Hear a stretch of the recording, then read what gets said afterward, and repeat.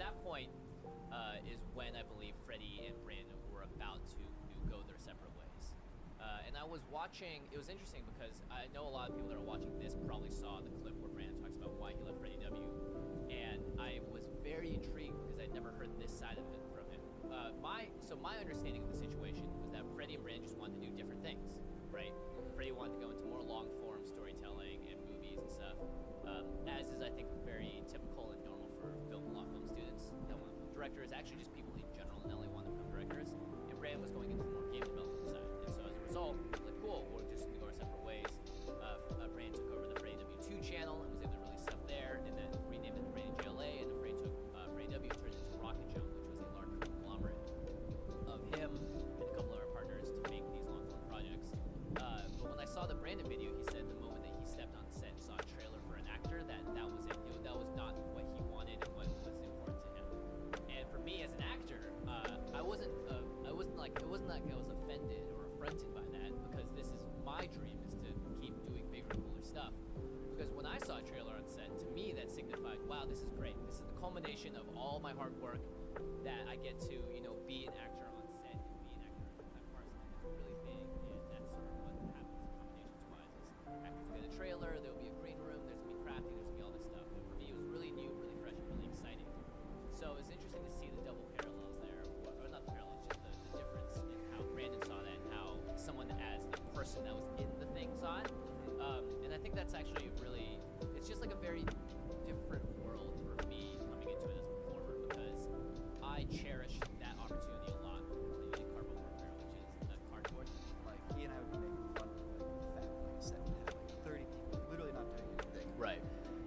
But it wasn't until I was on bigger sets that I kind of realized why that is. And sure, there's definitely sets that are running inefficiently, for sure. But the other part of it is that, like, when you're on set, you are burning so much money per minute of just existing that extra people on hand doesn't really matter in terms of cost. What they matter for is like, okay, cool, the scene's done, we need to set up a new scene. How fast can you do it? And then they do it in like 5 minutes versus taking an hour. Yeah, with like 3 people running around, someone grabbing a C-stand and that shit or whatever. No, but I'm just saying, like, he has his feelings on that. Like, that's all justified. You had your feelings on wanting to do the opposite, wanting to go down that route. VFX and then end up doing cinematic stuff. Right? That's what they want to do. They see Clint as someone that goes in and drops bombs everywhere he goes. Like, bombs of quality, stinkiest, smelliest. No, I'm like...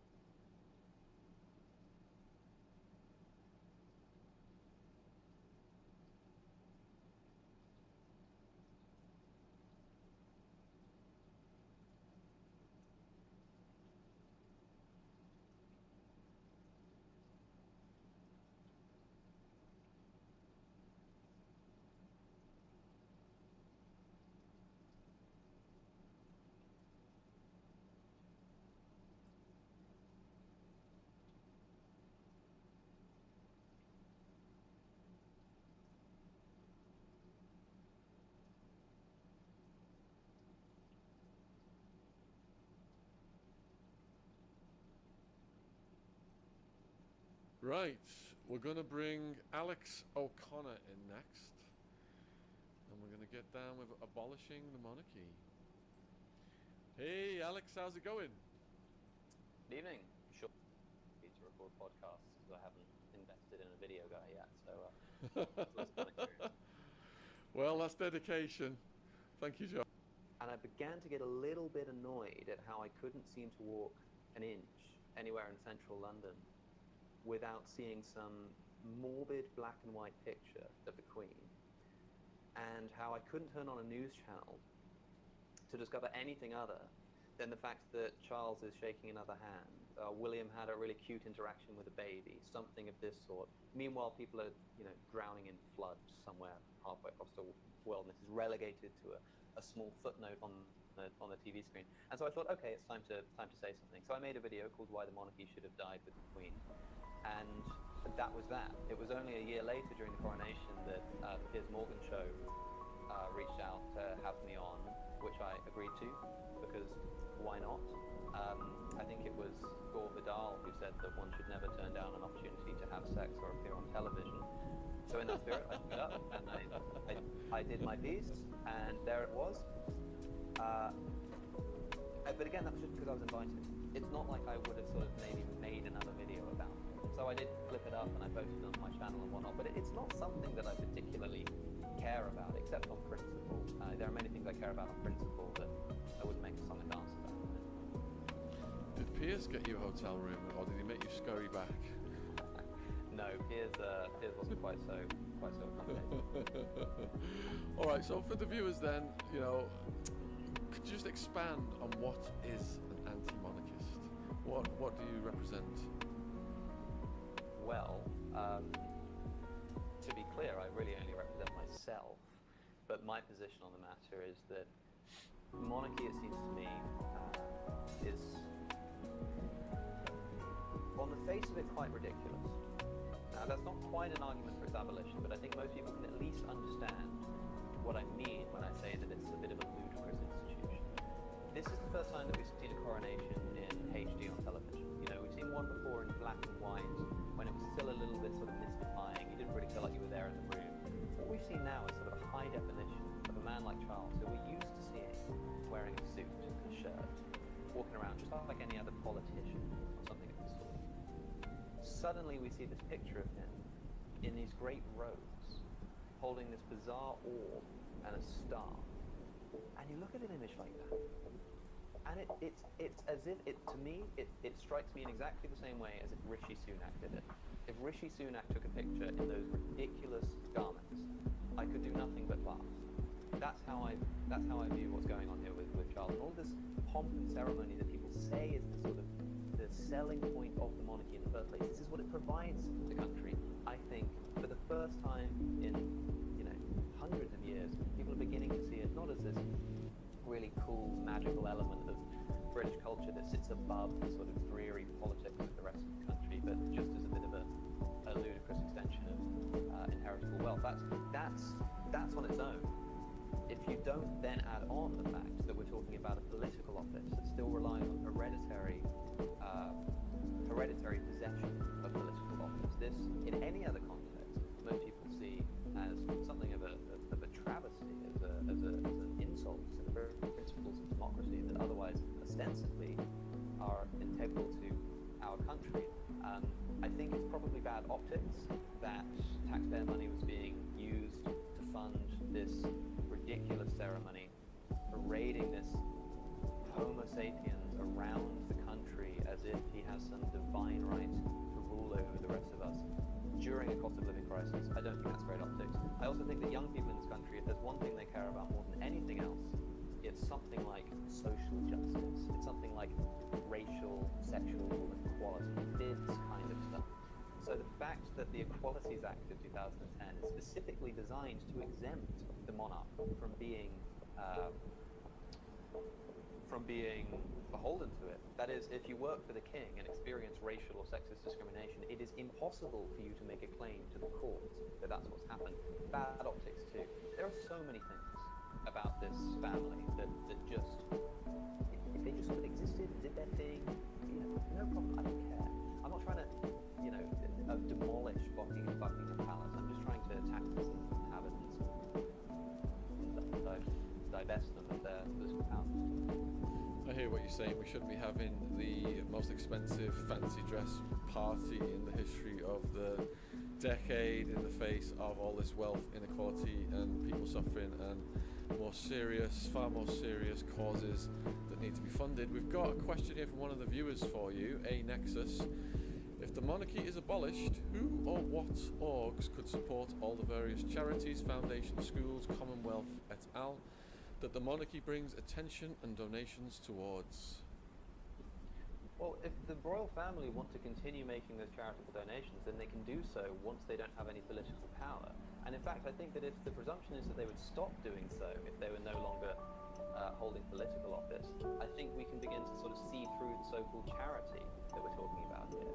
I don't know why. I mean, I'm not saying that we should take their money away. I'm saying that we should tax them. I mean, the monarch is immune from inheritance tax. Didn't pay a penny on the £650 million estate that he just inherited from his late mother.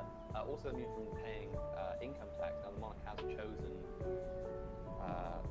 voluntarily to pay income tax since I think like the 90s, but why should this be a choice is the question I would ask. So in that sense I want to take some money from them, but then that money goes to the government, and if they want to sort of invest that into any kind of organisations or charitable schemes, then they're welcome to do so. I'm not asking to take away the wealth of the family, and they're welcome to continue spending that in any way that they see fit. Anna wants to know if you think a constitutional republic with a 10-year president or something would be a better alternative. No, I think something like, I don't know, maybe like a parliamentary system. We could have something like the leader of the government drawn from the legislative party that gets the most votes in parliament. Something like that. I'm not saying that I have an ideal political system in place. We don't even need a presidency. We already have a political system that can survive perfectly well on its own without a monarchy. If you don't think that's an ideal political system, then fine. Maybe you prefer a presidency. Maybe you prefer a more American separation of powers kind of thing. Sure, but we already live in a country that is not governed meaningfully politically by the monarchy. The sort of power they have is essentially a vestige. That's why I say I don't care that much, because although they do have this weird political influence, the kind of thing we're talking about is like self-serving. We're talking about like tax exemptions, legal exemptions. We're talking about influence over the prime minister, this kind of thing. If the monarchy goes, nothing else would have to change. Next question is from Aurora Kida. If the British public ever did decide to abolish the monarchy, what is the process? Well, as I just said, I mean, I don't know literally what the process would be, because interestingly, I mean, for instance, if it required the passing of a bill into law, the monarch would, as it stands, kind of have to sign up on that, which would lead to an interesting paradox of the monarchy, of the monarch sort of signing out of existence his own power. I think it would be a case of just considering them to be private citizens. They no longer represent the country in international affairs. They no longer have the political powers, the tax exemption, the legal exemptions that I've just referred to. There would be some slightly more minor changes, such as the reference to various organisations as HM, armed forces or whatever. But these are sort of minor cosmetic changes, if you like. I don't think it would actually require that much of a change at all. I also just wanted to say, I just thought on the previous question about sort of would a sort of president be better. The implication when that question is asked oftentimes is that, yeah, but if we don't have a monarchy, we end up with something like, we end up with a Trump or a Biden. We end up with a sort of a head of state who nobody likes. Like, we've had Queen Elizabeth, who, for all intents and purposes, has been a good monarch. Now, I'm told that one of the reasons that she's been such a good monarch is essentially because she didn't really do anything. She never really let us know what her views were. She never really stepped out of line. She never tried to have any serious political influence, although some people say maybe over Brexit, whatever. Like, I think that says a lot as it is to say that she was such a good monarch because she basically didn't do anything. But remember that this isn't guaranteed. I mean, you say, well, what if, you prefer like a presidency where, what if we end up with a Trump or a Biden? Well, if we end up with a Trump or a Biden, then at the next election we vote them out. What do we do if we end up with a Trump or a Biden as our unelected head of state, who can only be ousted by death? Then I think we're in for a bit more of a difficult time. So that is to say, I'm not going to suggest that by getting rid of the monarchy, we're going to have a perfect political system, and that our head of state is going to be a sort of a wonderful politician with the interests of the country and citizens at heart. But there's no guarantee that an unelected head of state is going to be that either, perhaps even less so. So what impact do you think Meghan Markle and Prince Harry have had on the reputation of the royals? It's hard to say, partly because I'm so uninterested in the affairs of Harry and Meghan. I'm still not entirely sure of all of the details of what it is that everybody likes to talk about surrounding them. But I must say it's quite interesting, given that we often hear the monarchy described as having a purpose of sitting above politics. It sort of removes all of the sort of the infighting and the debate and the drama, and allows us to have this sort of elegant system that sits above our heads. It's like, are you so sure about that? When all the press seems to be able to talk about when it comes to the monarchy is Harry and Meghan. I think what it has done, if anything, is probably demonstrating that what everybody already knew, which is that these are just ordinary human beings with ordinary problems, ordinary dramas, and ordinary family affairs. And the fact that for so long they've managed to suppress this is probably the result of A, an incredibly repressive tradition of the family, and B, the lack of sort of mainstream rolling news coverage, and also the monarchy's losing its grip over the media. It used to be the case that, if you want to publish a headline, that the owner of the newspaper would sort of check upstairs. They'd call up their royal correspondent and make sure it's okay to run the title, because they don't want to sort of be committing some form of treason. That's just not really the case anymore. People say what they want. They talk about it on Twitter, and when you open the family up to that level of scrutiny, what are you going to find? You're just going to find a sort of aristocratic family who bicker with each other. That's what we've seen, and so I think the influence that has is telling people that these aren't actually that special of a collection of human beings. Judith would like to get you to comment on the following. I can put up with a constitutional monarchy if that is what we have, but we don't. In a CM, there is only one role, the monarch. There is no role for a royal family, which is an artificial construct. A constitutional monarchy is an odd concept altogether. I'm not sure I understand sort of the thrust of the question.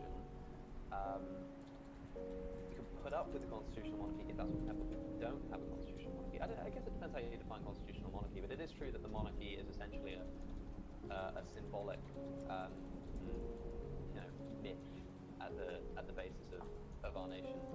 It's just unfortunately a myth that nobody believes in anymore. I think I agree that the monarchy basically doesn't do anything. I'm told that the great paradox is that the monarchy doesn't have any legitimate political power because it doesn't really do anything. It doesn't have any power anymore, they stop complaining about their influence and they essentially just sit above it all and don't really do very much. And then when I suggest that we should get rid of them for that reason, I'm told that they're somehow integral to our constitutional monarchy. But I agree with the questioner that is clearly, on the evidence of the first point that people often make, not the case. Next question is from Verity. Why not everyone become self-responsible and be their own rulers? We have an anarchist among us. Fine. If that's the political system that you're after, then I have no quarrel with you taking that view. I suppose be careful what you wish for. I think everyone is their own rulers in a strict sense, but I must say I'm a fan of some kind of political organisation and authority, but maybe that's just a point of political disagreement that isn't strictly relevant to monarchy. So I'm seeing even in the comments there's quite a divide between the views you're expressing. Why do you think there is a divide, and is there a generational divide? Does America view it differently from the UK? Is there a geopolitical divide? What's your perception of that? Hard to say about the American point, because of course there's a sense in which you want to be able to say, well, an American looks upon the British monarchy and thinks it's ridiculous because they're a sort of democratic country. But because it's a bit alien, I think a lot of Americans see it as quite quaint, enjoy it. They think it's a fun institution. And I think that people who really like the monarchy in this country don't have much more than that. It's sort of like it's kind of nice, it's quaint, it brings the country together. It's very British. It's sort of part of our identity. Okay, so is Harry Kane, the captain of the England football team. I don't think that means that he should have the right to claim rulership over me by hereditary principle. That's the thing that I have the trouble with. If you see anyone in the comments who likes to justify that, then I'd like to hear from them. I'm just going to ask the chat then, if you would like to see the monarchy in the UK abolished, put a 1 in the chat. If you'd like the monarchy to continue on, put a 2 in the chat. Let's see what comes in on that quick poll right now. And so the money then, if we got rid of the monarchy then, you said you wouldn't liquidate them and put that back to good use. You would let them keep it?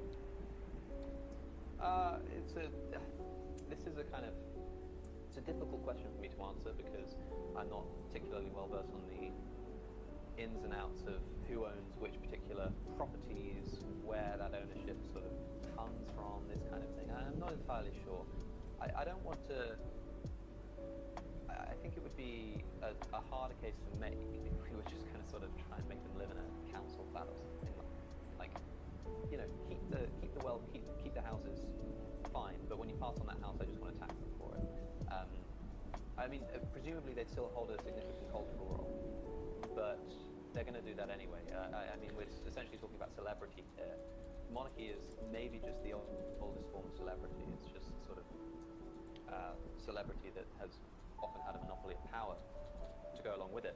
But our current monarchy doesn't even have that, because I think if the monarch tried to command the armed forces to go against the will of Parliament, for example, we'd be in for a sort of minor revolution. And so now what you only really have left is the celebrity, and that's essentially what I think they'll remain afterwards. So companies, pride themselves on their brand. They invest massive amounts of money into the brand. Isn't the royal family brand UK? And it just reminds people of the complete history of the country and national pride. What about that side of the argument? If it does, it's a pretty sorry brand, if you ask me. I'm not sure that's what people think about when they think of Britishness. And if they do, then it's not about the family themselves. Like, we're often told that, there's something about this family that represents Britishness. When people think of Britain, they think of Big Ben. They think of the London Eye. They think of fish and chips. Some people think of the Queen sipping tea, but they don't think of the head of state being the Queen. They think of the kind of person that the Queen sort of represents. Even now that she's dead, people probably think of the Queen when they think of Britain rather than thinking of Charles, which just goes to show that we're dealing with a sort of symbolic celebrity here. We're not dealing with people actually considering what it means to be a monarch. Buckingham Palace is still going to be there. You can still go and visit it. People often tell me that the monarchy is essential to this country because of the tourism funds. Aren't they essentially paying for themselves? Look, nobody's going to stop coming to Buckingham Palace just because they think the Queen isn't there. When the coronation was happening, I messaged a friend of mine. I texted him and I said, "Oh, are you going to the coronation tomorrow? Are you going to go and walk around? I might go and see what's going on." He said, "Oh no, sorry, I'm on holiday actually, and I'm in France." And I said to him, "That's astonishing to me. I don't understand how that country has any touristic interest from people when they don't have an unelected head of state. I've been told constantly over the past week that the only way that we can apparently attract tourists to this country, is to have an unelected head of state. Why the hell are you in France? It's ludicrous. It's doing pretty well. People didn't stop going to the Palace of Versailles because it no longer has a king or a queen living in it, and the same thing's true of Buckingham Palace. Cheshire Zoo is a bigger tourist attraction in the UK than Buckingham Palace or Windsor Castle. It brings in tons of money to the UK economy. I wouldn't therefore be in favour of a state-funded ceremony for some ceremonial opening of its new chimpanzee exhibit. Jake has asked, don't you think the Queen was an excellent role model? Honestly, I'm not sure. What is it that she's done that's so great? What is it that, that's not to say she's a bad role model or a bad person or anything of the sort. fine. I mean, if you look up to people who just sort of sit around, give bland speeches, and don't really do anything other than shaking people's hands and waving from a balcony, then I'm sure she's a great role model. And that sounds unfair and almost a bit insulting, but that's what I mean to say, is that I'm told that what made her so good was that she was so sort of hands-off. I don't see that as particularly inspirational. I think that lots of people are great role models. I think that, sports people, musicians, actors, they can all be great role models. That's got nothing to do with the question of whether they should be in any kind of political office. Not to say that that's what you suggested, but that's the point that I would make in response to what you said. Wonderwood Mum. I think the royal family brand will be much better if they wipe the slate clean and crown William as king, Kate as queen. What do you think of that? Well, what that would do is would demonstrate immediately the arbitrariness of the hereditary principle, that if you don't particularly like this king, we're just going to skip it and move on to the next. You could do one better than that.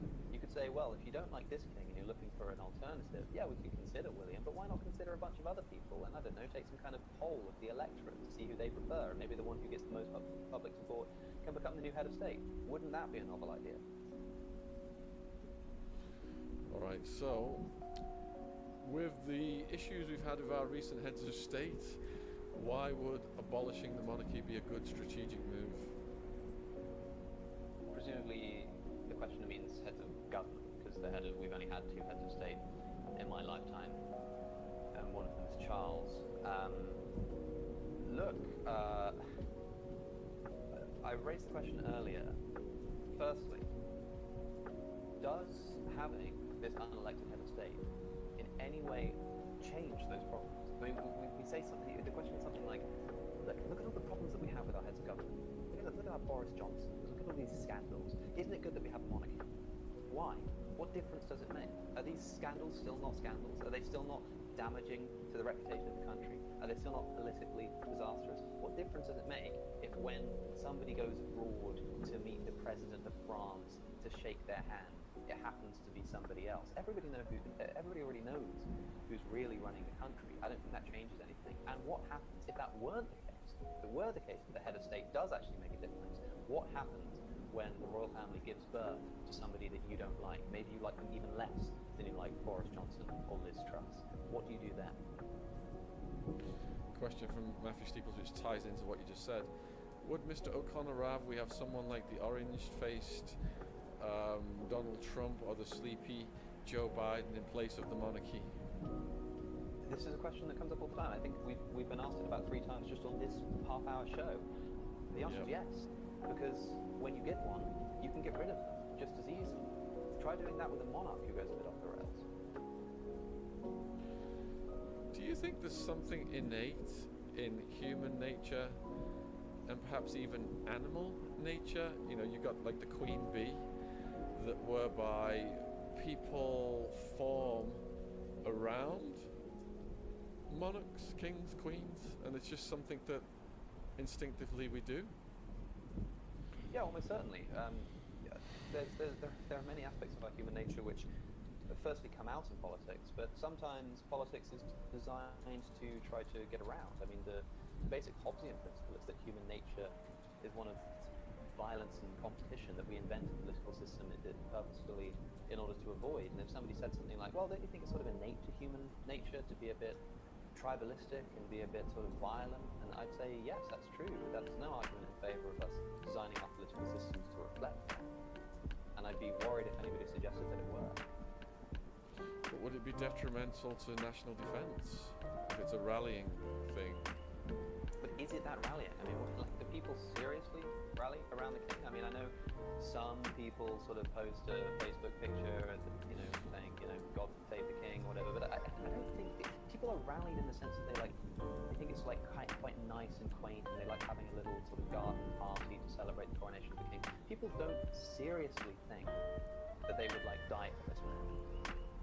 I mean, maybe they do. I'm sure some people do, but I just sort of don't buy it. Isn't that because we've had no war on home soil for a record amount of time? But if that happened, God forbid, then the rallying point would be more effective. That could be true, but I think other countries in similar situations throughout history have managed to do so by rallying people around flags, by rallying people around the concept of the nation, by rallying people. And in fact, when you rally people around something like an idea rather than a person, I think that the rallying would be even more effective, because you're not expected to put yourself on the line and unambiguously declare your willingness to die for a fallible human being, but rather an idea that sort of exists and sits above us all, which is what the monarchy is supposed to be. It just isn't anymore, because nobody believes it. Nobody watches that TV channel, sees the king walking down this aisle with his silly robes on and thinks, I actually think that this man is a special man chosen by God to sit above the rest of us, to embody some sort of mythical ethos of the nation. It's just not how people see it anymore. So M, and we've already covered this, but if you could just give a little summary, because we're nearing the end. M doesn't understand why the monarchy would need replacing. That's a wonderful question, and a wonderful point with 3 question marks after it, and it's essentially what I started with, which is that the fact that the monarchy, it seems so like, oh, why do we even need to do it? Like, what would it change? Is kind of an argument in favour of getting rid of them, because the whole point is that they're just this strange vestige that just sort of sits, it attaches itself to British society and British culture, and yet still manages to command, the weekly influence of the Prime Minister and the legal and tax exemptions that I was talking about earlier. Quite right, like it's not so much that it needs replacing, as it's a bit of an insult to our principles of democracy and to the fact that the rest of us have to pay, a significant portion of our pay slips, no matter what we're earning above the personal allowance. And they don't. I think, screw that, in other words. So Jane's added a little bit about the military side of it. This is how our army and fighting force works, to die for king and country. I think these days emphasis on the country point is still something short of it. I'm afraid to say, I think king and country is a phrase which has essentially just come to mean country. So it's what we're talking about, like the king himself. Would you die for Charles? Would you take a bullet for Charles? I mean, I don't think I would. I mean, not to, at least not to any more extent than I would take a bullet for another stranger. But isn't that just a rallying cry to protect, the entire country, for king and country? It's just, obviously none of us would take a bullet for Charles, but if we were being invaded by a foreign force, we might be out, chanting these things while trying to protect our loved ones. Well, if I were ever to take up arms against an enemy on our soil, it might be in defense of the country, it might be in defense of my family, it might be in defense of our tradition, but it wouldn't be in defense of King Charles. And so, if people want to shout that, fine. If they actually mean for king and country, I simply disagree with them. But I think what they really mean is for country. It's a bit of a redundancy, in other words. You're saying it's an anachronism, you'd like a revised version for what your scenario is. I don't know if you're describing the phrase king and country or the monarchy itself, but it applies to both. You're a brilliant orator, Alex. We've got to finish now. Can you tell the viewers, the half of the viewers who liked what you said, where they can find you and support you, please, and the other half can stalk you? I'm more interested in telling people that don't like me where to find me. They can listen to more. You can just type in Alex O'Connor onto YouTube and it should come up. I have a podcast called Within Reason, available on all podcasting platforms. You can find it there too.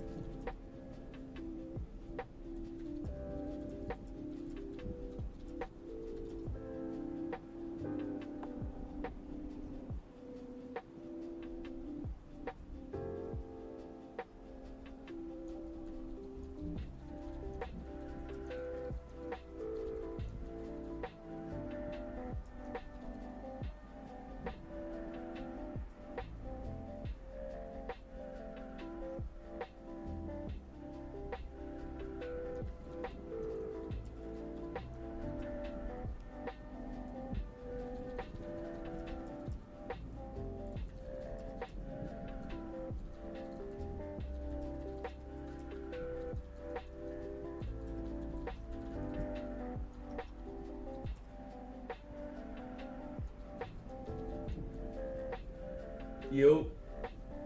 Oh, hey man. Sorry, my bad. I took a nap. Oh, okay. Yeah, that's fine. No worries. So, I was putting in this stuff from the edit, like just following your pattern for the state machine stuff and the edit modes and stuff. Yeah. The way it kind of looks right now is that the state machine is sort of deprecated.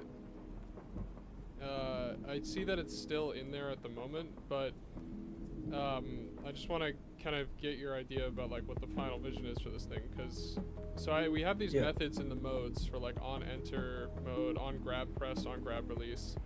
They subscribe to the same events, like player event bus events, that like the state machine would normally like subscribe to. So I can create a state machine for like edit hand mode, edit hand state, which is fine. But I will have to disable this state machine so as to not have like memory leaks and stuff.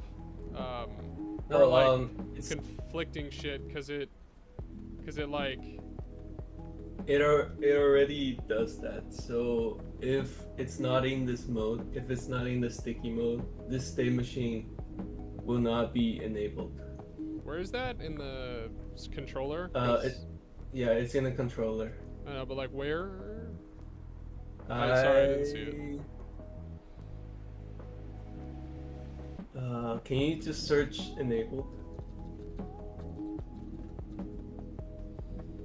Yeah. There's no other ones other than this player controller. Let me check my save. I mean, I'm fine. Basically what I ended up doing, because I had to move ahead anyway, was I just like went on enter mode for like edit. I just disabled the sticky state machine. So I just do it on I do it on my side. Yeah, that's like the idea. That's okay, the idea. So we are supposed to disable these things. Okay, that's fine. Yes, yes. Right, You see, like the logic for enabling, disabling is in like the it's in the state machine itself already. So like if it's not disabled, if it's disabled, it doesn't do anything. But I forgot where I actually disabled. Yeah. There's like because there's these methods and stuff, and that's fine. So it deletes the, it unregisters from the events. I guess I was, because the thing, they're kind of like the same pattern, but they're different. So like, on grab pressed is the same as it would be in a state machine. It's just like also not. So I was like, was a little confusing. Right. So. Go ahead. Yeah. So essentially, like these on grab press, like on grab release, they get called in the controller depending on the mode. And if you're in a certain mode, the idea is only the state machine for that specific mode is enabled. Right, which is fine. Yeah, I think what confused me a little bit was the, like, if I in this case I don't, which is fine. In this case I think it works out. But if I had like if I was in a mode like gun mode, so like for gun hand mode you don't actually have a state machine, right? Yeah. And that's because you have these methods that essentially cover everything a state machine would cover. So that's where I was confused, because it's like in the sticky hand state machine you do read the grab and you do set states, and so it's like you're having this method that gets called because of the hand mode, and then the sticky state machine, and they listen to the same input and they happen at the same time, and one of them is not supposed to do something. You're right. I mean, to keep things consistent, I should probably have state machine for every mode, but it's either, like, to be honest, I'm not against the state machine having it on every mode. I think what I've like when looking into it, I think with the modes and the state machines, you have like two patterns that are like two different ways of doing a similar thing. And neither one is particularly bad, and they're honestly fine if they exist at the same time. I think you could probably get away with not having as many methods in the interface.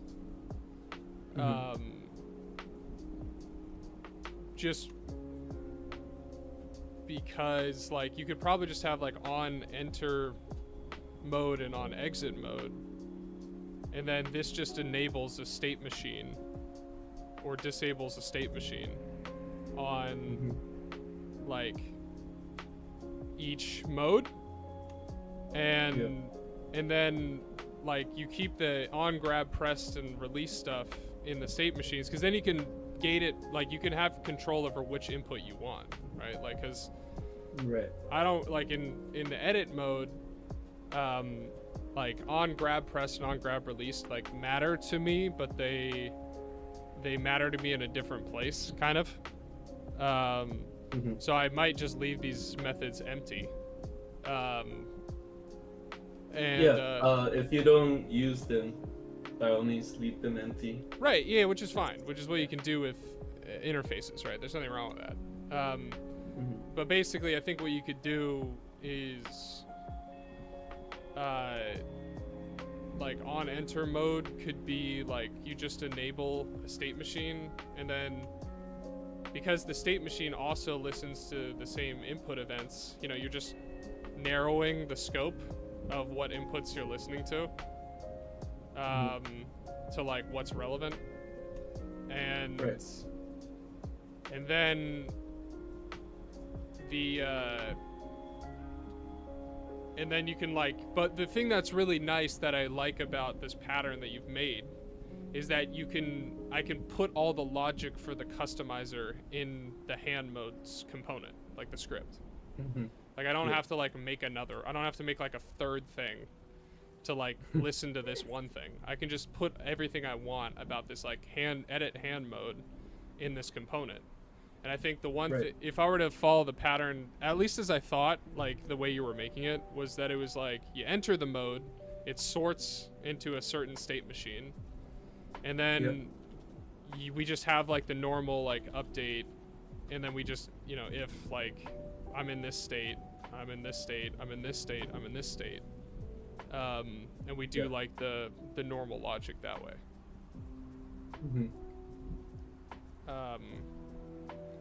But to be honest, like if I follow it as currently constructed, it's not a problem either, because like what I can do is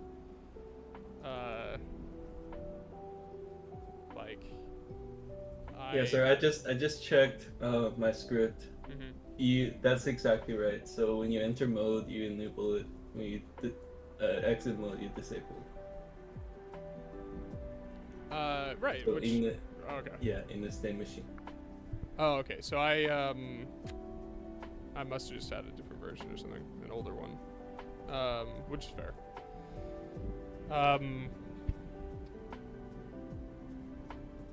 Yeah, I think. Well, actually, now that I think about it, hold on, let me think about it for a second.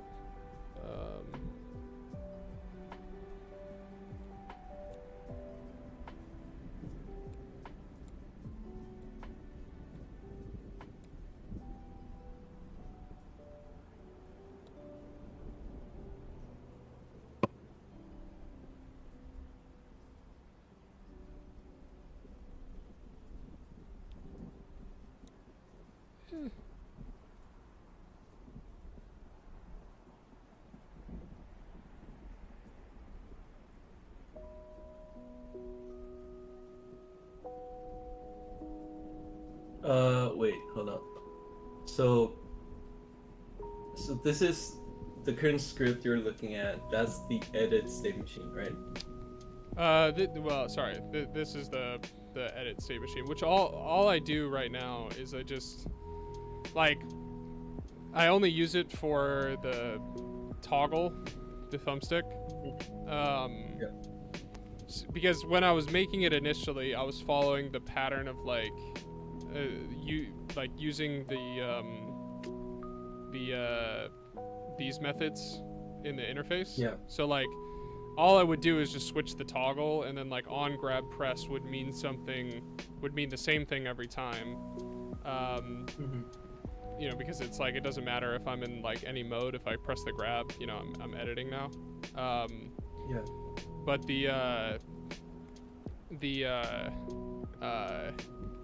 like I would have to make like I'm gonna put all the other customization logic in here.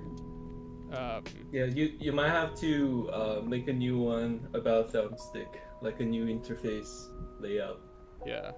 In the big VR sticky controller script. Right. I actually think. Well, I don't know. I was thinking about I might be totally like subjective here, but I don't know if it's better to follow like the event bus pattern with a thumbstick, or if it's just for moving the thumbstick. I already have it for clicking it, so that's fine. Like I just created a method and have it here. But I don't know if moving the thumbstick is better to just like put a reference in and do it on update, because I think it's less memory. I think that's fine too. Yeah.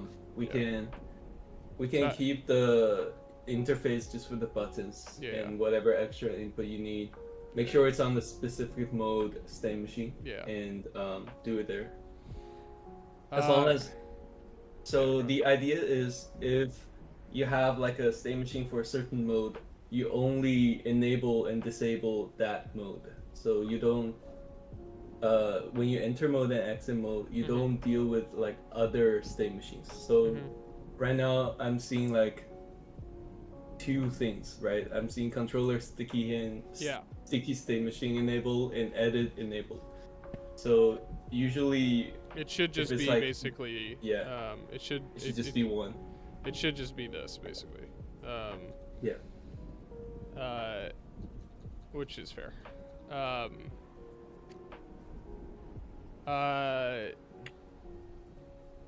And the sticky hand state machine has the enable disabling sticky hand state machine in its own unenter unexit. It has the there is no is there a sticky hand mode? I forget. Fuck. There is. I might have just not seen that. That's on me. Because I was just. Oh yeah, there is. Oh yeah, you're right. This is my bad. I totally didn't see this. Because I was like caught up in the controller. Because the controller is also the so good. grab, I think, right? Okay.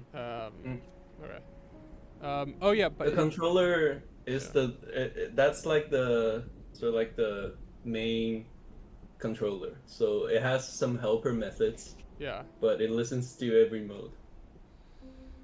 Right, but it's also the grab system, right? I mean, these helper methods are called by the mode. If you go into the sticky hand mode, yeah, no, I see that it's like there. Yeah, set gun grab held. I meant like this thing is also the thing we use to like grab objects and grapple and shit. Because all this stuff. Yeah, you see, these are like getters. So like the actual calling of, you know, the grapple, the grab, those are all in the mode, in the sticky end mode. Oh. I just call methods from this script. Oh. Oh. Okay. Alright, that makes sense. Because I want to keep, you know, the logic as... Okay, that makes a lot more sense, because I didn't see that. I should have looked at that. Because I was, like, looking at this, and I was, like, really just trying to figure out what the fuck, like, all these things were. And I was, like, trying to figure out what it was. but that makes a lot more sense now. Yeah. Technically, all these methods, they can just stay inside the mode, but you know, I was trying to like refactor this to begin with, and it was just a lot easier for me to refactor this. Okay, that's fair. But I'm not like required to put all my edit stuff in here, you're basically. not. Yeah. Okay. I would almost recommend not to. Okay. Yeah, fair enough.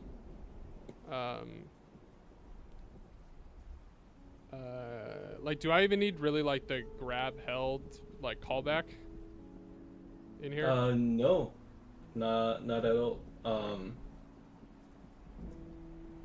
The grab held callback is mainly for grab. All right. I would say.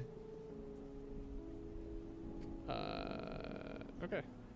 Because release on grab released is literally like called when you release the grab. So if I'm holding it, it's like, okay, got it. All right. Well, I mean that's pretty much it. I think I can. Right. Sorry for not clarifying. Nah, it's fine. It's just I'm figuring it out. Like it may. I mean, this whole thing makes a lot of sense. I just gotta like work through it, basically. So it makes sense. Got it. Well, alrighty then. I think ideally I should be able to test this by the time we meet with Akon. So. Time we meet with the con, which is. Oh yeah, fuck. It's an optional thing. It's just 3. So you don't have to, but it's just like because, you know. I think I wanna sort of like grind. Go kind for of it. lock in a little, yeah. So between this morning and tomorrow morning, I wanna sort of like lock in. Okay, go for it. No worries. Yep. All right, I'll see you later. All right, we'll see you later.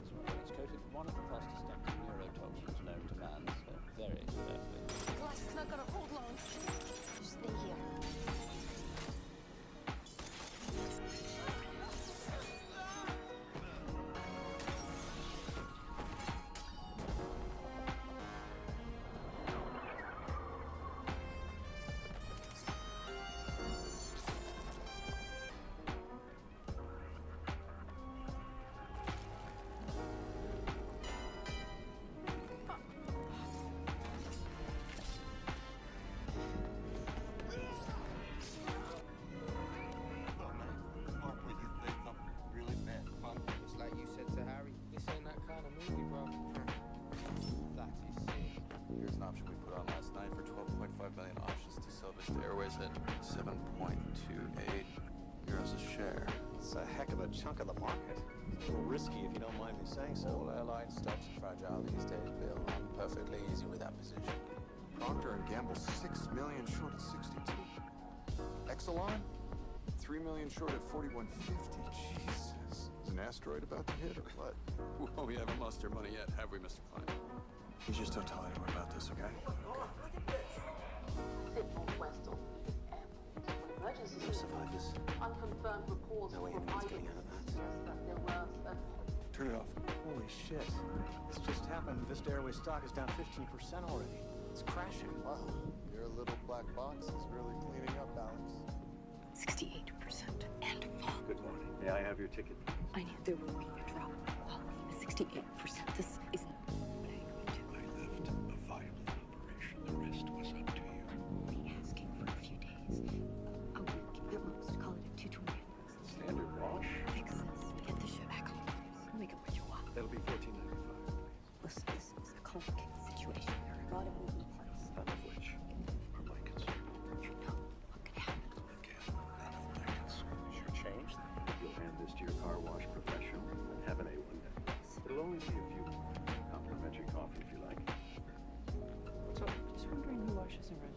Well, what's that?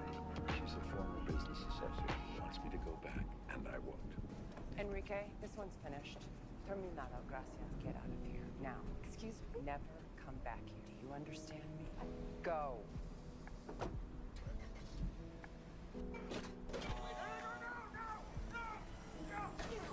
I've done nothing wrong! No, stop! Stop it! All right, John Kramer, it was me! It was me! I fucked up! I messed up your x-rays! I'm so sorry.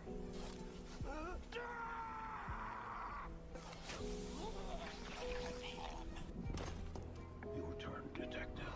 No! I want!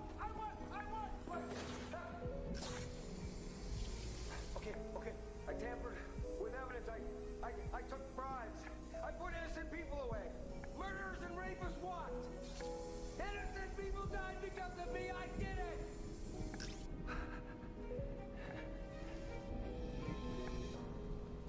Fucking KB. What? You're fucking kidding me. You're working right now. I am here. How many of the impossible questions did you do? I was gonna do them later. You haven't even looked at them. Y'all ain't got nothing to protect. How many of the impossible questions did you do? I was gonna do them later. You haven't even looked at them. Michael, that's so illegible. I can't quite decipher how wrong it is. I suspect enormously. Have you even bothered, Stephen? Oh, sorry. You can only do 9. Look, I wanted to talk to you about your subject. Do you have any ideas? Listen, next Friday I'm taking a few graduates of merit to London to attend a talk by the mathematician Roger Penrose. You come along. You're interested. The gravitational forces of the entire mass overcoming the electromagnetic forces of individual atoms and so collapsing inwards. If the star is massive enough, it will continue this collapse, creating a black hole. Smaller. As atoms, even subatomic particles, get literally crushed into smaller and smaller space. And at its end point, what are we left with? A space-time singularity.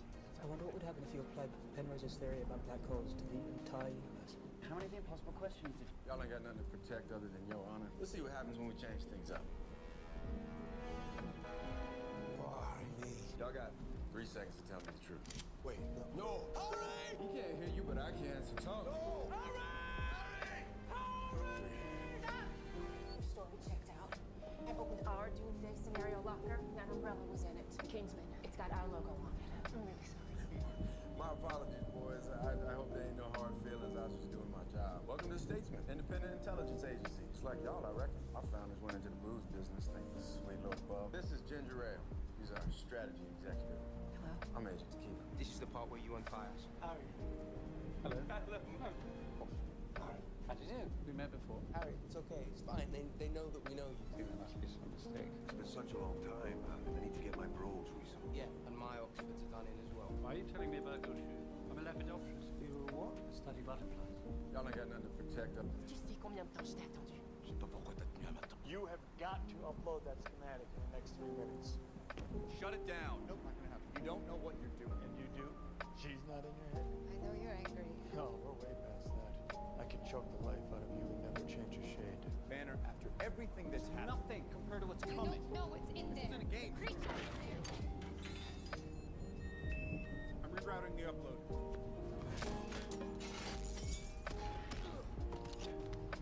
Go ahead, piss me off.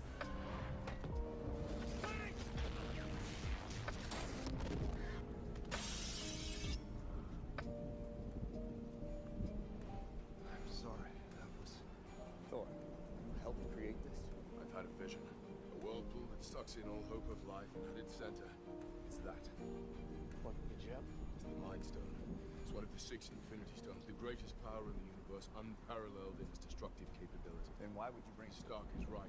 You have got to authorize my property. My authority. That you come back? What's causing all the excitement, Master Jocasta? You're an apprentice. Qui-Gon? Yes. It would seem he has encountered a Sith Lord. Tell me about this mysterious attacker on Tatooine. I encountered a highly skilled warrior, one obviously trained in the Jedi arts. And you believe it was a Sith Lord? Yes. The Sith Lord is not to be trifled with, and I will not be there to protect you, my old Padawan. You've gone too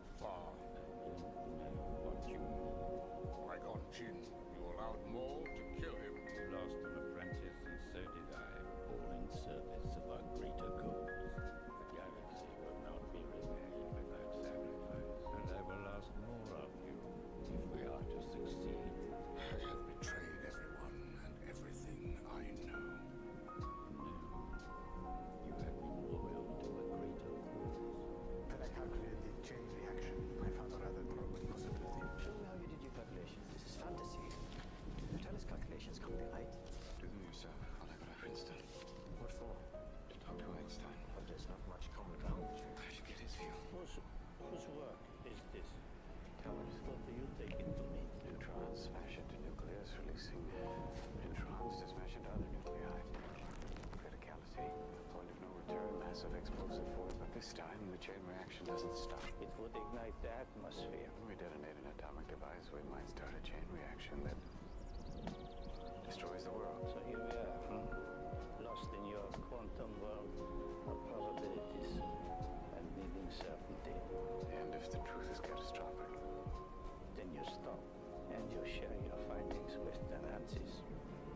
So neither side destroys the world. And I calculated the chain reaction. The safest place in the world for your money is on a casino table. I've left millions in chips completely unattended at tables for days at a time. You've left millions Well, on the table unattended. Doesn't that sound kind of crazy, though? This is the situation. I always play a reserve table, so nobody's even allowed to approach my table. And if somebody tries to, staff has to say, you need to leave, this is private. So I already have that barrier. And when I get up and leave, they put this big plastic box, see-through, over the chips. There's so many like lines that they would have to go through, a thief, to try to get a hold of those chips and make it out. Well, a thief, or what about a staff member? Every single staff member, from top to bottom, would have to be in cahoots. I can't imagine that a casino who makes billions of dollars is gonna try to rob me for $1 million, and everybody has to be in on it and nobody say a word.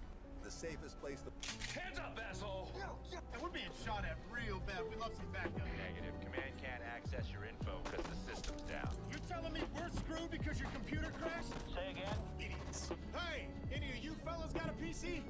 That was dumb. Hands up, asshole! So help me, I will spread you. No, Frank, no. All right, it's me. Okay, it's Jesse. All right? What the hell you doing here? You smell like shit. It's a long story. So I fixed up your felonious rolling laboratory here. $750 for the repair. Make it a grand count in the toilet, plus the $500 you already owe me, and you're good to drive on out of here to someplace far away, upwind. Hey, I can't pay you today. I thought your word was your bond. No, it totally is. Here's my counter offer. I take payment from your inventory. $2,000, okay? That's totally fair. Just don't take my cook stuff. Please. God, I really need a break here, okay? Close, come on. There's a bunch of stuff in there. There's something called methylamine. However the hell you pronounce it. Methylamine. I don't know. We banged on it. It sounds pretty full to me. Holy shit, how much? We're being shot at real... If you want to use generative AI, an artist produces a piece of work. The artist is paid for the license to this. That art is then included in training data. That training data is then used by an AI to gen new art. Everybody wins. And when that's generated, the end user pays money for the license for that generated image. Easy. The problem that's happening is this part isn't happening. They're just stealing the art and putting it in the training data. The artist goes empty-handed. You know what you get out of that? Unfortunately, you get exactly what happened to Marathon. But Marathon didn't even use AI for it. They just stole. So if you're upset about Marathon stealing art from Anti-Real, you should be upset about this scenario as well. Because it's exactly what generative AI. What do you think about this idea of using special forces guys to fight the cartels? First and foremost, and let's back up a fucking second here. The cartels have fucking men. They own the ground. They have technicals. They have machine guns. They have everything an army has, right? And they've had decades to train waiting for this. Number two. And number three, our government's compromised. So if you think they ain't gonna know you're coming, you know what I mean? I think you're fucking high. What do you think about this? All right, heads up to the flop. And how about that? Quad queens for Kenny Shee, and you know how to play queens. Kelly, dead in the water, bets $525,000. She, trying not to give anything away, as you said, just with a call. Turn card, 4 of hearts. Can Kenny Shee get any more out of Kelly? Another check from Kenny Shee. She blinked 3 times, then checked. I would have blinked only twice. And look, no give up in JP Kelly. Wow, he bet a third of the pot on the flop, and here's a third once again, 900,000. He always looks scared to death, though. He announces call. The river card, tray of hearts. She checks again. That was a 2-blink check. He's getting better. Kelly, with a big stack of purple, puts she all in. You got it. Yeah, call. And Kenny She doubles up to 9.8 million. All right, heads up to the flop. And how about that? Quad queens for Kenny She, and you know how to play queens. Anybody remember when I carried a nuke through a wormhole? No, never come up. Save New York? Never heard that. Call that? Hostile alien army came charging through a hole in space. We're standing 300 feet below it. We're the Avengers. We can bust arms dealers on the livelong day, but that up there, that's the end game. How are you guys planning on beating them? Together. We'll lose. I said we'd lose. You said, do that together too. Then we'll do that together too. Guess what, Cap? We lost. You weren't there. Here, take this. You find him. Put that on. You hide. Bruce getting sedated. He's gonna probably be out for the rest of the day. You guys take care of him. I'll bring a Bazorian elixir when I come back. Where are you going? To kill Thanos. Anybody remember? You're a history buff. Is that true? Yeah, I like history. What about current history? What's happening right now that you think will be written in the books? Probably Ukraine, Russia, Israel, Palestine. Angel Reese and Caitlin Clark. You're a big Caitlin Clark fan, aren't you? I am a Caitlin Clark, but you like her too. And you're not so much of Pardon? No, I think she's fine. If Caitlin Clark and Angel Reese were in the Civil War, who would be the North and who would be the South?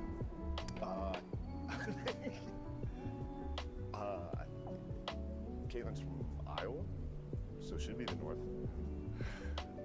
Oh, man. You got me on that one. We can move on. You're a history buff. Is that true? Yeah, I like history.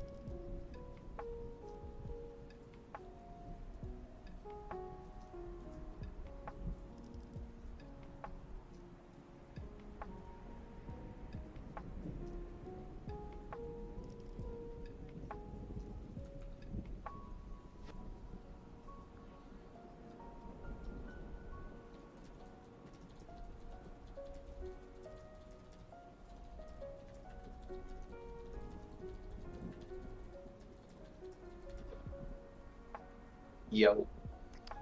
Yo, Akan, what's up, man? What up, brother? How's it going, bro? It's good, man. How you doing? I'm good. Just woke up. I went to bed a little bit earlier, but slept in. And, No, bro, you slept in normal time. It's fucking, what, 9 a.m. over there?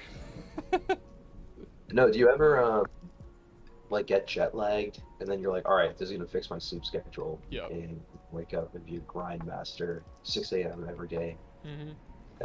Didn't work out. But Dude, I always do that. Like whenever I'll travel, like and I'll have like a huge flip. It'll always be like I'll have like 2 weeks where I'm like up at 6 a.m. I'm like, this is my new life, man. I'm locked in. Yeah. I'm fucking like, it's great. And then I just inevitably fall off the horse. So inevitably. Yeah, just takes like one night. Yeah, where you stay up a little too late, then you sleep in again. It's like, all right, well, there goes that whole thing. Oh, like that. Yeah, because I just don't like sleeping. I like staying up really late in general. Like I don't even necessarily mind sleeping in. Like I like getting up early. Actually, I like it a lot. I just also generally work really late or like do anything really late. So it's like it's a dilemma. It's like the incompatibility. Yeah. But yeah, man. That's cool. So yeah, I'm right now I'm just working on some I'm working on a customization system, the customization system for the game. So like essentially the way everything sort of works is we have this initial action that you shoot like a capsule onto a vehicle to like attach the part, right? That's like our in-world sort of thing. But you know, ever since we moved to a sandbox, you know, we wanted the ability for players to customize these parts after they're on the car, right? Because we don't have them like sticking to really specific attachment points. And so then we sort of made this like somewhat primitive customization system where it's like you can like, you know, point your controller at a part and then like grab it, and then you can like move around, or you can like use the thumbstick and you can like click through a couple of modes like position, rotation, scale, all that kind of stuff. So I pretty much just, that was one of the things that was in Photon, and I'm refactoring it to Normcore, and also like with KT's got this whole new state machine system for like essentially like all the hands, the different types of hands. So like if I'm in the normal hand, or like the shooting hand, or like the shield hand, or like the heal hand, or the edit hand, you know, they all have different, you have to basically take all the inputs like on rails and then gate them, you know, depending on what sort of position you're in. So I've, you know, since he's basically finished that new setup, I'm like just throwing all the same logic into that, and ideally we'll have that done the next like hour and a half and test it, and then we're on track. Yeah, sounds good. Mm-hmm. My plan before our meeting was kind of get into Unity, keep exploring the scene. Yeah. Explore it in VR. Got my headset all linked up, and then I was going to look at Linear some more, familiarize myself with that and where everybody's at, just so I know. And yeah, then I was going to start. I'm doing some like pre-research on like what effects could be good and performing to all that. Yeah, I think that's actually a really interesting challenge, right? Because you know, you deal with two things that I'm sure you're really familiar with VR, which is obviously one is performance concerns, right? Everything's really lightweight. So like when you deal with a particle system or something like that, it's like, how can you get as much out of this as possible with like the least amount of particles or the least amount of simulation, complex simulation or something like that. And then the elephant in the room is always stereoscopy, right? The fact that it's stereoscopically rendered just means that a lot of traditional effects like don't work because the shaders don't have the keyword that says like stereoscopically like rendered in them. And so it's like this other wrinkle that you just have to, if you're making like an effect by hand, or if you're making like if you're getting something off the shelf, you have to like make sure it works or like rework it, and it's always a bit of a drag. And so it's definitely gonna be a journey to go on for sure. It'll be fun. Yeah, I actually want to. Yeah, go ahead. I was gonna say I want to like figure out how billboarding can be solved, because I remember in Hypoxia, did you ever meet Jaden? No. Jaden, okay, really talented artist. He's 26. He did this billboarding for like the background smoke in our scene, and it actually ended up looking pretty decent because it was like far away in a corner somewhere, and like low light and everything. But like if you paid attention to it for like 5 or 10 seconds, like it was really obvious that the smoke was a plane, right? It was a billboard. I would love to have smoke coming out of the cars, and you know, just when you like land on things and such. And so I'm gonna look into that for sure. That's just like, yeah, to your point, things don't work in VR. There's actually an effect that we got off the shelf as a part of this, like the vehicle controller we were making. That it was like for tire smoke. Oh, okay. And it was like a particle system, and I never really looked into it. I don't know if they did like the classic like 8-way billboard where it's like you know how they do for grass, where it's like 8 different billboards that are like crisscrossed together, or if it like was PS1 actually trees, right, or if it was actually like a mesh focus thing. But it was really efficient, and it looked really good. Right. Yeah, also like you know, one of the things that's really eating away at me is audio. And we'll tackle these things sequentially, but I want to like kind of plant the seed. Is that audio in games is like it's the reason why they're audio engineers, right? There's like a whole freaking like rabbit hole basically. And the challenge with audio is not only just the audio itself and like the mixing of it or whatever, and the audio sounding interesting. There's also this whole concept of audio fatigue that I was only ever introduced to as like on like a developer side, just from reading up on things, but it makes so much sense after the fact when you play games that like essentially no two sound effects in a game, even if they're for the same thing, are ever exactly the same. So like if I have like swing an axe and there's an axe swinging sound effect, a lot of the times there's multiple versions of that same sound effect. And then for each one of those versions, they slightly randomize it by like pitching it up and down like ever so slightly, so that it's you never like there's this sort of subconscious thing where the ear can hear it's like the exact same thing every time, and then it like apparently annoys players. And I didn't quite register that until I had like looked back at one of my projects at Dartmouth, and one of the people had made like a footsteps audio loop.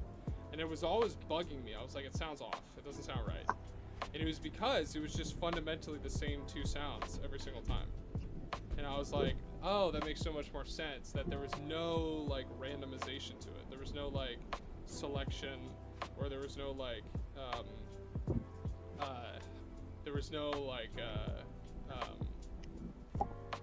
sort of dynamism to it. And I found that apparently like there's sort of a similar thing to a lesser extent, but with visual effects. Like there's like you can add tiny variety to visual effects, and apparently it goes a really, really long way in terms of making the game feel sort of dynamic. In that, like, even if it's the same like smoke effect that plays like when you explode something, right? If you change like one variable of like the lifetime or the starting size or something of the particle system, or like how it falls off or how quickly or any of those things, you can just sort of randomize some of those variables within a certain like range so that it feels like the same effect, but it feels like slightly different every time. It's like there's this whole science about like how that trickles down to like the game sort of feeling like to a level of polish that actually like doesn't exist. It's not like we don't have this like crazy library of like all these different effects, you know. It's just that they're all slightly always different. And I don't really see that in VR right now. Like one of the things that I think is really subpar in VR is a lot of the like it's pretty clear that audio is like often one of the last things that's done, or it's just kind of thrown in. And similarly with FX, like a couple of games have like really cool effects, but it's usually like games where that's the major concern, not really in like the social sandboxing type things. Right. So I think you're gonna have a lot of fun. Like, definitely recommend looking at some of the like current free games, like Animal Company or DigiGods or Blobtown, like are sort of comps as far as the social sandbox. And I think you'll see where the bar is, and I think you'll be surprised for like how achievable that bar is, and like maybe how we could like sort of exceed that. Right. Yeah, 100%. I had heard what you were talking about with the SFX, but I wouldn't have thought of applying that to VFX. But it makes so much sense, I mean, for making the world seem realer. Like if you like, I don't know, have it firing off at like a different angle depending on, like, do a quick calculation of where the surface that like the object lands on, like the normal, how it's oriented to the world access, make it like vary slightly based on that. Yeah, there's so much you can do to make it feel more polished. And I had looked at Animal Company, and I thought it was like that game with like the chubby little animals, and they're running around in like a train station. Oh, like right. You know what I'm talking about? The gang beasts, like gang, remake. yeah. But it's like you know, there's gang beasts, and then there's the Xbox version of it. I can't remember what it's called. I know exactly what you're talking about though. Yeah, but then I looked up Animal Company, and it was a Lethal Company ripoff with gorillas with fat asses, and I couldn't believe it. Well, okay, hold on. Let me see what you... Hold on, what the fuck? Because there's the... Let me just make sure. Were you looking at, like, this? Like this? Yeah. Does any of this look familiar? Okay, yeah. Yeah. Yeah, this is... Yeah, it's this VR game that is... I've actually, out of everybody in terms of success, like, Gorilla Tag has done really, really well. But Animal Company is on a way higher rate of monetization. Like it's like wow. They've been like kicking ass in terms of just how they've like really found their audience and like sort of healthily monetized it. And when you play the game, you really like you'll sort of see the things that they do that, you know, like is interesting. You know, essentially, like, their game is built around this idea that, like, all the content in the game is always accessible. So, like, you sort of start in this hub world, and you can get to any point in the game via the hub world, and they just have all these like loading screens that you sort of snap through, where they'll like load the next chunk of this sort of world, and like it's done really, really well. And they do a lot of things right, obviously. But you can kind of see that it's like, you know, they have their sort of style that they've come to. They prioritize like a lot of things with scale, and like they want a lot of objects, so they gotta like de-res a lot of things. But then sort of as a result, like when you actually play the game, the FX they kind of have their own style, and that is like probably one of the best. Like this is one of the best and most like breathy versions of like polish and effects in specifically like standalone VR. But that's like, you can consider this sort of like the bar for like what a big team is doing. I see. And I think you'll find, yeah, it's like a lot. I mean, like probably what you've already seen is that it's. I wouldn't say the bar's low. It's like, because this shit is really hard, but it's certainly achievable. Yeah. No, we gotta download that. I thought it was like I remember the flashlight had like a dithered look, and I was gonna ask you about like our design language. Is that something that we want to approach? And we thought about like any post-processing or anything like that? Nah, it's a really good question. You know, post-processing is always an interesting challenge, right? Because it's you're so limited in standalone VR in terms of what you can get. But so when we brought Edouard on, like the lead artist, my thing to him was always, I want as much of our visual language to be conveyed statically. So like in the actual basically textures and how you've like atlas things, and as much in the geometry as you possibly can. And he's done an incredible job of like, creates these really efficient lightweight assets, but his UV maps like are, I think, 32 by 32. They're tiny.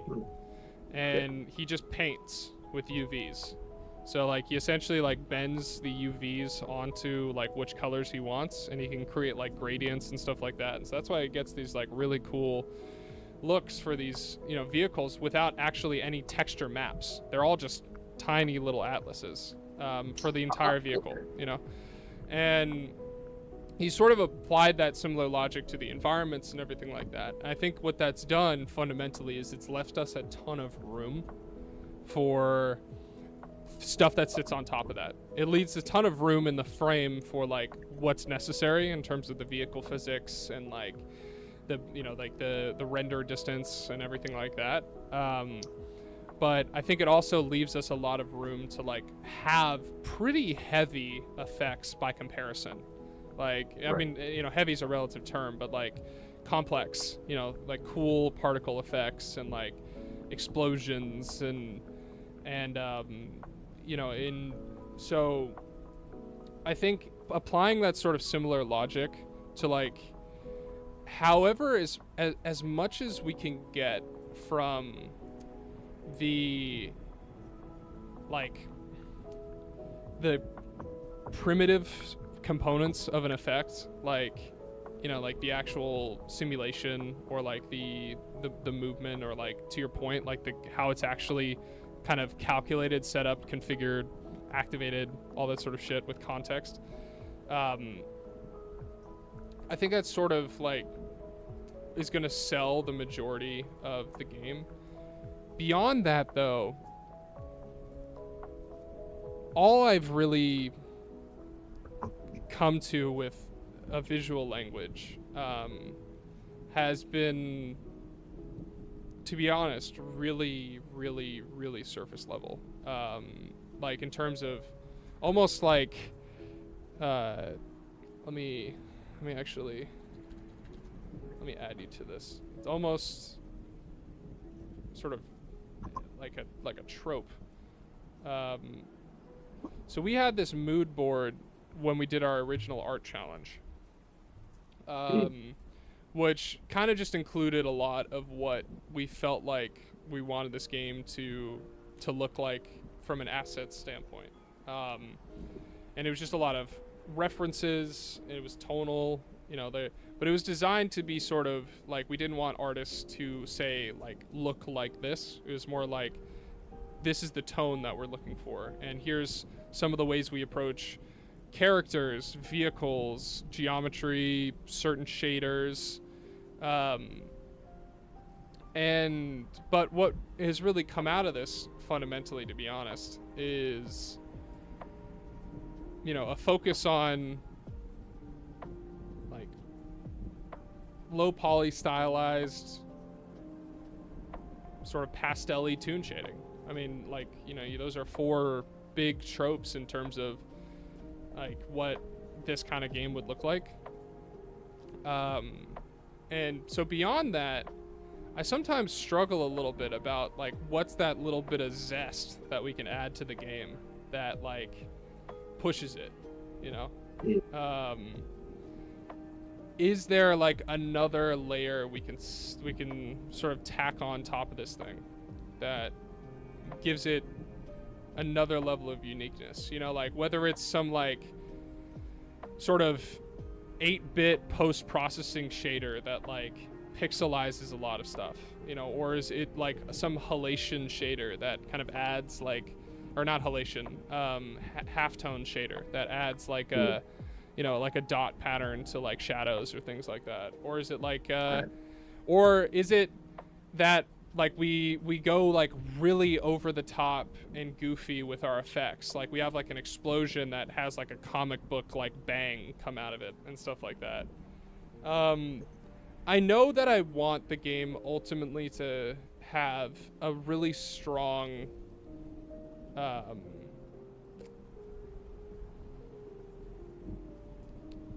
think a really strong sense of exaggeration, for sure. Like I think I want everything to read really big. So, you know, if you're ever on the fence about if you're overdoing something, you're probably still underdoing it.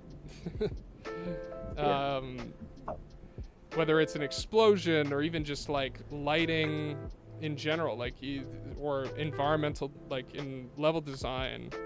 I've told this to Edouard a lot, like push the concepts like as far as you can possibly take them, essentially. Like that's why he's got like vehicles that are like a slug, or like he's got, you know, vehicles that are that really don't resemble a vehicle in the slightest, you know, in some sense, or at least like they're sort of like 1% of the, you know, sense of that they're a vehicle, because maybe they have wheels half the time.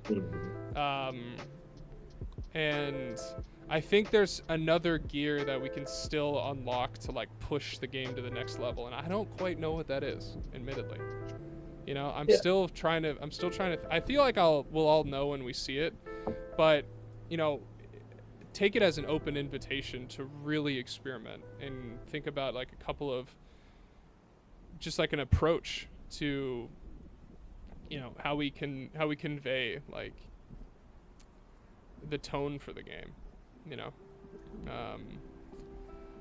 I mean, if it was up to me, then the entire game would look like that little turnaround of that plane.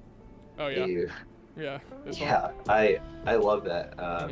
I mean, you know, like horror, that it's been such a trend in the past like 5-10 years to do that, but I don't think we've really seen a game take like a visual approach like this and also be like happy and goofy. I think the closest thing that comes to mind is a Short Hike, or something like that.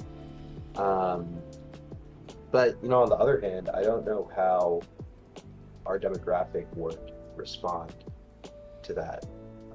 Right. Yeah. It's a tough one. Like, so there's this interesting game that is fucking fantastic. It's called Compound VR, and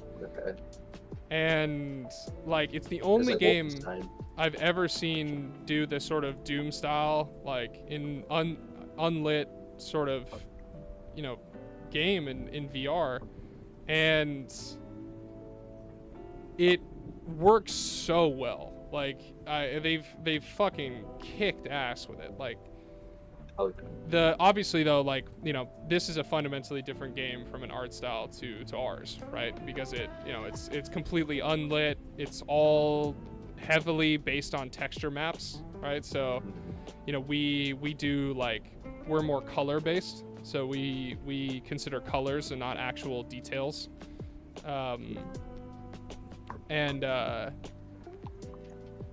But, you know, one thing I do love about this game is that it's fundamentally really, really colorful.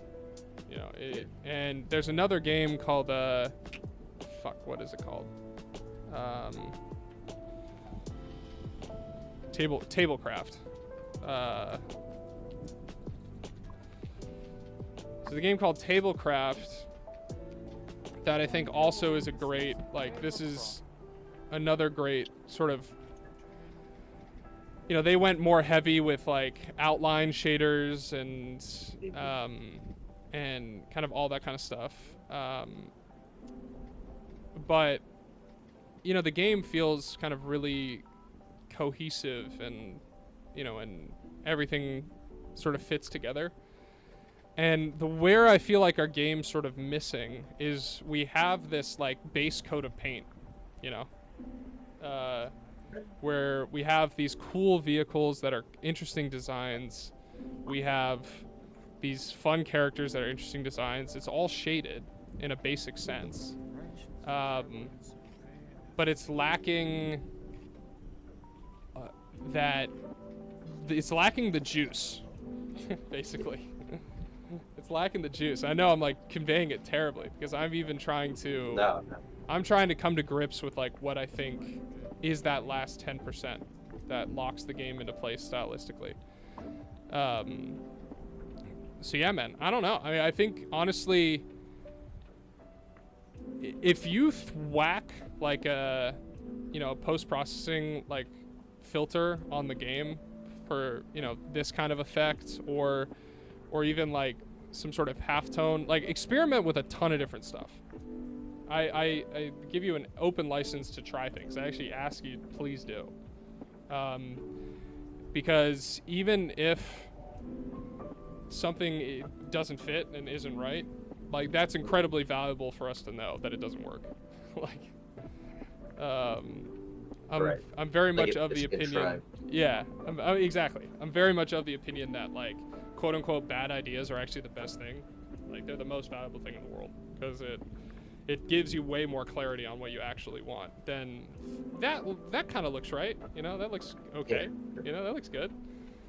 Like if you have like that doesn't fit, then it's like it steers you in such a better direction. Right. But yeah, let me actually just invite you to this Pinterest board.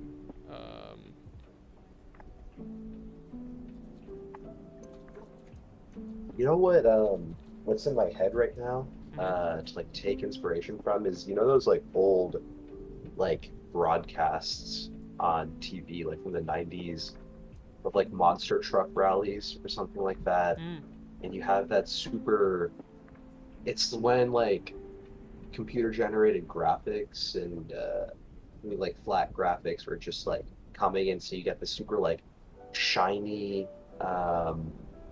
kind of metallic basic effects on like text and stuff like that, and it's like a 90s TV broadcast, so you have a little bit of this chromatic aberration. Things look kind of compressed. I'm gonna need to find something. I don't know if I'm doing this right. Oh, thank you, YouTube. This is perfect. Are you talking about like this sort of stuff? Or is this a little too old? This is a little old. Let me send you a YouTube.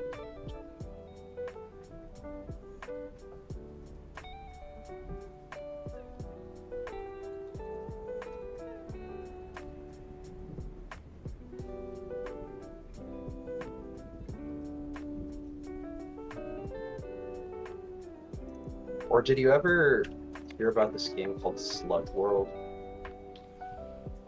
Slug World. Oh, sorry. I meant Sludge Light. Sludge what? Sludge Light. Sludge Land? Hold on. Let me see.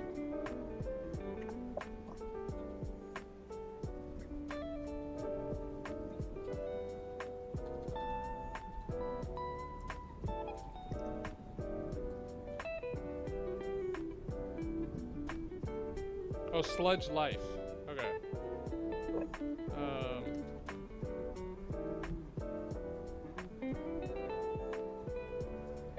Okay, I see what you're talking about.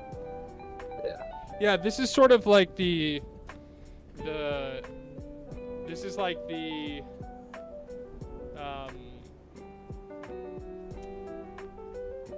I mean it's sort of similar to Lethal Company's approach.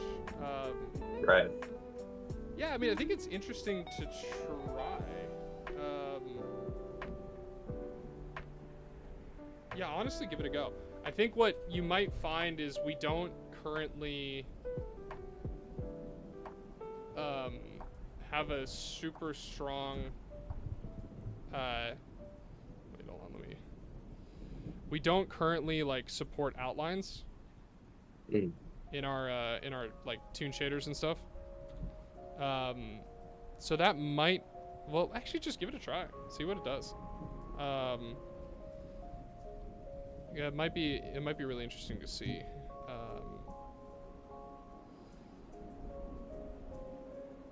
We had supported outlines at one point, actually, and I can show you what the hold on, let me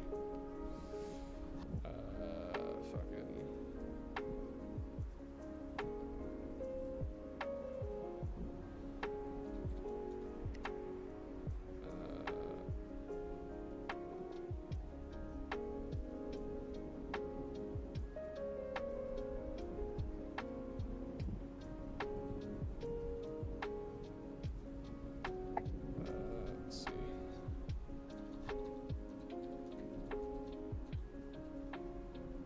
Come on. Where the fuck is it?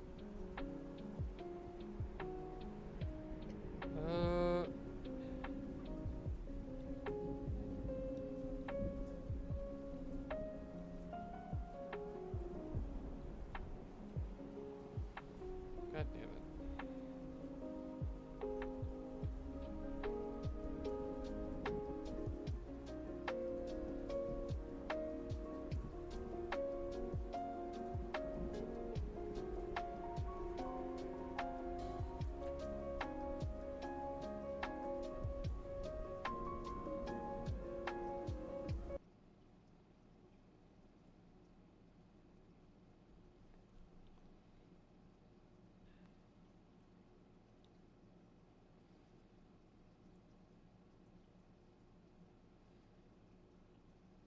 Okay.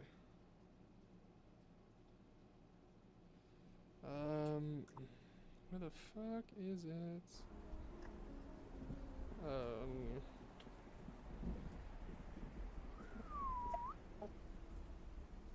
File.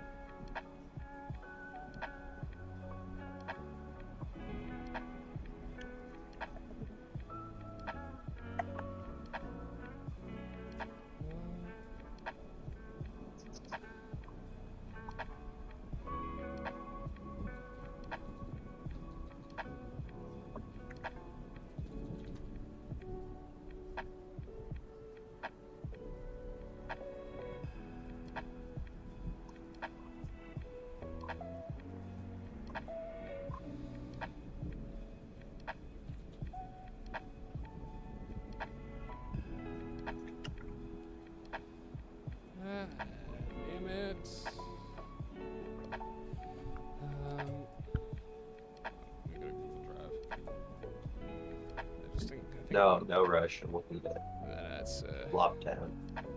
Yeah, no worries. What the fuck?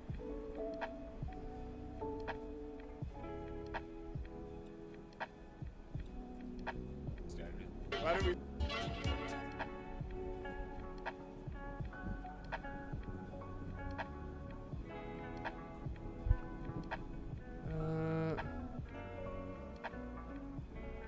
I don't think we took him out. Okay. We did take him out.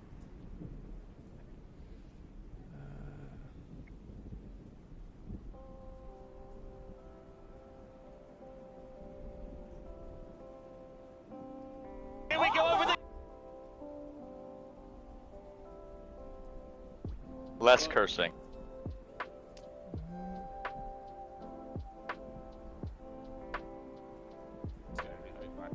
Each other. Pushing my notes.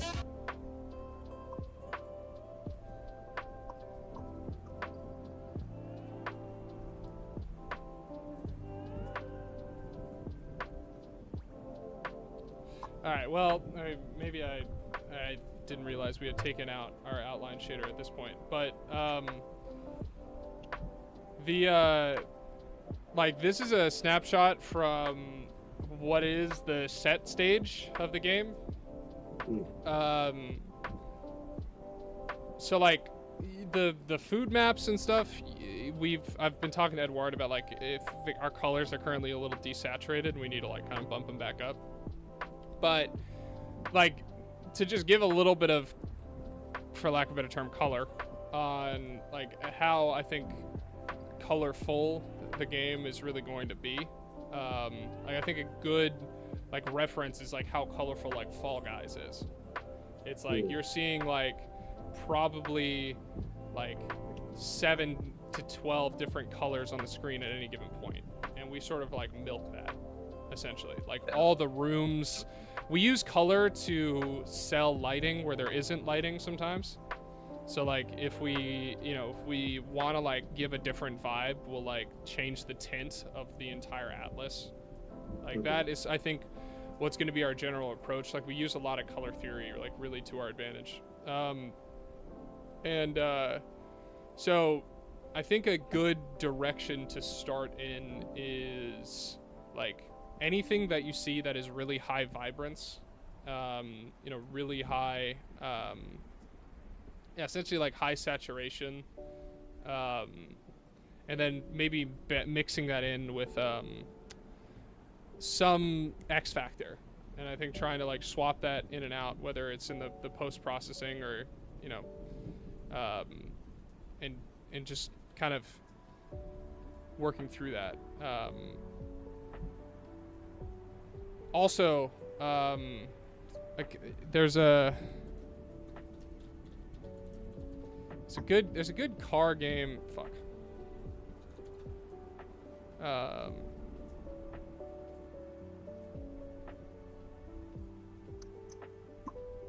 Okay, it's not really relevant, to be honest.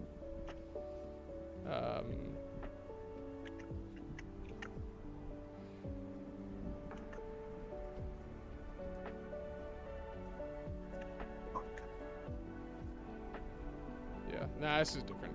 It's not really, I mean, it's a fun game. Actually, I would play this game, Neo Dory Infinite.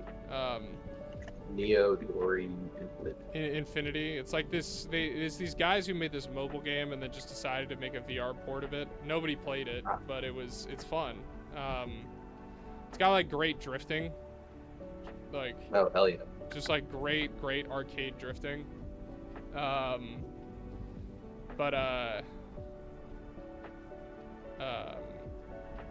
You might find yourself getting a little motion sick because it moves really fast. Yeah. But yeah, man. Definitely just experiment. Go off of whatever references you think. Only major concerns are performance overhead, and we want consistent performance is one thing.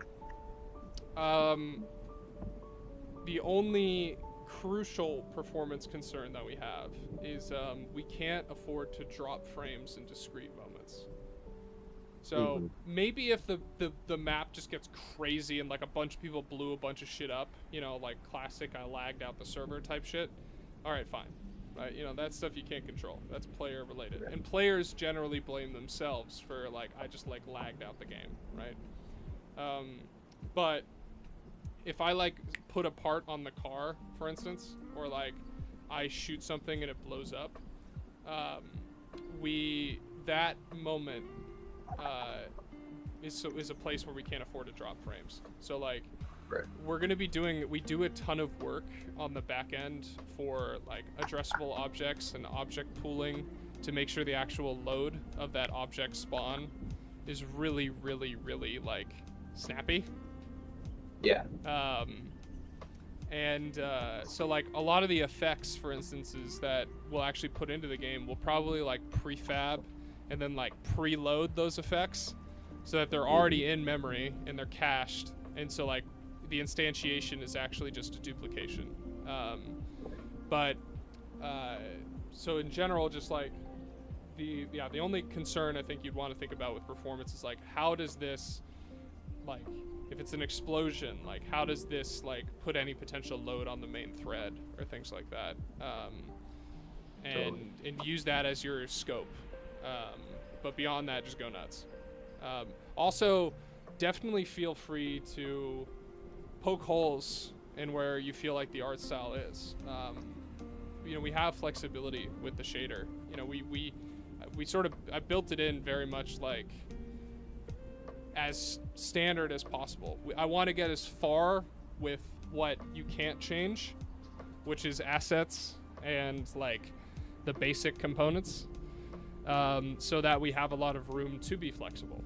You know, like, you know, Edward's done a lot of incredible work with like, you know, like this stuff where it's like this bread and it like looks like it's got like a crust on it, like a toasted side and stuff, because this is different, slightly different. That's not a texture. What that is that this is like a I'll show you actually what the atlas looks like. All right, check it out. This is the atlas. And so this is actually what it is, basically. It's those pixels. Yeah, and what he's doing is he's bending the UVs onto those, on and off of those pixels, and he could just draw, essentially. He's like painting. So there's no high res texture that's like giving this like effect at all. It's the lowest of low res, but we have that level of control. Like this croissant thing, same thing. This is not a texture. This is just him using the same atlas, food props too. So like, look, I'll show you. If I change the tint, that's all that one atlas. That's fucking genius. He's using the UV warping to his benefit. Yeah, so when we worked together at the beginning, we talked about one of my favorite studios in the world, which is called Arc System Works. So they make fighting games, which I'm a big fan of. And they've made games called like Dragon Ball FighterZ and everything like that. But they are like famous for essentially nailing 2.5D. Wow. So like a 3D model, but it like looks, you know, like 2D, you know, or it like has a 2D stylization. They like nailed that middle ground. So like this is their new game for like Marvel, this new Marvel fighting game they're making. And like, you know, these assets, these are 3D models, you know, but they like have this incredible like look to them essentially. And their whole approach is that they have essentially like 3 different maps that hold on, I can actually kind of show you. Is this the right blender? This might be the right blender. I don't even know. Let me actually just see like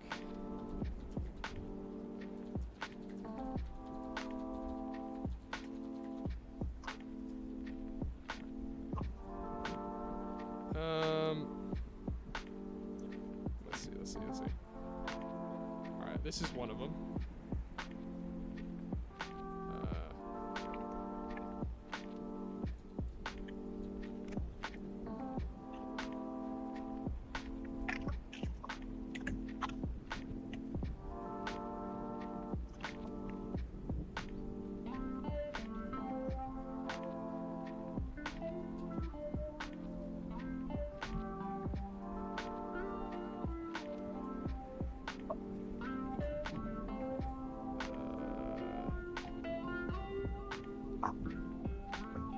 I just started learning Blender after the Dartmouth Maya indoctrination.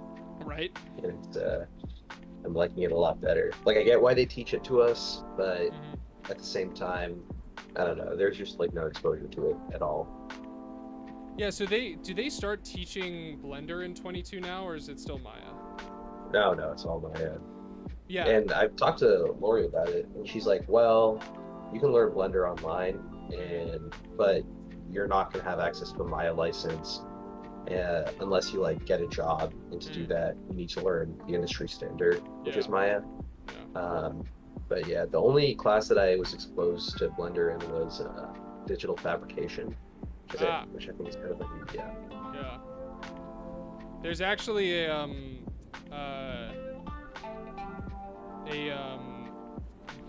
like, I get what they're talking about, because like in animation, for instance, like Maya is definitely way more important. Like Blender's animation software is like very good, and they have like good animation plugins, but the flow is just, it's like animators are old and they like don't like change, and Maya's done a great job of doing that. It's why also Maya, it's like there's like 7 different ways to do the, you know, each thing, right? Because it's like every single person has their way of doing it, and they don't like change, you know. They don't like people going in and changing that. Okay, I think I have Nago in here, right? Yeah, all right, here we go. I was talking to KT, and I was like, this is what I think.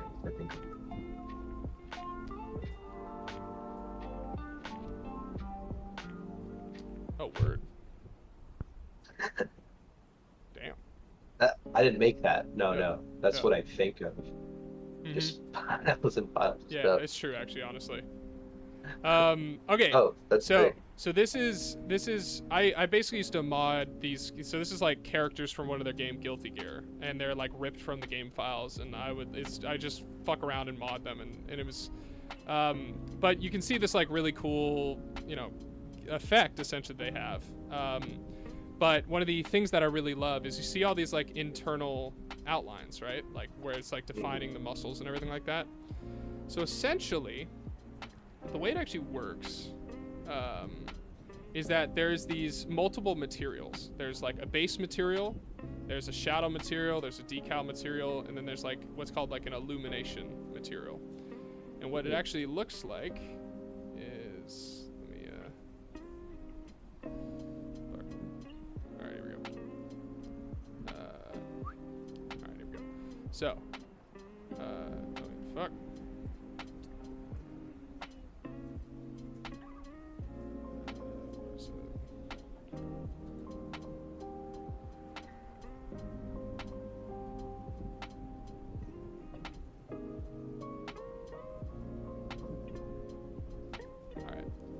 So, there's this map called an illumination map, which essentially you have like the base color map, which is like, you know, like the texture that's got all the colors and designs on it and stuff, you know, like that kind of shit. You have like the shadow map, which essentially tells the shader that it's like if it's what color it is when it's in shadow, basically. And then you have my personal favorite. This is the illumination map. So this basically tells the shader whether this thing gets lit or not, and how. So like the light green up here is lit all the time, basically. So like regardless of if the light's on it, it's always lit. The darker green here is like lit when the light's on it, but not certain kinds of light. And then like this slightly darker green is like lit only when like the directional light's on it. And then this basically like red here and like here and here, this basically means it's never lit. So it's always black. And what they're doing is, let me go back to the, all right. Let me go to the UV editing here. All right, here we go. Check this out. So these are the UVs, right? For the character, right? So you see them on this like basically map, right? So if we go to like one of those areas where like they have those intercostal muscles, right? Where we have those internal lines.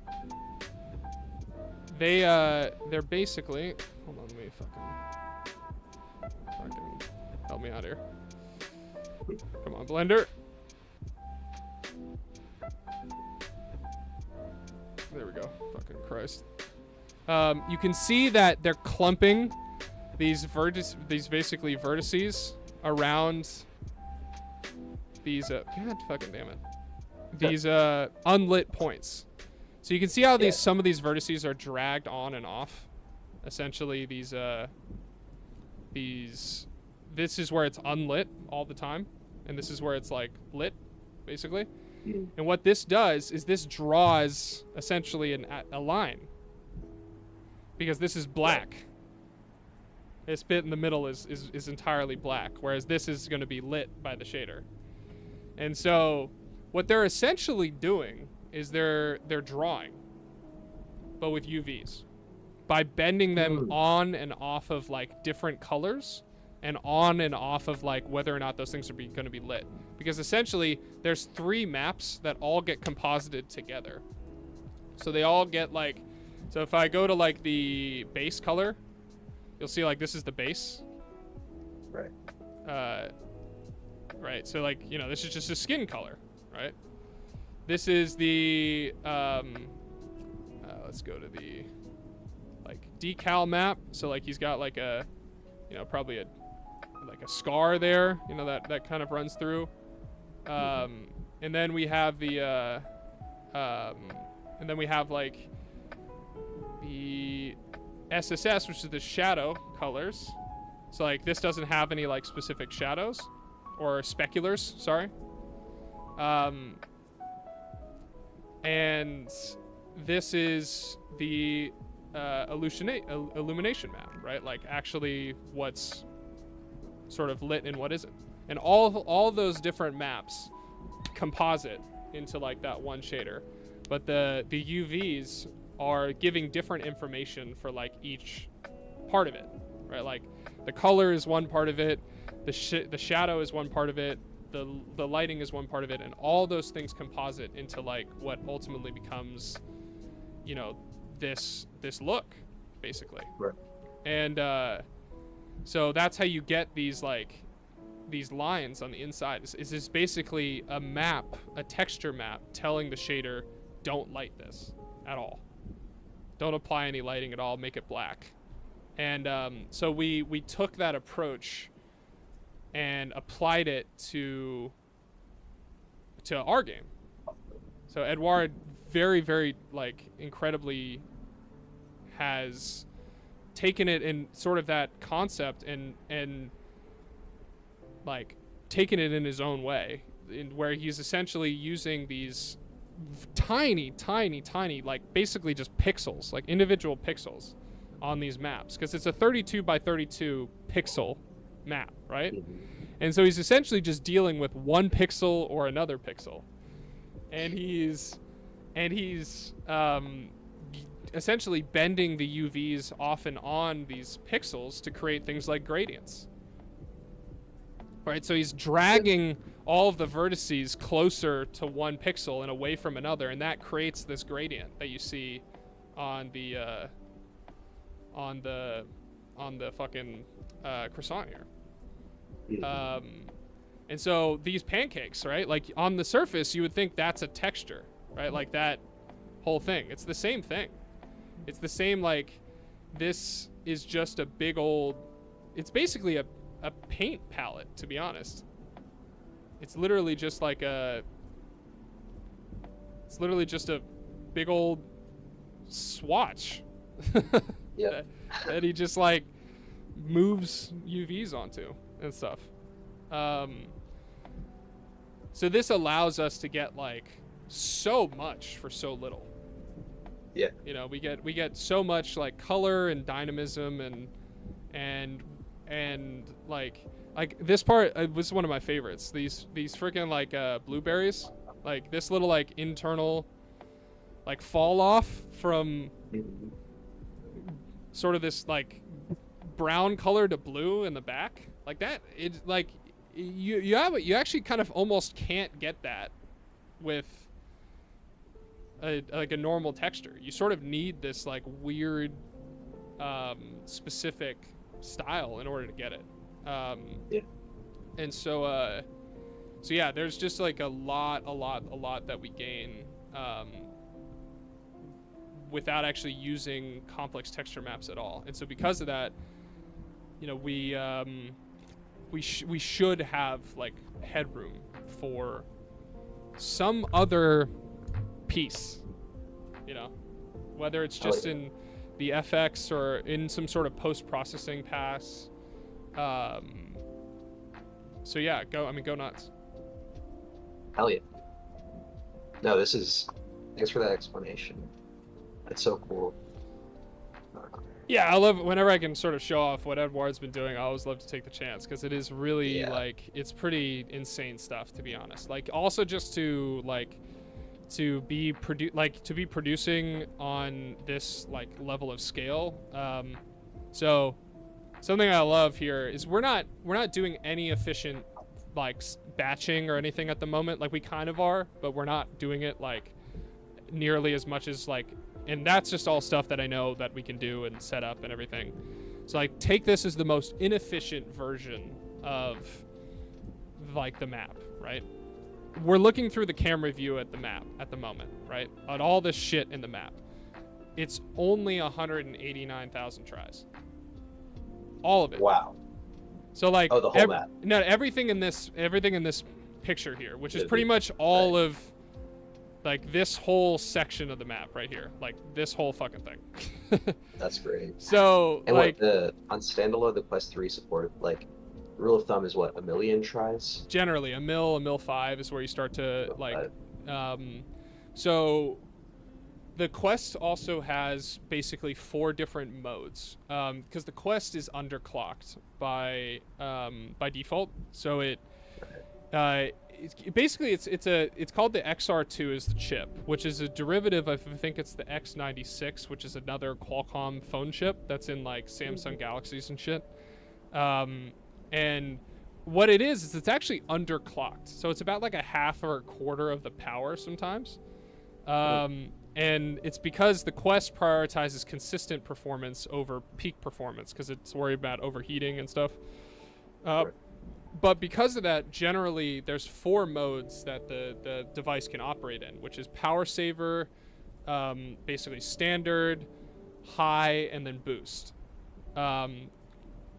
And boost is basically like full clock. It's like we're running the game full fucking bullshit. But it'll burn the most battery.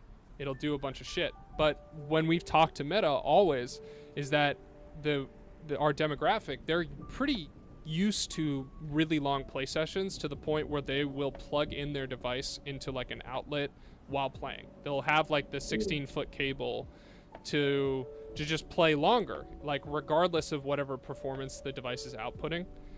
And so some games have taken advantage of that, and they'll run their game like in a high performance or even a boost performance mode, even just to bump the frame rate up to like 80 to 90 frames. Because the device will force 72 as its hard cap for like to maintain that standard performance mode. So 72 hertz. And so we're operating on that base performance mode because I want to like run everything in the worst case scenario. but there's no reason why we shouldn't or couldn't bump into that like high performance mode in our game, and get access to probably like another third in terms of headroom and performance, just on like the rendering burden and stuff like that. Like we'll scale our GPU like somewhat substantially. So like essentially I'm like pinching as many like pennies as I possibly can for any little bit of performance overhead that I can get, you know, like with the scripting and with the like the actual rendering of the game and the geometry and the triangulation and all this shit. And Edward's been and I've been like back and forth on it for a long time. But if, you know, that's all just to give us ultimate flexibility. Like if we ever want to do shit in this last 5 to 10%, we're not like dealing with no room.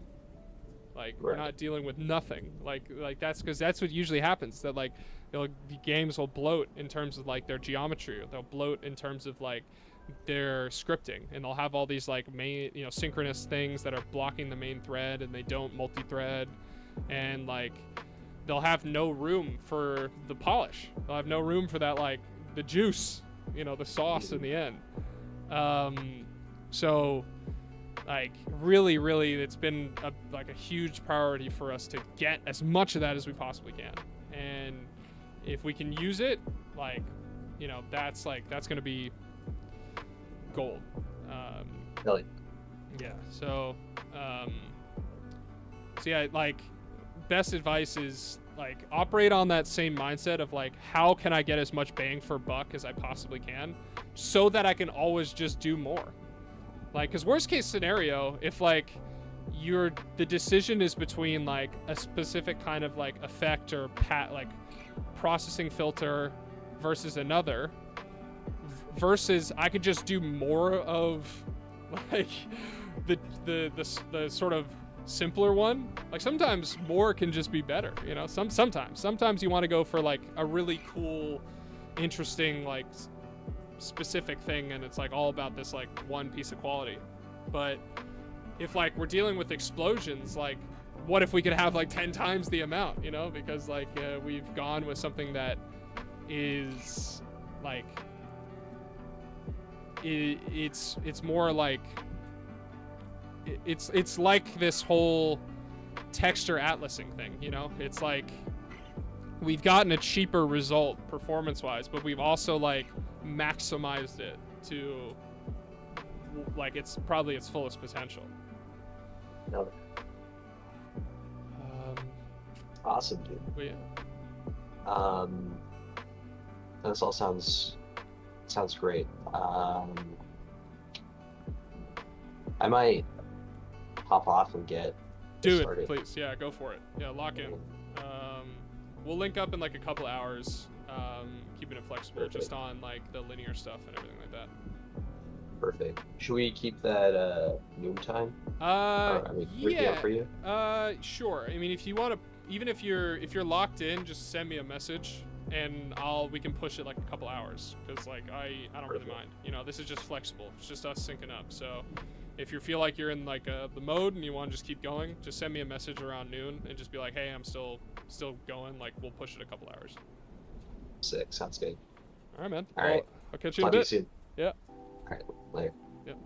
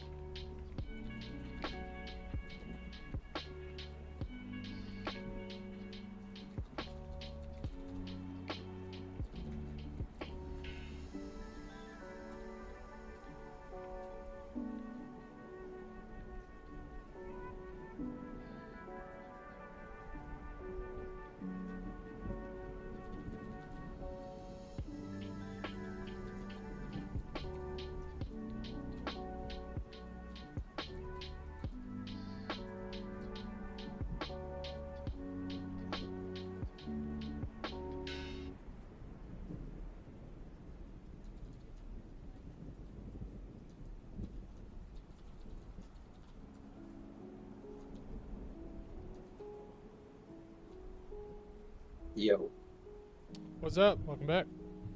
thank you. I was wondering what scene that the sandbox with like the swinging around and stuff was. The swinging around. With the Poppy Playtime hand controllers. Ah, yeah. It should just be pastry sandbox like stable build or something like that.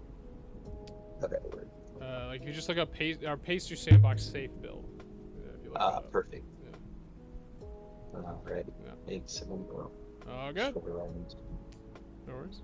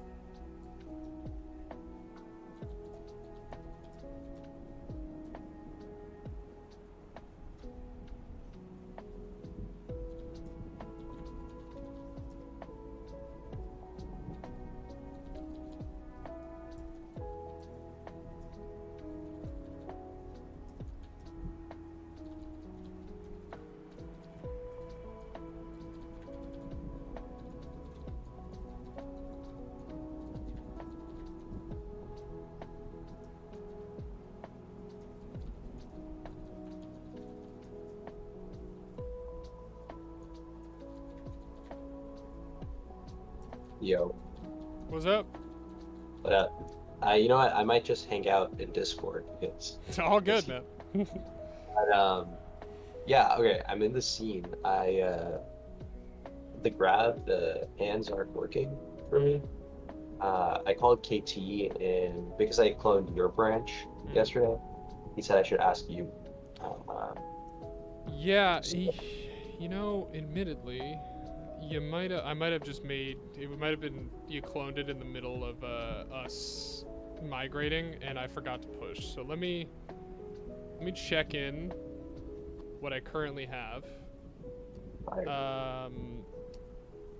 Alright, so. Alright, just checked it in.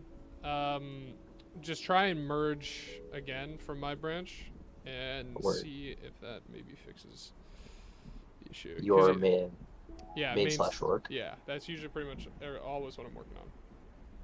Fire. No merge back. Might take a second.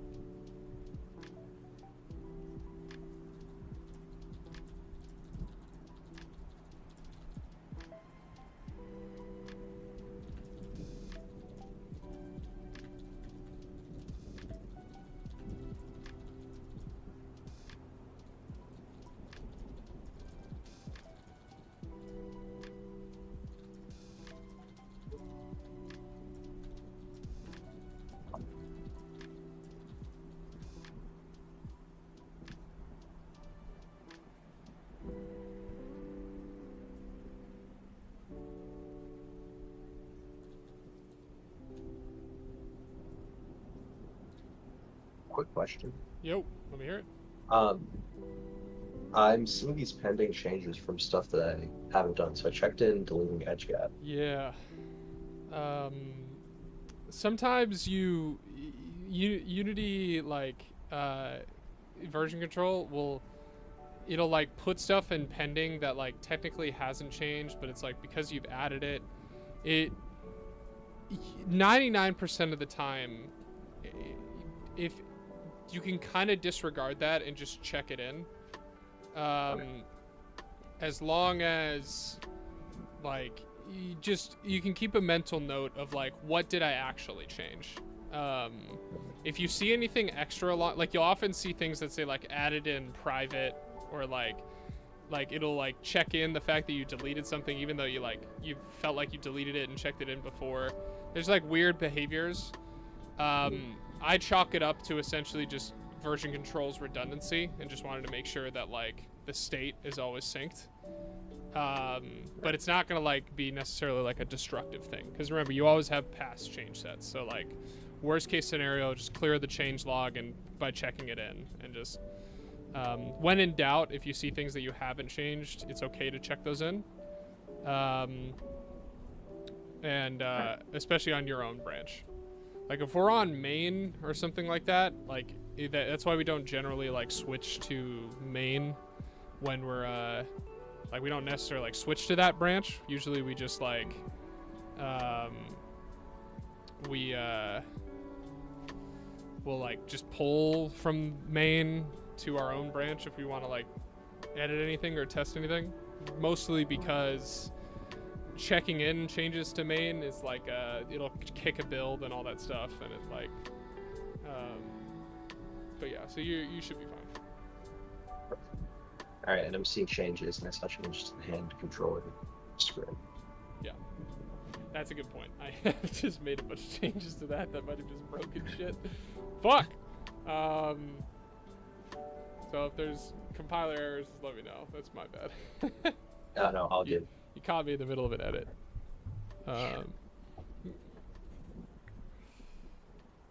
Reload.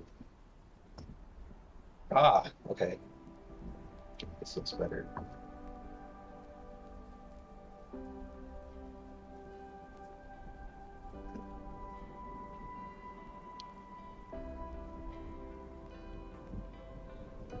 Alright, let's see if it wants to cooperate.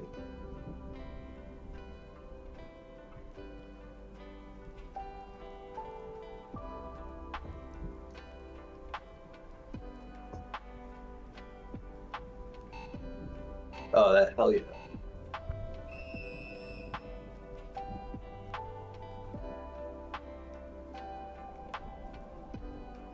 Awesome, dude. Yeah. By the way, that like circular eye thing shouldn't actually be there, but it just sometimes older versions, I think KT didn't add the culling layer 100%, so that eye thing normally isn't there. We experimented with the idea of like putting the camera inside an actual like, because that's like a robot head, and like kind of putting that like illusion to the side as kind of an artificial, like an Iron Man thing. Yeah, just sort of as an artificial vignette actually, when we were more concerned about accessibility than motion sickness and stuff. But since then we've been like our demographic really doesn't care, and we don't really consider that. Their inner ear fluid is still nice and thin. Yeah. Yeah, they got that, got them sea legs. Yeah. Hell yeah, I think we're in business.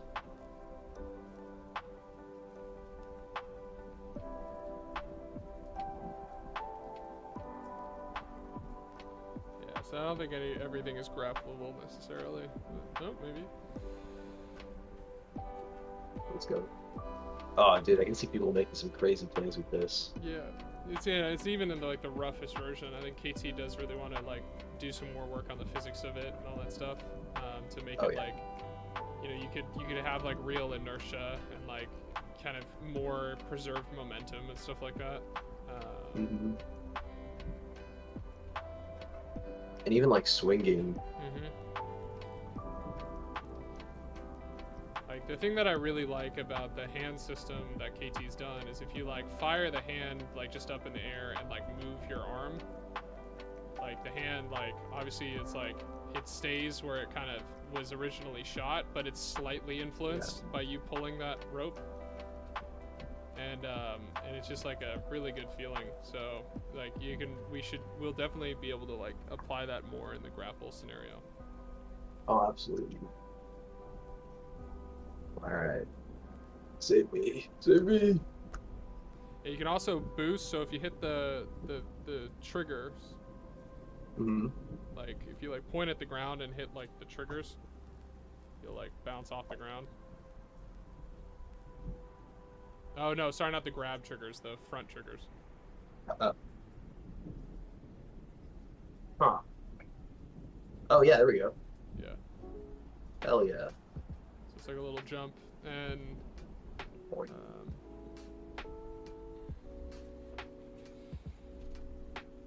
and I think in this version he has the cycling hand modes. So like, I mean, you won't really notice, but if you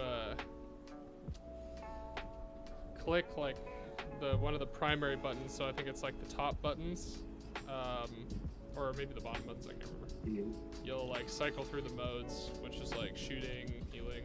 Oh. Let's go. And I think it's like yeah. Oh, nice. Yeah. So. That's kind of the splash damage he was talking about. Yeah. Yeah. Exactly. Oh, I like how the hands are different. Yeah, so I think the idea that we'll actually do is we're going to swap in a whole different hand mesh. So we like enable and disable these different hand like meshes. And just to give it a little bit more flair. Yeah. Yeah, so the and like the transition for that I think will just be like totally nonsensical, like some sort of just like poof, you know, just some instant feedback, you know, because like we don't need to like explain that transition, you know, a whole lot. Like just be like, nah, you got another hand. We don't need, like Edouard is like, he's always trying to shoot for like cohesion in a lot of ways. So like he's like, when we originally had a gun, when we didn't have a hand, he had this whole like animation for like this like barrel to come out of like the arm and things like that, and it looks sick, but I was like, we don't need that. Yeah. Especially because we'll probably, you know, just include like different skins for hands and like different, but make it all like very Lego modular. Like you could have like a skin for the gun hand that's different than a skin for your normal hand, that's like different than a skin for the shield hand, and it could all just be like whatever you want. You can just sort of kit bash your player into kind of whatever fashion you want, and so making that more of a nonsensical transition just makes our lives easier. Absolutely. Then you don't have to like animate and rig whole different skins. Right. Rig them together. Yeah, exactly. It'd be wild. Sick.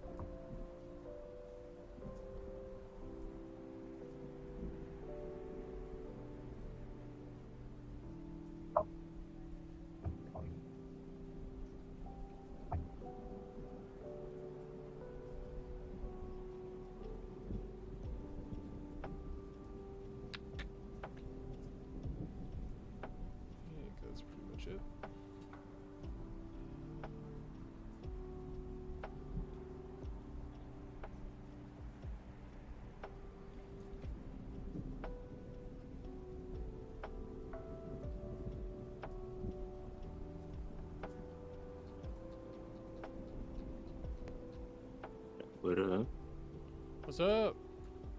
Yeah, let's do it. What's poppin', gentlemen? How are y'all doing? Doing alright. Great. Solid. How has your day been? Yeah, man, pretty uneventful. But yeah, good. Just focused. Hell yeah. That's what it's about. Same here. I'm actually How we doing? just finished, I think. Oh, I gotta test it real quick, but ideally I just finished a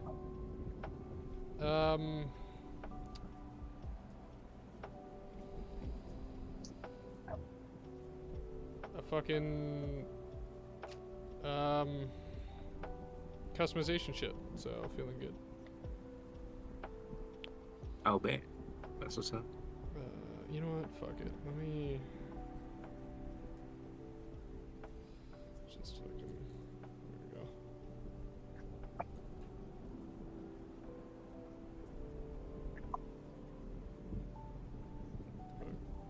Fuck it up.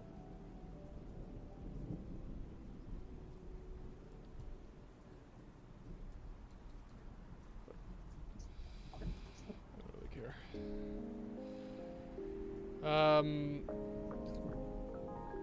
But yeah.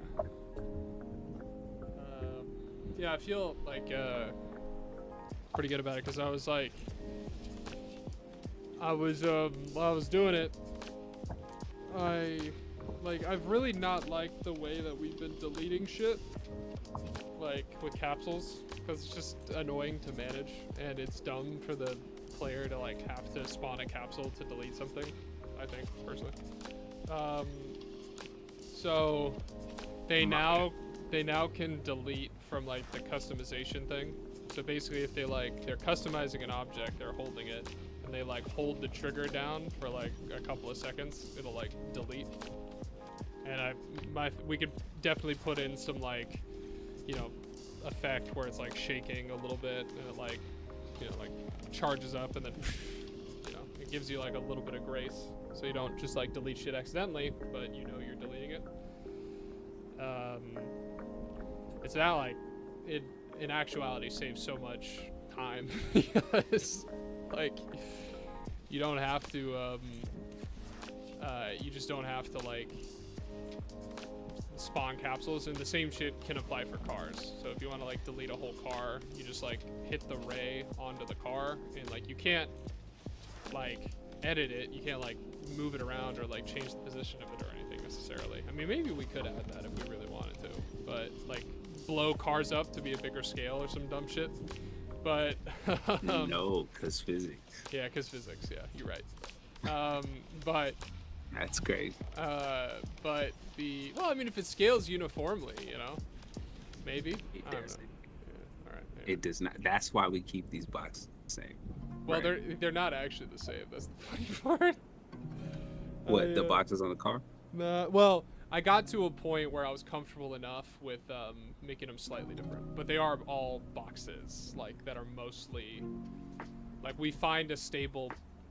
Like the box could be totally fake. It could be like the chassis is this size and the box is like this size if it really needs to be. It doesn't like always conform to the size and shape of the like the pan tank, for instance, is the exact same box as the skateboard, pretty much. Yeah, I mean, like I like rigged them for the last playtest, so like yeah.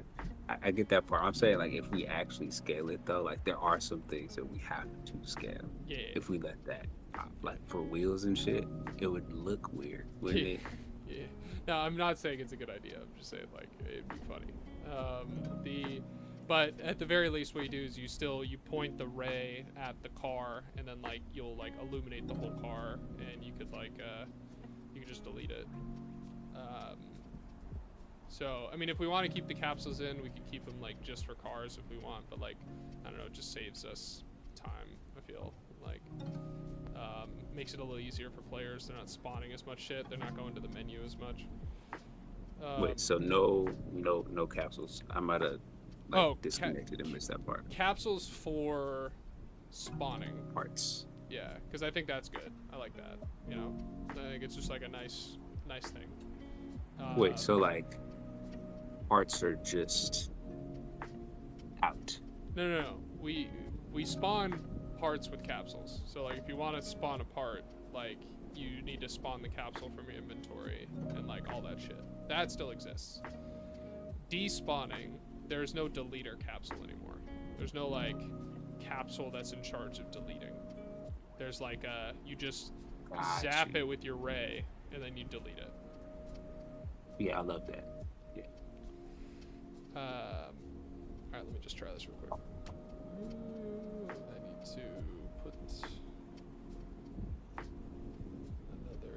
Oh yeah, that's right. So I need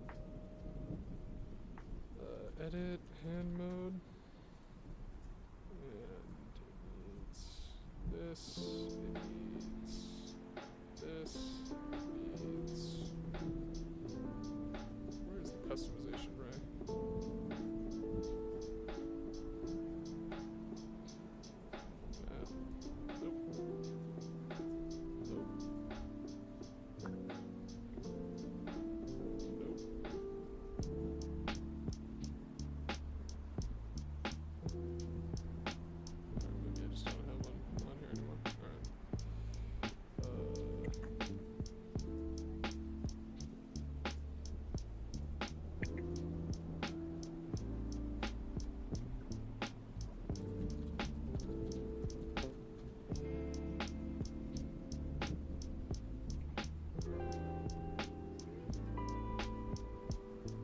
How you doing, Akad? How's day 2?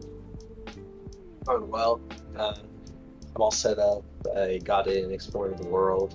Oh shit, okay.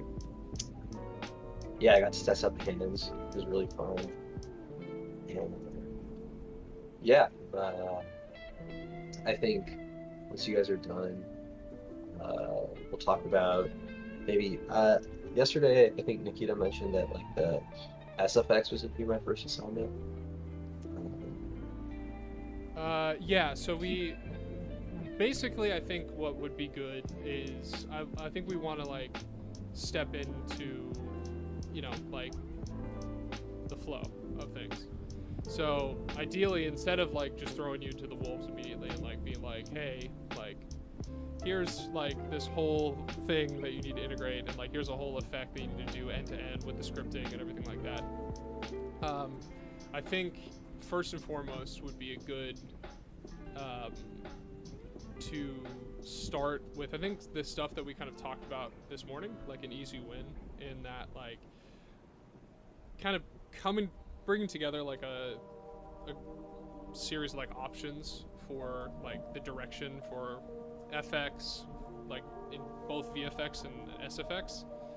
Like I think a small demo library of like a couple of the different like styles you think would be fun for the game.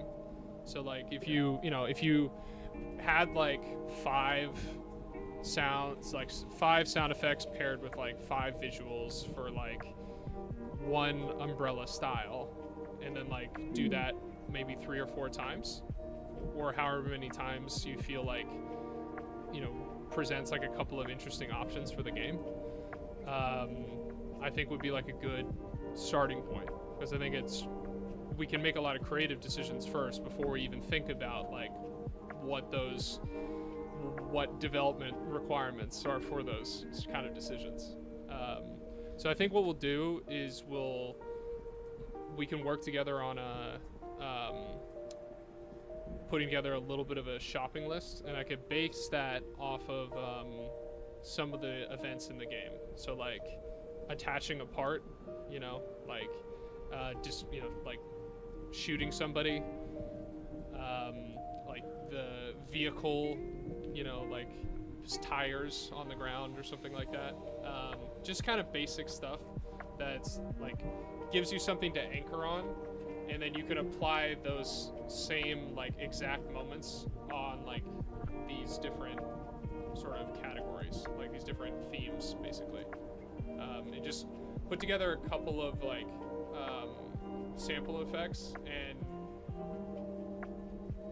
throw, like it can even just be stuff you rip straight from the Unity asset store and just like, this is the reference for like, kind of what I'm thinking, you know? Like So not prototyped. Yeah, even just like straight up, like this is kind of where I'm thinking this wants to look like. You know, maybe we'll do something a little different here or there, but like this is the general style. And I think we'll throw that all into a prototype scene. And we don't even necessarily have to run that scene in VR right now. We're just like looking purely at like style. So what we can do is I'm gonna test this really quick. Yeah, I think that's one approach. I think also like to get really clear on UI because it will be a blocker soon. And we keep making UI just to make like a functional prototype, but we don't really have a larger design concept that like ties it all together throughout the game. And I know we need one piece of UI, and even with this single player and switching to online mode, there's like certain things where I'm like weighing the benefits of like, hey, let's put it in scene, even though that's work and requires art. Or it's like it could be in this menu that we have, but we don't have a good concept of it. So not to say you have to just like deliver this menu, but like even to get your ideas on like UI, I think early on is very valuable because it is a big gap in just our development experience. Like who's in charge of UI and making sure that that actually like looks and feels nice is kind of like on a case-by-case basis. And I think like given it does kind of fall in SFX just a little bit, like just making sure that like looks and feels good could be part of the early on thing. Yeah, so I think that's a good point of it. I think in which case then we can split this into like essentially 2 tasks that you can order, like essentially however you want, which will be like sort of, they both fall under the umbrella essentially of the style, right? Like this one element of like style that's still up in the air. So we have like the FX sort of option library, like demo library on the one hand, and I think just like a rough pass of our, like I think our approach to UI for, we can apply those same things. Like we have to spawn objects from a library. We have to like potentially join other lobbies. You know, there's like, we can make distinctions between like what needs to be a flat UI and what needs to be like an in-world flow or something like that. We can even just start that simple. That I think can actually be like kind of a cooperative thing that would be worth like me and you spending a little bit of time together, just because then I can walk you through like some of the stuff in the game that's gonna need UI, like essentially all that kind of shit, and then you can kind of go away and take that and run with it. So let me test this really quick, and then we can like put some structure and all that kind of stuff.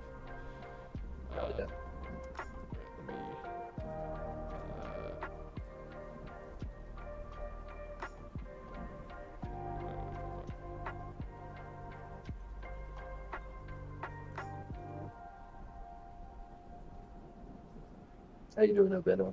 How's work going? Man, it's good. This right here is just offline mode, which is what I've kind of been working on. It's kind of done. It's like pretty boring.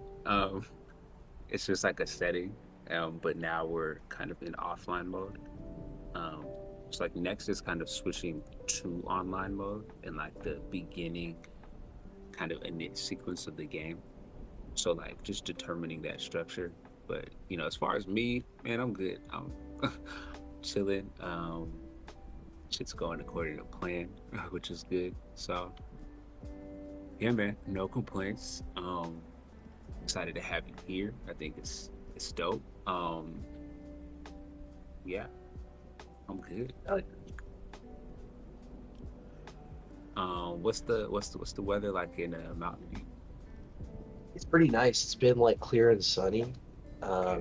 we get a lot of rain, like early in the year, but it's like perfect. I was at the beach on last Wednesday. It was really nice. I try and go with some friends, play some beach volleyball, swim in the ocean. It's the Pacific, so it's cold, but Yeah, man. So you don't know this. I'm from Sacramento. oh, So, okay. so yeah, like I've swam in that ocean. It is cold, man. So I do commend you for swimming in it, especially up north, like not LA. Like it's cold, cold. Okay. Yeah.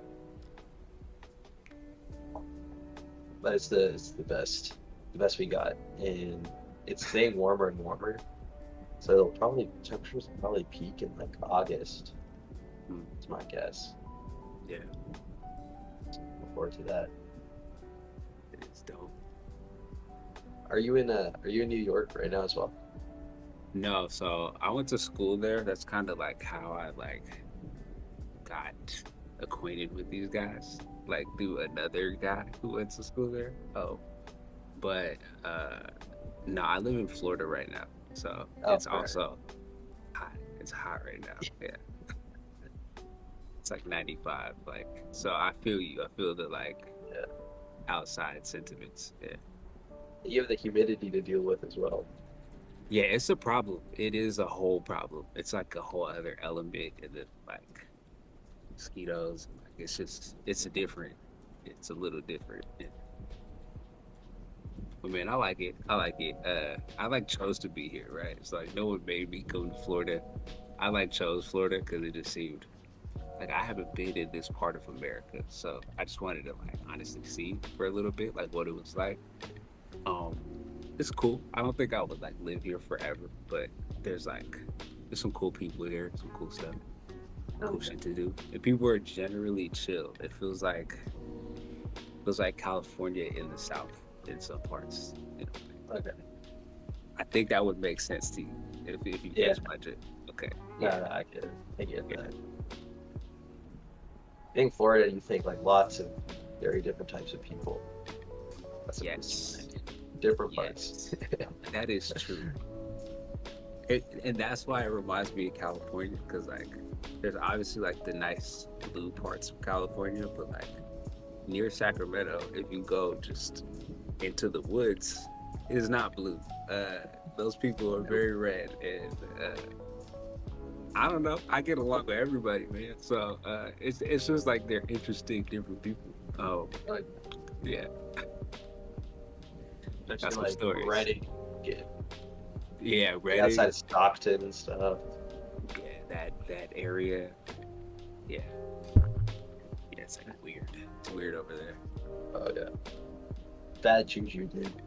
The bad juju, yeah, man. That's why I like Sac now and the Bay Area. It's like kind of my Cali. I lived in LA.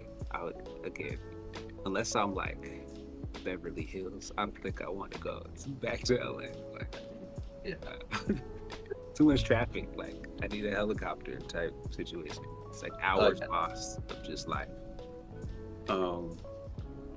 Yeah, man. I do like New York though. New York is goated. Public transportation changes your life. Like we in California know nothing. I mean, Bay Area, y'all know about BART, but like it's different. BART. Yeah. It's very different. Does not compare.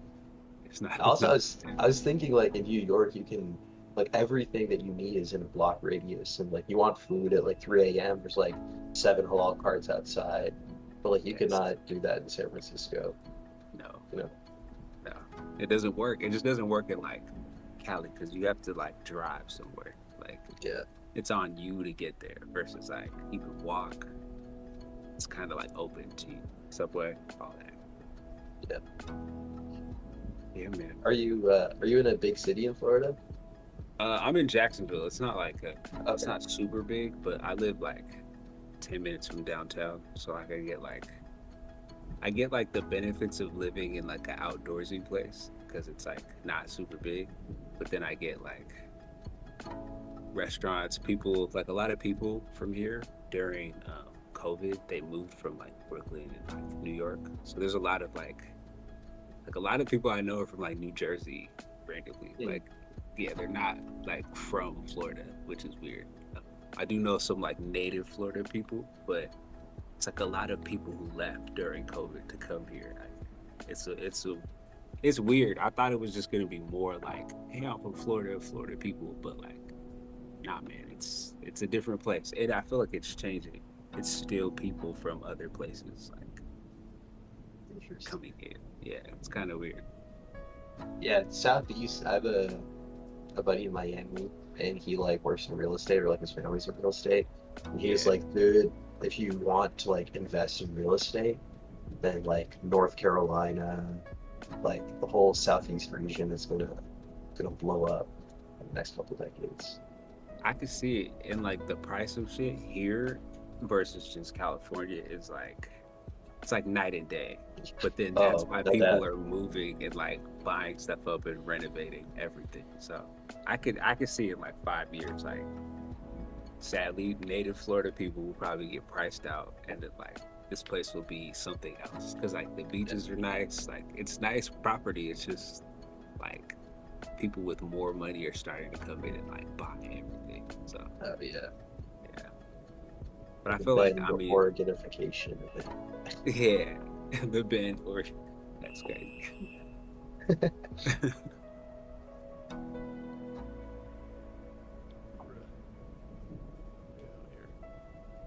shit, what's up?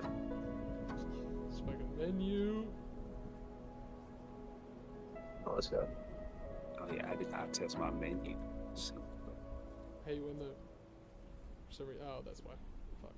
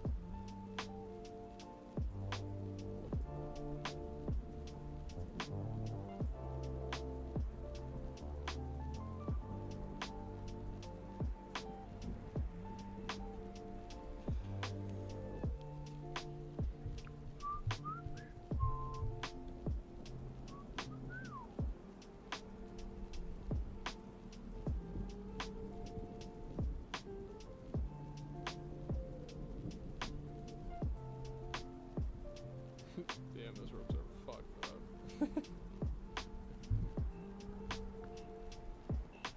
So this is offline mode driving. Yeah. And apparently like all the real-time shit just works the same. Oh.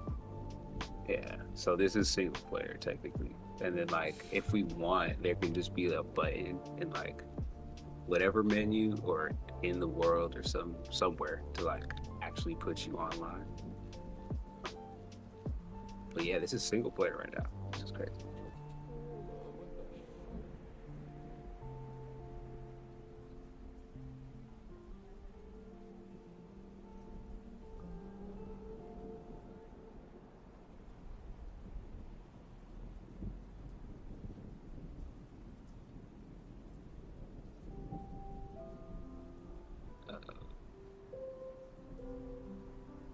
Fuck.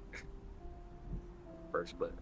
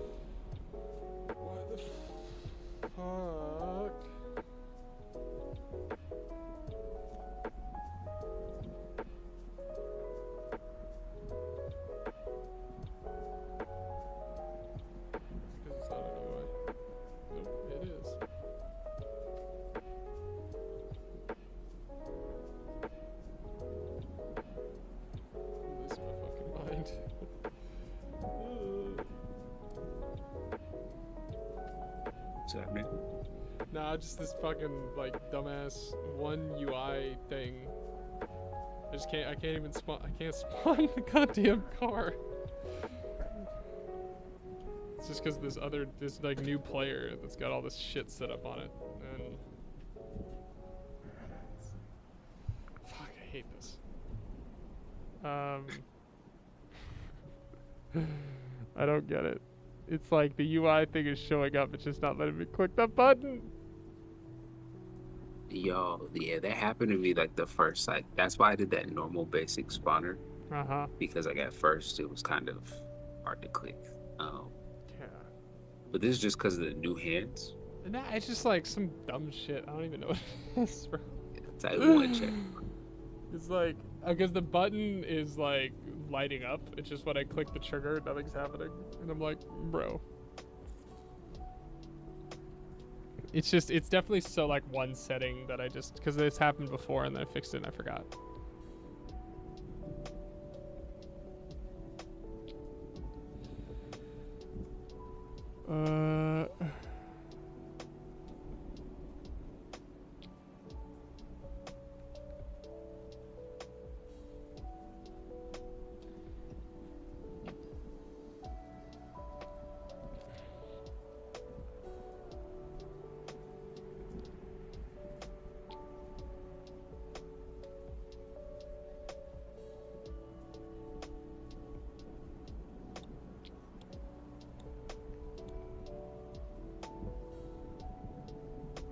Help me out here.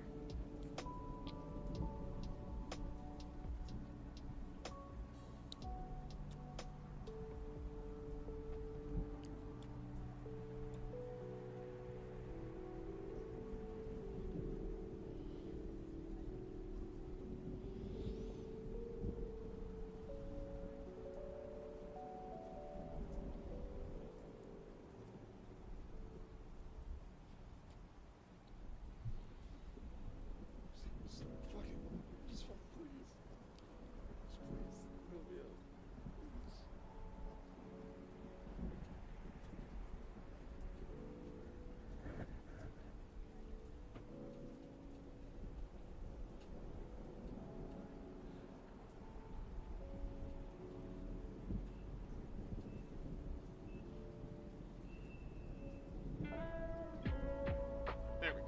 Fucking Christ.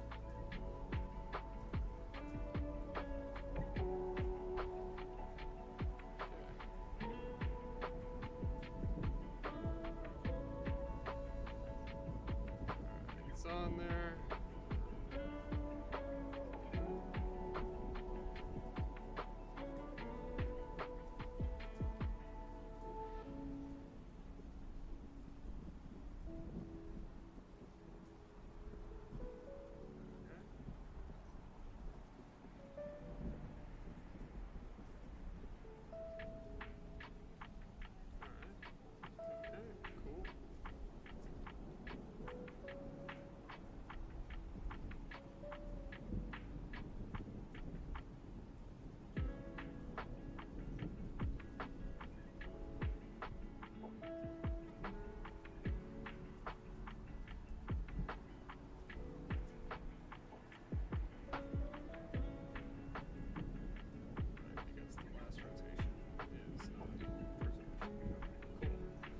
Fucking sick.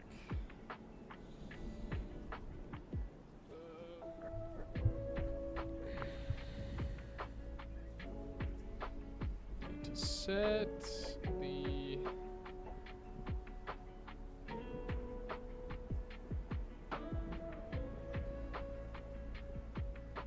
Christ.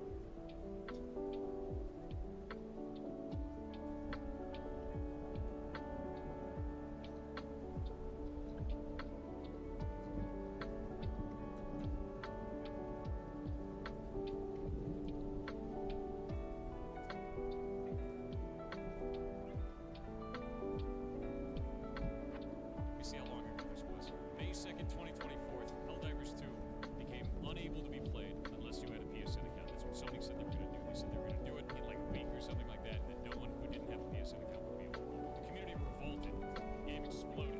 221,000 negative reviews. This is over a year ago. Sony reversed this decision, but when they reversed it, they made it so that the game couldn't be purchasable in over half the world. It was insane, and I didn't change my review from negative because I knew that it hadn't actually changed it.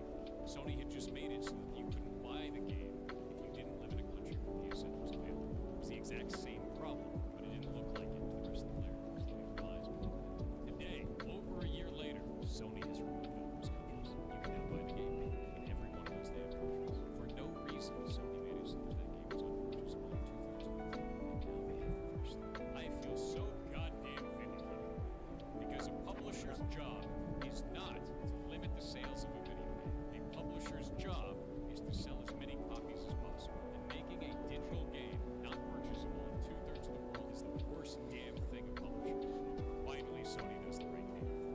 Insane. You see how long ago this was? May 2nd, 2020.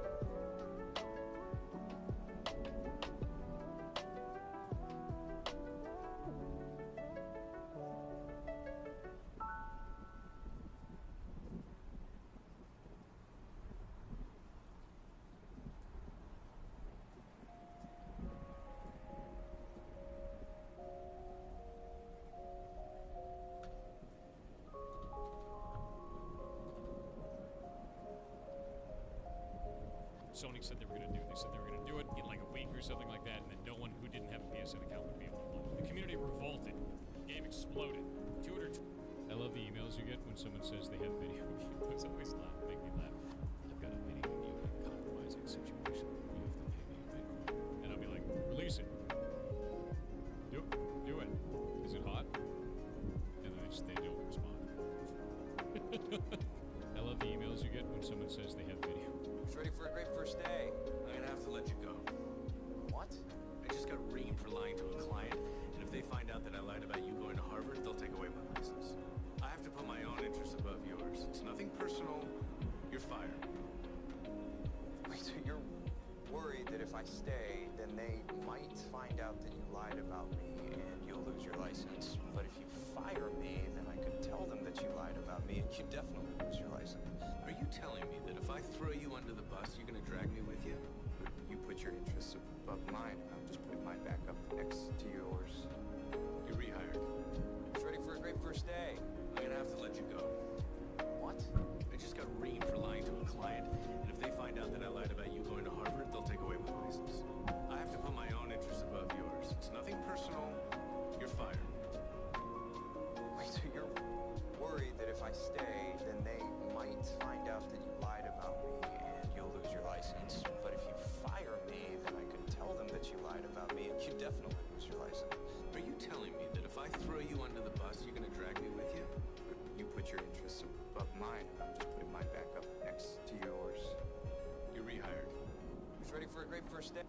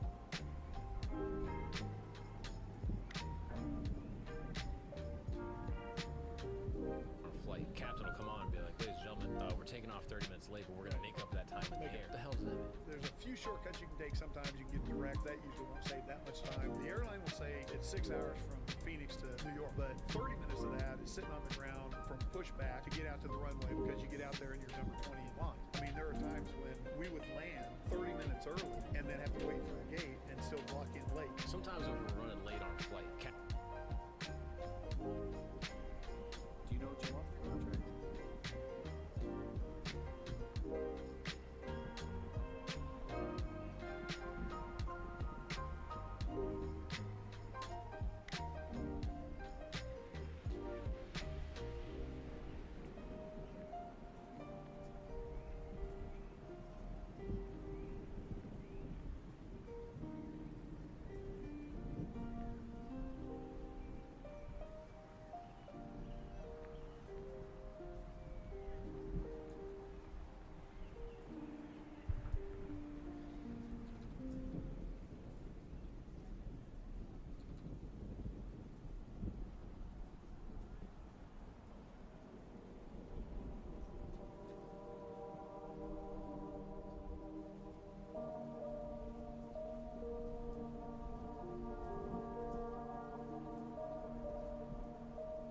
Yes, but we're just gonna order some apps now. We're worried everything will come out too fast. Well, I can take those menus out of your way and paste it out.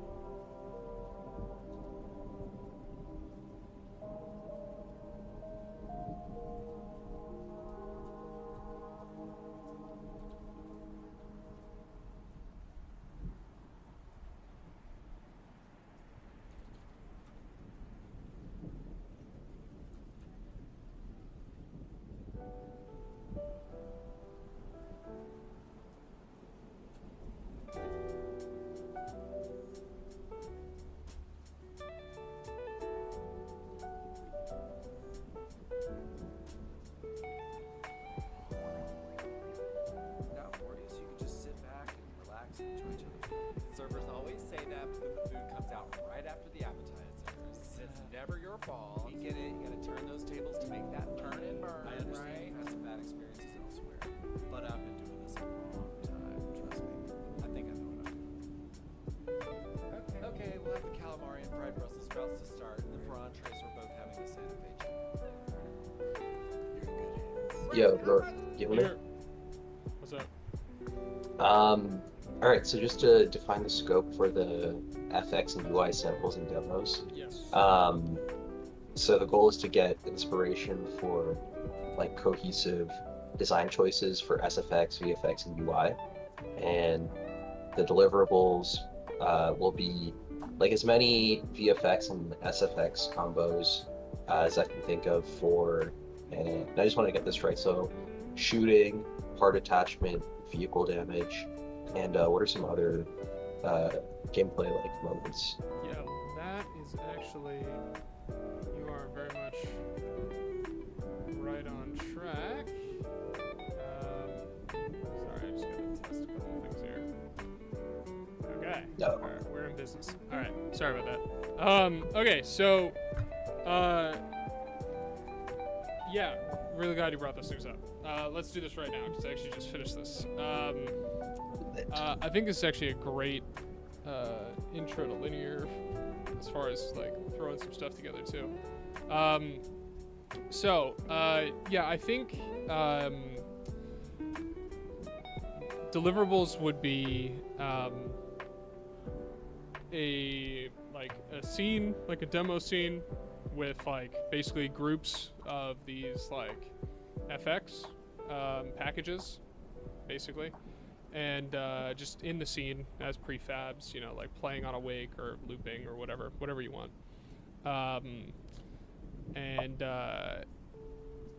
And probably when we get to UI as well, like we'll just throw that UI in there as like a canvas, you know, just for the actual events, yeah, I think attaching a part to a vehicle. So think a capsule hits a vehicle, the capsule's got to go away, and a part has got to be in place of that, you know, like basically fresh capsule. So think Capsule Corp from Dragon Ball Z, basically.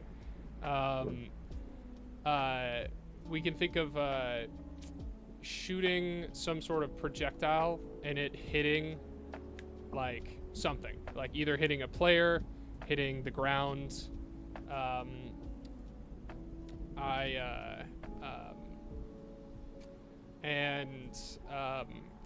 I think some constant state. So like think if I have like a laser, right, and I'm shooting that laser and it's a constant laser, what's that sort of form does that take? Like what does that look like, basically?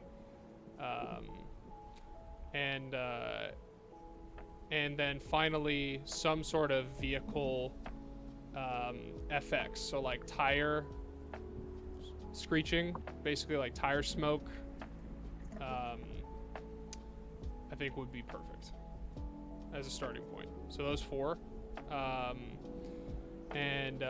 As far as the UI is concerned, I think for now we can talk about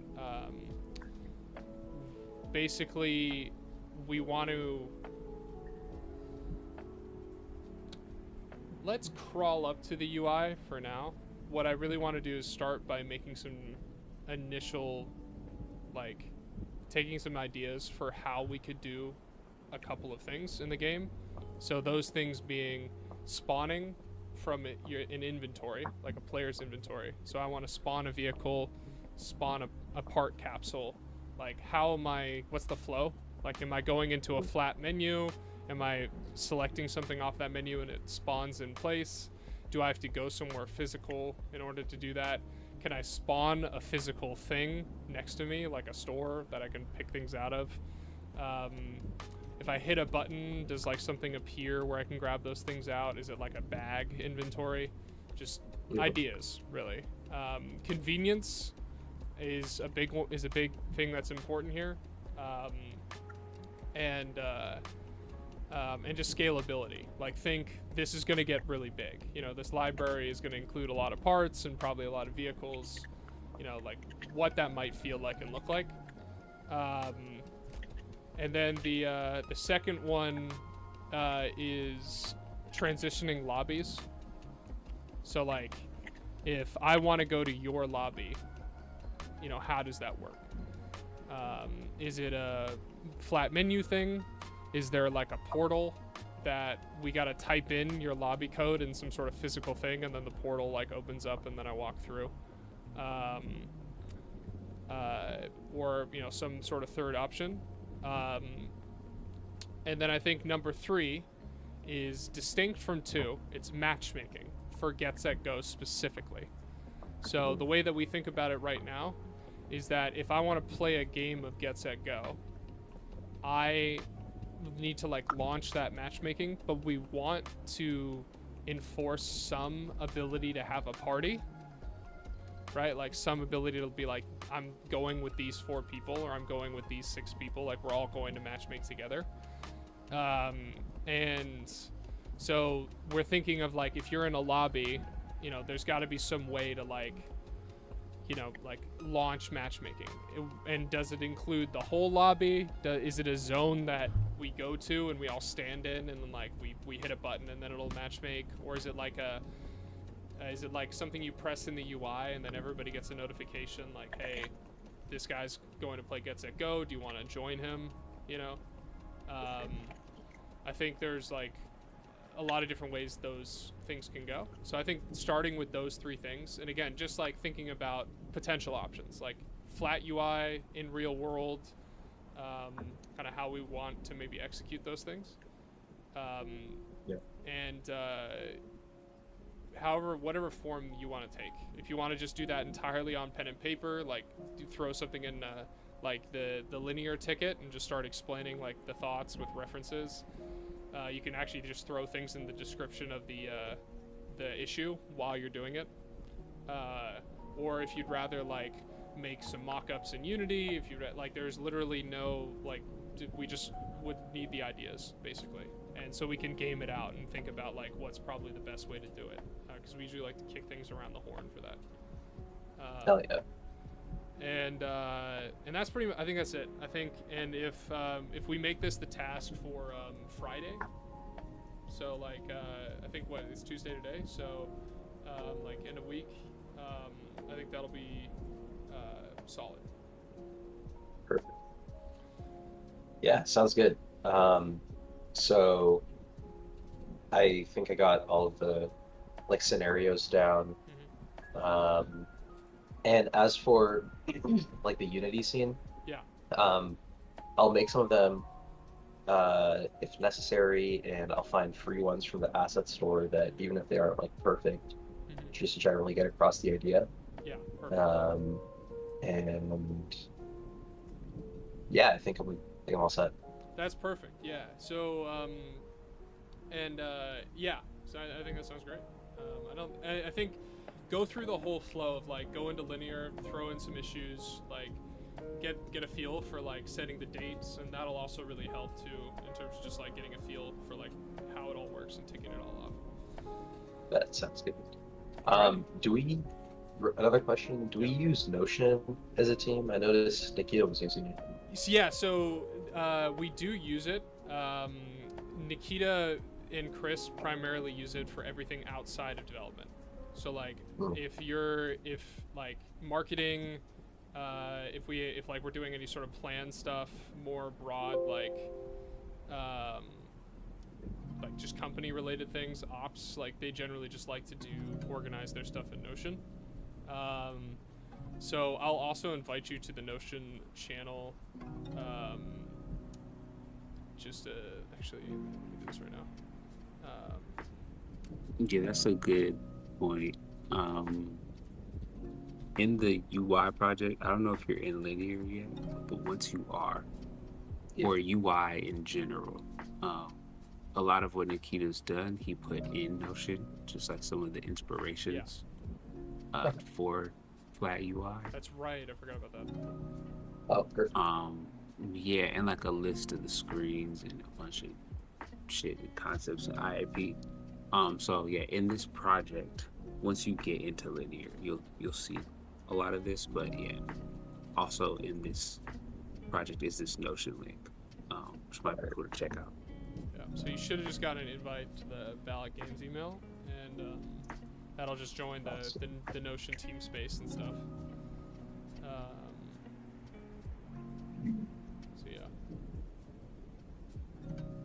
So yeah. Oh yeah, and I got the Pinterest as well.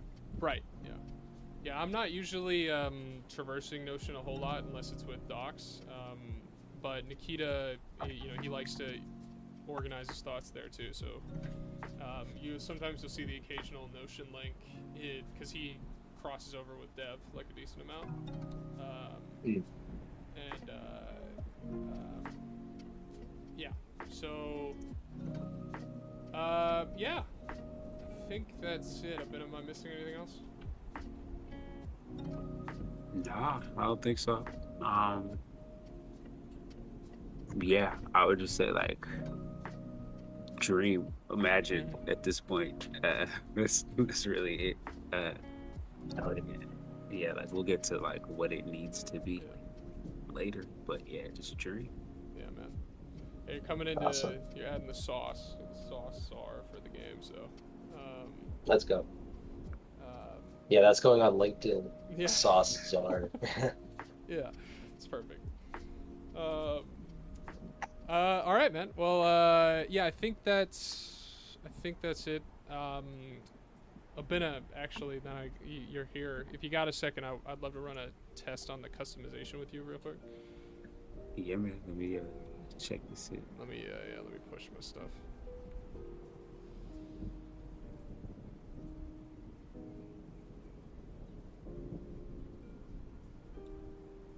That's sweet.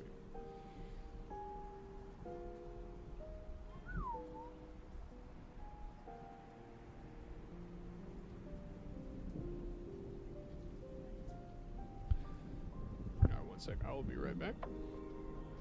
Yeah.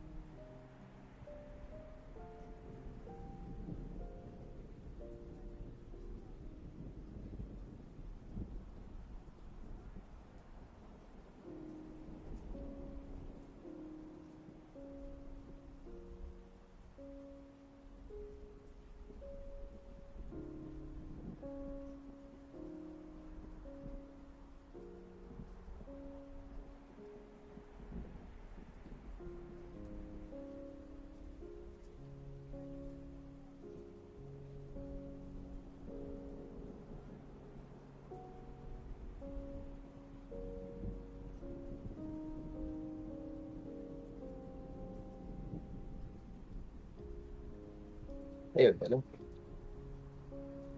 Yo. Should I change myself to project lead for UI and FX? Is that how I edit it? Yes, that would be. Let's see. Yeah, let me see if I can change. Yeah, I got it. Yep, should be good. Thank you.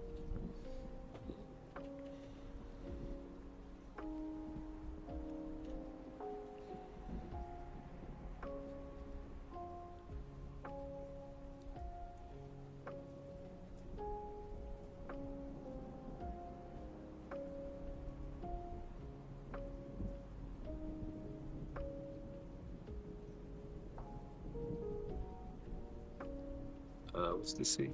It is a pastry sandbox safe build.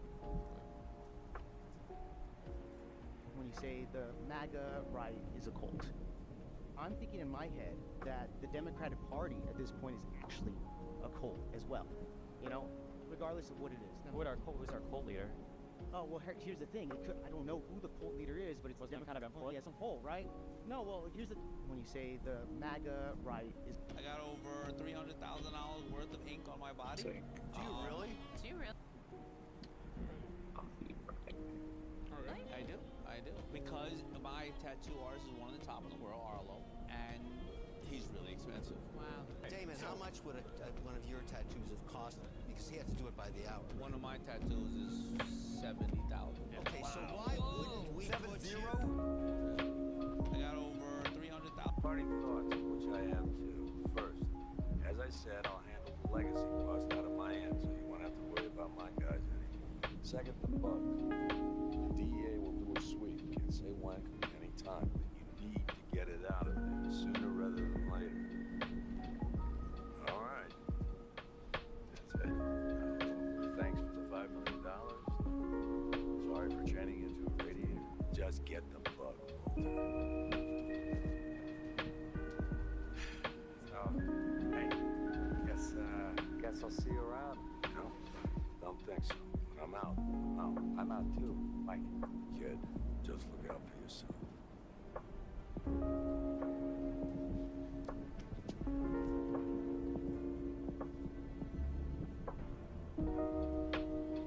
Parting thoughts. What did I tell you about going into my things?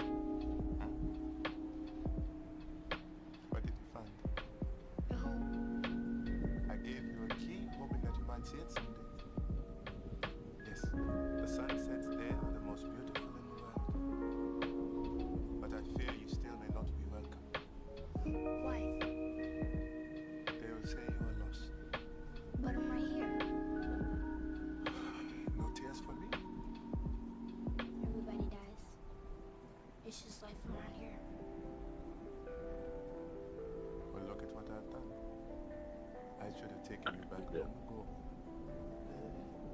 Word. As well. So my hope is that. Yeah, what's the test? Well, two things need to happen correctly. One, the part needs to attach and like parent correctly on both of our sides. It's like happens inconsistently in multiplayer play mode, but I feel like that's because of something weird with the multiplayer play mode and my okay, that's weird. Alright, well, there's something weird with the avatar, but fuck it. I do not have hands, yeah. Yeah, hold on, sorry, my headphones just died. Or do they? That's probably just something weird setting up because I put this like KT's avatar in and I probably fucked something up, but I see your hands moving. I'll take it. That's less important right now, to be honest. Let me spawn the skateboard. You see a skateboard, right? I see the skateboard, yeah. Alright, so if I... Shoot, fuck. If I shuck, you see a fucking fan thing right here? See a fan? Yeah. Yes, a fan. Yeah. Alright, wicked. And it's right here. It's like right here. Yeah, it's right here. Alright, word. Okay, now step 3. You see it moving? It is moving. Alright, and then like rotating. It's rotating. And then scaling. Growing. Alright. And then if I were to let it go, it's now in that like new position, right? It's locked. Okay. So if you were to, if you go up to it, right? You hit like the A button or the X button on either of your controllers. God damn it. Okay. I hit both. Well, okay. You see your like, does like your hand kind of stop moving? It's just like doesn't exist anymore. Like not it doesn't exist. Like your hand just doesn't like move with your arm. No, my hands are like fudge. They're like beneath me. Okay, yeah, that's fine. If you... But they don't change if I hit anybody. Okay, well, that's probably something else, too. Alright, Well, if you hit A, and you like kind of move up to it, does like the thing kind of turn blue? No. Okay, just hit A a couple of times. Like, you might just be in the wrong mode. This matters a whole lot less, because if it's working for me, it'll work for you. But I just wanted to see. Yeah, no, I can't get there. All right. Well, there's some dumb shit with the avatar or something, but I mean, I'm comfortable enough with Normcore to know that it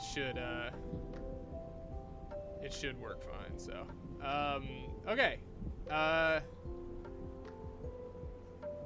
Well, sweet. All right, that's customization mostly in the bag. I just got to put the confirmation thing on. All right, I want to push the customization thing kind of to the limit, see if there's any errors.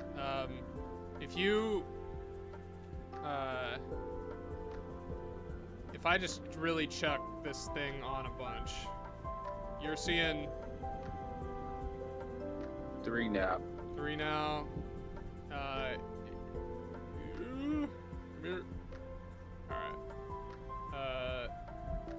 4. Yeah. 5 on the other side. Alright. Can you actually grab things, or are your hands that fucked up? I can't grab shit. I Okay. can't even move my hands. Alright. Like, my hands don't move from my body. Oh, okay. Alright. Well, alright. In which case, I'm pretty sure we're solid. Alright. I think it was an issue with multiplayer play mode. It would, like, the model added event, like, wouldn't fire all the time. It was weird. like Wait, but are you moving and you're not moving your, like I guess I don't understand necessarily, like, why I can't move. Your hands? Yeah. Or Like- why I don't even see you moving, and why I only see your hands moving. Yeah, it's the same for you. I don't see you move, I see your hands moving. I don't know. It's this new local avatar I had to make with the edit info. I just haven't, like, it probably doesn't initialize with the real-time avatar manager. I, like, probably just fucked that up or something. So I'll, like... Yeah, there's no real time. I mean, yeah, there's no real time avatar set for the hardware rig. I don't know if that matters. It might be that's play probably it. network. I probably just player. forgot to add that to the fucking thing. So that's probably why. That's like less of a concern for me because I can figure that out. But I know it's like it's not related. So for you and your own hands, like you see your arms things, right? You see like your gauntlet things. No, you gotta look at my screen. Oh yeah, let me actually look at your. I don't have hands. Okay. Yeah, you don't have any hands at all. They're okay, down they're here. down there. That's what I'm trying to say. If you hit the A button like a couple of times. I am. That's what I'm saying. All right, that's weird. That's legit. Is it something not saved to the scene, baby? Maybe, yeah. Maybe I just forgot. Because I see you have hands. Yeah. And I'm like, why don't I have hands? Yeah, that's just kind of weird. It's probably just something not saved to the scene that I fucked up or something.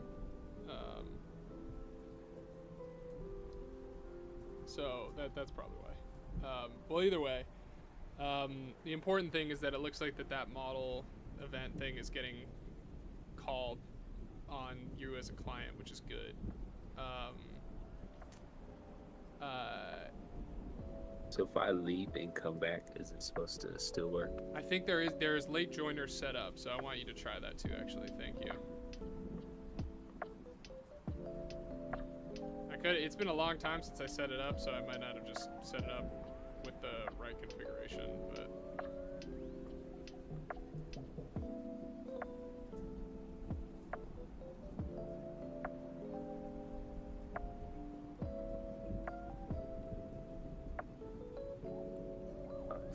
Okay. You get set up. Word. Okay. Sweet. Yeah. Well, that's sick. It's like a second at first, so I imagine like it's on whoever loads in to like wait for everything to load. Right. Yeah. Probably just that transitional state that we gotta mask, you know? Well, alright, so cool. Good news is we're managing custom objects well, and also this customizer thing, I have like the infra to set up for environment props too. I just gotta like create an environment like object type basically. But it can detect the difference and then just edit it. So cool. All right. Well, I have some edit things to make with like caps for scale and like that kind of bullshit. But other than that, that's very helpful. Thank you. Yeah, I mean, it still looks good. It's definitely smoother than Photon. Yeah, I haven't tried it, like, so I don't know the controls, but it looks smoother. Yeah, it's like a lot. Well, because it's just, you know, it's more responsive, right? So it's. I wasn't doing any like prediction when I didn't have enough time to set that up, so it was kind of like clunky. But now it's just like it's totally local, right? So it's just it's like pretty perfectly responsive. So now it's just about refinement. I just gotta like refine it a little bit and make it like a cool, like delightful experience. Put the check if you're still intersecting with the mesh and stuff like that. But that's window dressing. It's all local, so I'm happy. Okay, well, I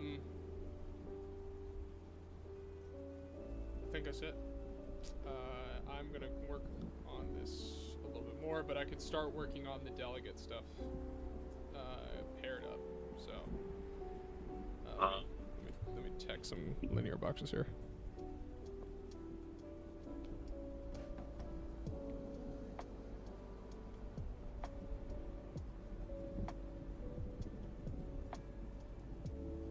Yeah, interesting you say that. I was thinking about the addressables content thing and more like how do we load the scene, and I think you were right when you were like, hey, we have to like have local scenes and map these to like room codes basically, because I just thought about the first person who spawns into the scene, like how are they gonna know what the environment is? Like there has to be a scene with something, or else like how does the environment itself get spawned in? Like I just connect to the room, but there's no server to like call instantiate, so it would be on the like first person who joins the room to like instantiate the right environment prefab. Yeah, right. For like creating a new one. Yeah, for like any room code, like how do I know what scene, like what's so if the environment? Right. So you're saying like if I was creating a room for the first time and I wanted to like select the haunted house fucking place, you know, we have to pull that prefab and create it. Yeah. I think so. I mean, like, again, this goes into more of the game, like what is it like when someone creates a room? Like what are they doing? Like what are they looking at? Or is it just like, hey, here's a random base map. Maybe in the menu you could change it after the fact, or I don't really know. But yeah, I was just thinking about like, okay, well, we don't have a database of like seats, so like how are we spawning these prefabs for the first person, and they have to do it for everyone else. So it's kind of like track generation. But yeah, I think that that's maybe the most important thing, is like we do need a way to map all of these scenes to room codes, and then we can really start to think about like addressables and content, because we'll know that the rooms are good.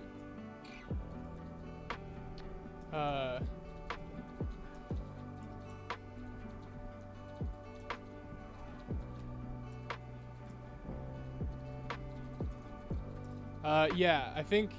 So the way I think about it is the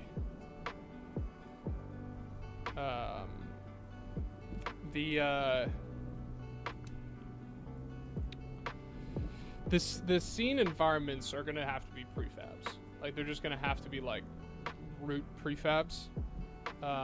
So like the fucking candy place or the the race place, whatever. They're the roots of them are prefabs. And those things are real-time prefabs, so they'll be saved in like the resources folder and everything like that.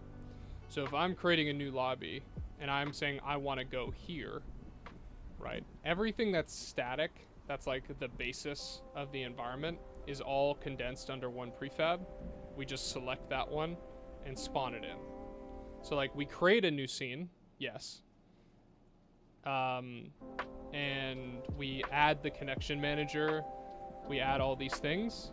We like maybe we migrate all that stuff into our or like we additively scene load that into our master scene or whatever, our single entry point. And then we spawn the like environment. We spawn that as like the basis.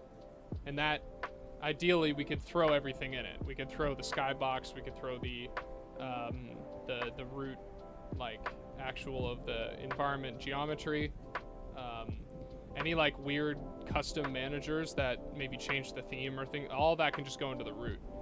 And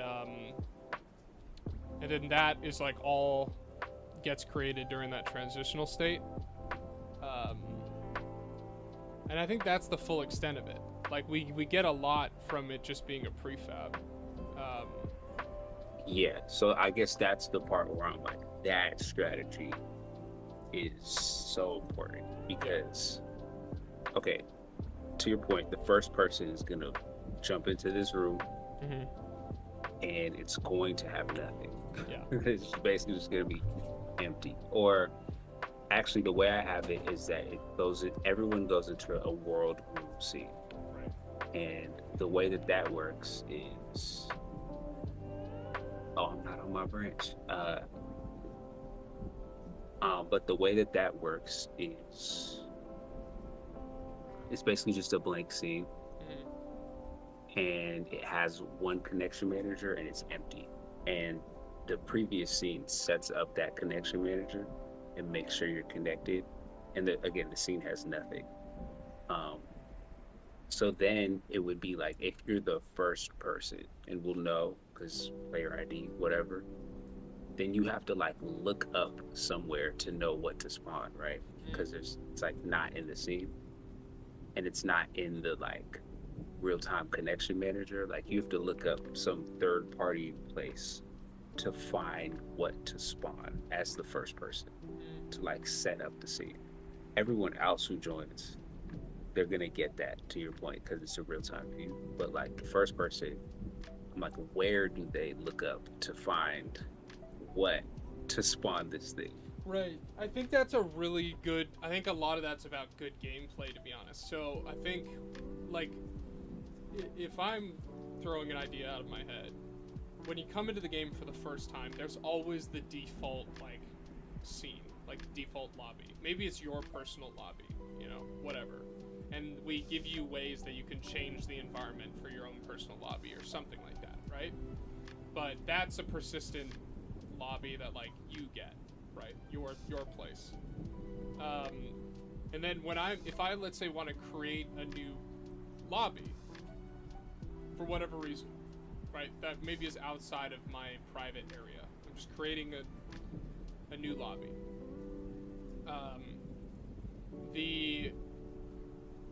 We need like some basic info about what that lobby is. The basic info being like, where is it? Like what map is this lobby, basically. And I think the way that we do that is like when you're selecting, like when you're creating a lobby, like in that portal view, that UI. This is actually a good point for you, Akon.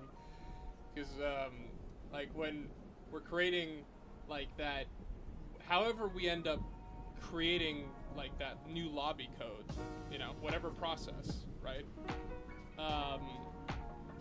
We also should have the players like select which place they're going to, right? Like they're going to Candy World, they're going to X, they're going to Y, right? That's what this lobby is.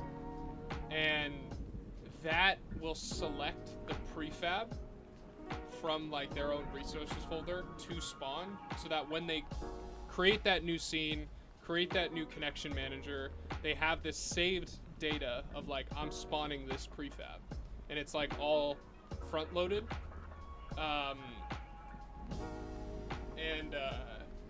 And I think the development thing that I think we just need to create actually is an async process for transition. Like we just need an asynchronous process for like, I'm transitioning from this scene to this scene, so that we can cover literally everything of like, we can do all these awaits for like, I'm awaiting that new object instantiation for like the fucking new map. I'm awaiting like connecting to the new room. I'm awaiting like maybe any late joiner parenting that needs to finish. Like I'm sort of awaiting all these processes, and then like once they're all done, I like enter the room, and like we would like, you know, remove the hidden loading screen or whatever we decide. So yeah, I think like the figuring out how we actually just handle transitions technically, I think is A1 most important right now.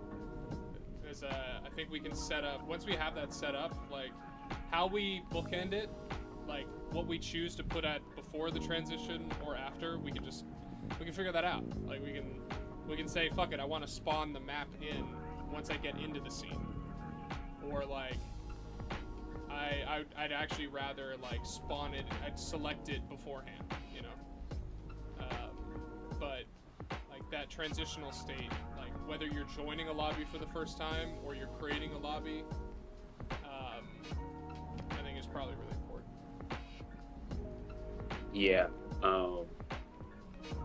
So that's like, it's like kind of two things. So that what you just spoke about is not specific to portals. That's just connecting to the, and like even given our current rooms, like how I just joined and then I see the car, and then like maybe 2 seconds after I see all the parts that you actually put on it. Like that waiting process, like we have to do just connecting to a room, period, right? To your point, whether you're late joiner or you're creating it. And I know like we're testing scenes, so like everything's already kind of set up. But even then, like that's kind of when it's the heaviest, to be honest. Like it's not an optimized scene where it was loaded additively. Like I can now show you this world room scene, which again, once you walk through this portal, you get placed here. This world which has no portal or no skybox, and it's fucking desolate. But like, yeah. But this is all a new room needs is a blank connection manager for us to like do setup and then to load everything in. But you're saying like none of this will be here. This will just be blank with the connection manager. First person loads in. We should keep that last scene. Like it shouldn't just be this scene, right? They should still be maybe in this portal, like in the portal, right? Or like, yeah, some transitional, it's either on the avatar somewhere else, or it's like, it's something like, you know, it's. Yeah, because let me see if I have the scene wired up, because basically we have that transition as far as like the portal and getting to a room with the room code from space-time. Like that was surprisingly, and again, if the demo gods are nice, that was surprisingly easy.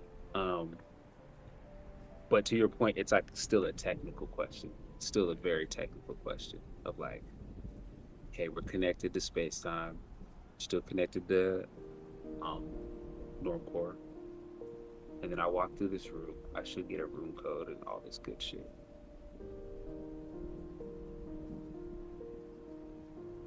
But it takes so long for me to like transition. So like, I imagine that's what's not good user experience.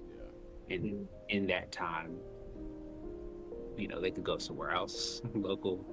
They could see something.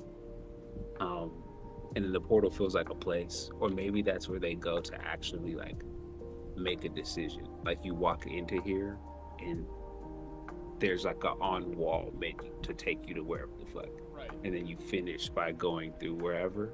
Right. And maybe as soon as you hit that button, like we killed the door that you enter from. So like now you have to commit.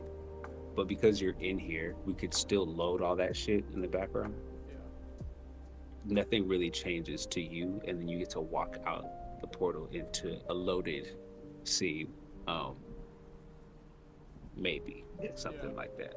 Yeah, I think it's some, like, what we know, at least from a technical standpoint, is like when I initiate a transition, right? Like when I say I'm changing lobbies, some process kicks off that starts transitioning you, right? It like adds that new connection manager, constructs a scene, starts spawning stuff, starts all the processes that happen after you connect, like all those kind of things. And then once that's all over, you spit out on the other side, like fully realized in that new scene. I think if we make that essentially a big old async task, like we can for one like make the load a little bit like less burdensome. It is. Right? Yeah. It is a big async task. Well, that's lovely. Well, perfect then. In which case, like I think following that pattern, like you already have it exactly right. And I think it's probably just about like. Yeah, to your point, there's some parts in here where we can like do other stuff. Like we just directly get the room code, transfer to the scene. And again, there's no context of any other game events, and we don't send any game events. This is just the portal taking you through the steps to like connect to a new scene. So to your point, like the portal can tie into this event bus, and then we probably have a really robust system of like showing you whatever you need to see and taking you wherever you need to go, to make this like smooth. Because yeah, right now it's like a delay. It's really random. It'll asynchronously resolve, and then you'll just be in a new world. We'll delete the scene you're in, and we'll just place you somewhere. And again, it just doesn't feel good, probably. So, yeah. Yes. Yeah, go ahead. What comes to mind is like, you know, in like on console games, sometimes on a single player game, they'll have a player squeeze through a crack, and that's what they use to like load like the new area. Like if you're like navigating and then you see like a crack between two rocks, they'll like squeeze you through and play like a preloaded animation. And while you're squeezing through that crack, they'll load in like the next chunk of the world. Like, are we opposed to having the portal be a tunnel and the player just literally has to walk through the tunnel that takes like 5 seconds and then a door opens and you're in that world? That's a really good question, actually, because when we make Get Set Go the game mode, you know, we have these like portals that link these different like race zones, right? And the way that we constructed it was basically exactly that. Like you would hit the portal, you would get into this tunnel, and then while you were driving through the tunnel, we were like async loading like the next tile, so that by the time you popped out, like you were essentially just like everything was loaded, and it was a way to stretch out that whole process. I think we could do something definitely like that. I like the idea. The one thing that we don't do right now is our portals aren't really like Portal the game. You don't like see through them. It's just like a, you know, it's just the goo basically. And so we don't really ever give you an indication of like where you're going. And that's something we could maybe change. You know, we could maybe make it more of like you like literally walk through it. Or one thing we played with is in again Get Set Go the game mode. You know, you need to transition between these different mini rounds, right? Get Set and Go, right? And they take place in different places, and we want to unload and load like the new shit, right? Like Get is in a grocery store, Set's in a garage, and Go's on a racetrack, right? So what we do is we had this transition where like this like kind of goo would sort of like go over you, basically, and then it was like a wipe. It would like wipe up, and then you'd have, and then it would like wipe down again, and then you'd just be in the new place. So I think there's a lot of different things that we could do. I don't know. We're sort of open to all of them. We just need some way to handle that, like, again, to Abina's point, somewhat unpredictable async process. Like, we can't quite guarantee 100% that it's going to take the same amount of time every time, because there are like variables with maybe this lobby's like got way more shit in it versus this lobby. Maybe this lobby's got I have a shittier connection to this lobby than this one. So it's got to be some like idle state or like semi-idle state that feels nice, you know? We say hidden loading screen a lot because we never want to take the VR away from the player. So we never want to take away your ability to like turn your head and like look around and shit, you know, and like maybe even see your hands. We'd love to keep that like as something you can do as a player. We never want to interrupt that process, but like we could take away literally everything else from the player, right? That's where they don't see anything else, you know. It's like they're in some warp zone or something like that. Or to your point, they're walking through some like infinite tunnel, and like eventually the opening opens up, you know.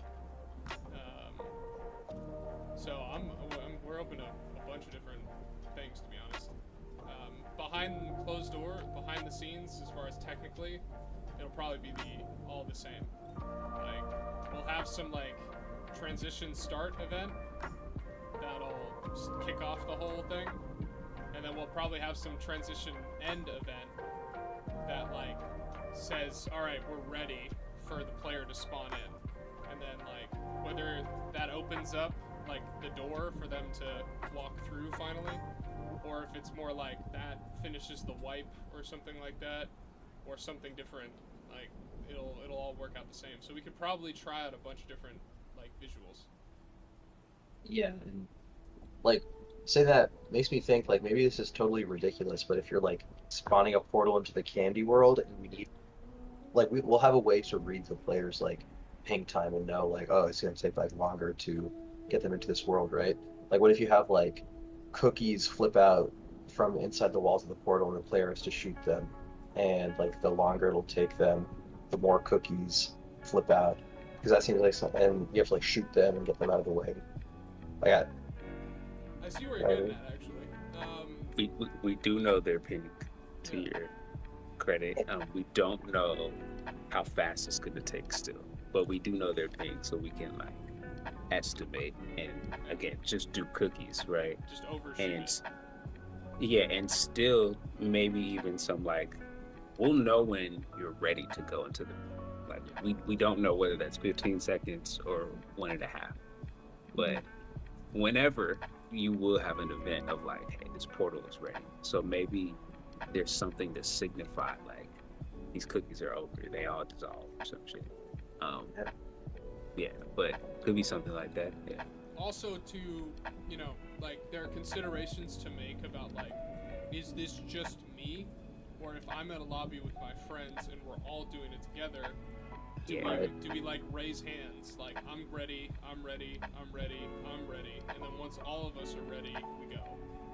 You know? But see, that goes back to my question of like, okay, party-based matchmaking. It's like, now how big does this portal have to be? If like 8 of us are going through it, like, And then, okay, let's just assume that we can go through as a party. Like, should we know before we get into this portal, like, where we are going? Or is it like we all got into this portal and now there's like the fight to decide, like, where we're going? Because, like, at the moment, there is no UI that, like, tells me where. This is purely random matchmaking. Right. And I imagine either with something on my wrist menu or something that's like on this device, I would want to be like, hey, I want to go here. And then to your point, like, this doesn't show me where I'm going. So I still don't know where I'm going. So maybe even there's a way to like get a preview. What I'm imagining is like a big portal, and it has different like connection points because we have that sticky hand mechanic, and so you have one that's like a small representation of a food world or like ramen world or something like that. And you stick out your hand and you do voting like that, and then once like everybody's locked into their decision, the portal will like change color or something, or like it'll like the portal can like flip, like rotate and cycle through it, and now it's like, okay, this is the food world portal, and then maybe we can, as to like the loading, like in Minecraft, you all go and you stand there. There's like some sort of animation, like I'm talking about going to the Nether or something like that. Well, So that's why that's how we can like. Yeah, go ahead. Sorry, my bad. No, I was just gonna say that's how you can like bake the UI into like the gameplay.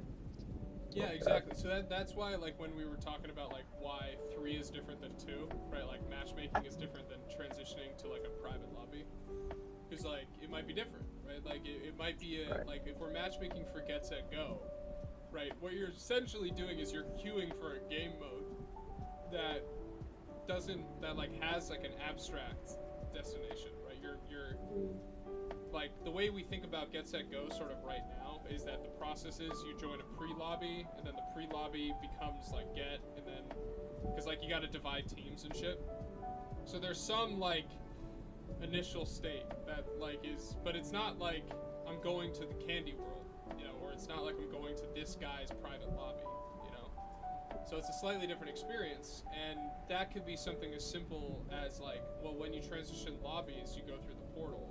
But if we're queuing up, we like all stand in one area and then we like teleport, or something. There's this game that it's called, I don't know if you've ever played it, Sky. It's got like a mobile version and a PC version. It's a great game. It's like it's essentially like a chill exploration MMO. Like there's like, you kind of just explore these things and look for these little trinkets, and like that's kind of the whole game. But it's just a vibe game, more or less. With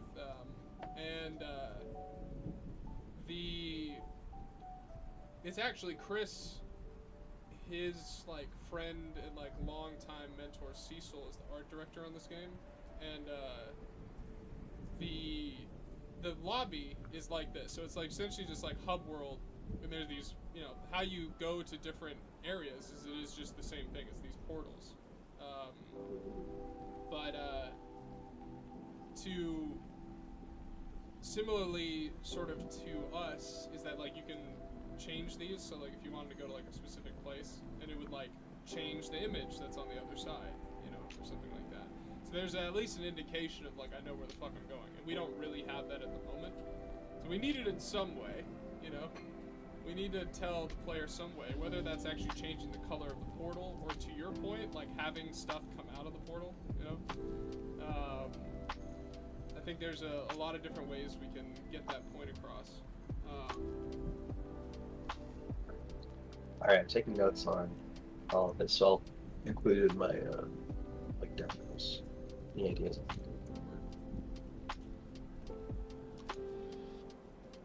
I mean, but to be fair, because I know it is like extra complexity. Yeah. Like, I don't know how we would visualize this new world and what's going on in it. Other than maybe just the theme of it, I have no idea. Like maybe even just like there's a screen that just, we have a picture of like an information, like that redundant. No, but like I guess I'm saying like, okay, but like, how do I describe like a world that's been customized? That's where I think maybe we just accept that. Well, okay, long run, I'm sure there's lots of ways that we could, you know, take snapshots of, like, have a fixed camera angle that always shoots the map, and then like we save that image and we display it. You know, we like retrieve it from the server and display it or whatever. But short run, I think what we can do is at the very least we know like the theme of the map is like Candyland or fucking haunted house or whatever. Like that's like the base. And even if there's stuff on top of it, people have added like a shitload of stuff. The base is the haunted house thing. And so even if the map's been customized, like we can at least show maybe the base of it in some way, if we want it.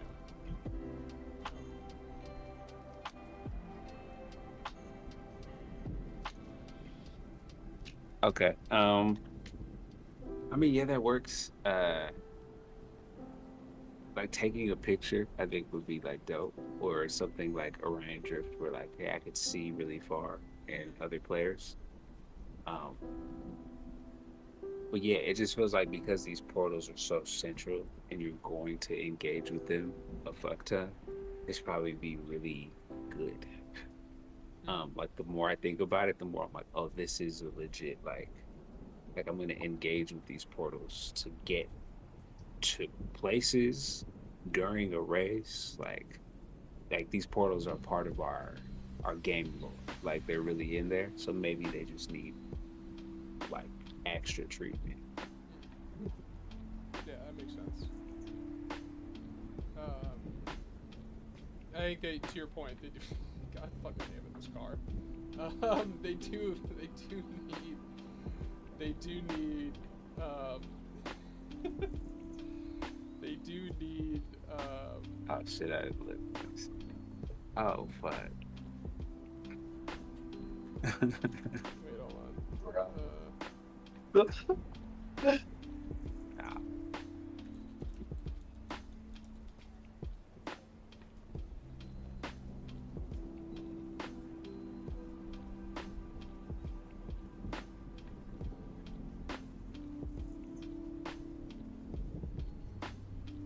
Okay, this fucking gift's too small. I can't even read it. Whatever.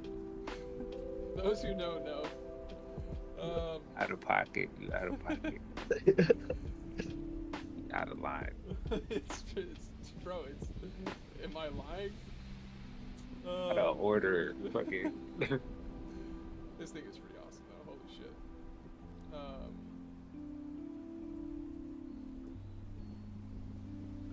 It's got a walk cycle and everything.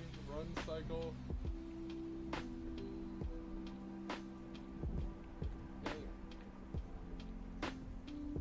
But like, how does it drift? I think that's just gonna be a. It's just gonna be a. It's just making sense. Damn. Damn. I can already hear the sound effect, just wet slapping. Yeah. That's gonna be clipped out of context all the time. It's pretty fun. I like it heavy.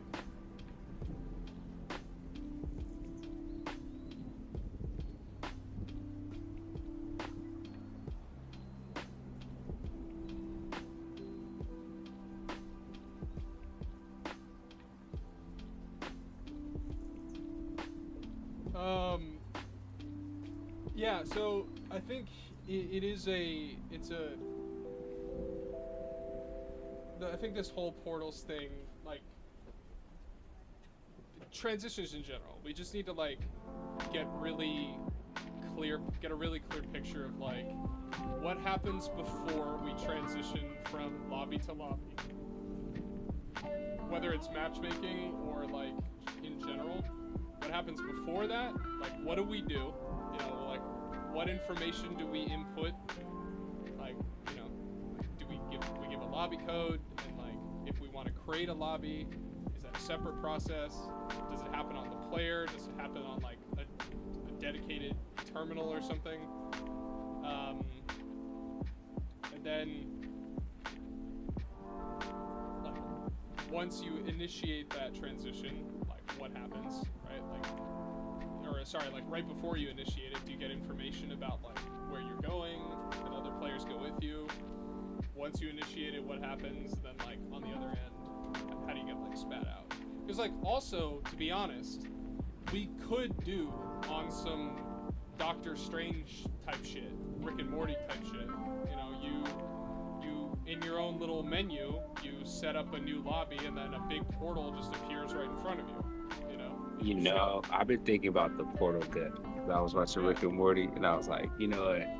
That shit would be dope because these room codes, again, I'm trying to pick room codes that are like 6 digits, right? And like letters and words that aren't confusable. So we don't have O's and zeros. Right. We don't have like just certain confusing shits like I's and 1s, right? But we have room codes that are 6, 7 digits. There's a way for me to like hit that shit into the gun and then like that's where I go, and I know that I'm going there because I like shot the private room portal, but that's a real object because these world portals, again, like we can just make them real-time components, and their goal is just to like again exist in the world as a networked piece, but to like be a spawnable transition point and programmable as well. So like this gun or whatever interface, I can put my room code in and then I shoot the shit and like we can all jump in. I think that would be dope because maybe I shoot this thing and it's only ready once that room is actually loaded and ready. Right. And then it's like I'm still in my world, and then once that portal's ready, I'll get some indication and boom, that's dope. Yeah, or even like, you know, there's like a menu like where you type in the like if you like some section of your menu. If I like want to join a new lobby, you type it in on the flat menu for convenience. When you hit like load new lobby, you know your hand like changes to like the portal gun, and then it like once it's charged up, you know that lobby's been like loaded up and ready to go essentially, and you like then you fire it out. To your point, like I mean that's it's a break from this. It's saying that like portals are not in world fixtures, or I mean they still can be because like again for Get Set Go, it is a more automatic matchmaking. I don't want to push a button because it's just join lobby. It's just start. It's just queue. So to your point, like this can be an automatic situation or a race portal. Also, but we could make it low-key and environmental objects. Like chuck a portal into the scene. You need another one for it to like work. And then it just teleports between one and the other. I feel like that could work as a part, but like I'm more portal gun now because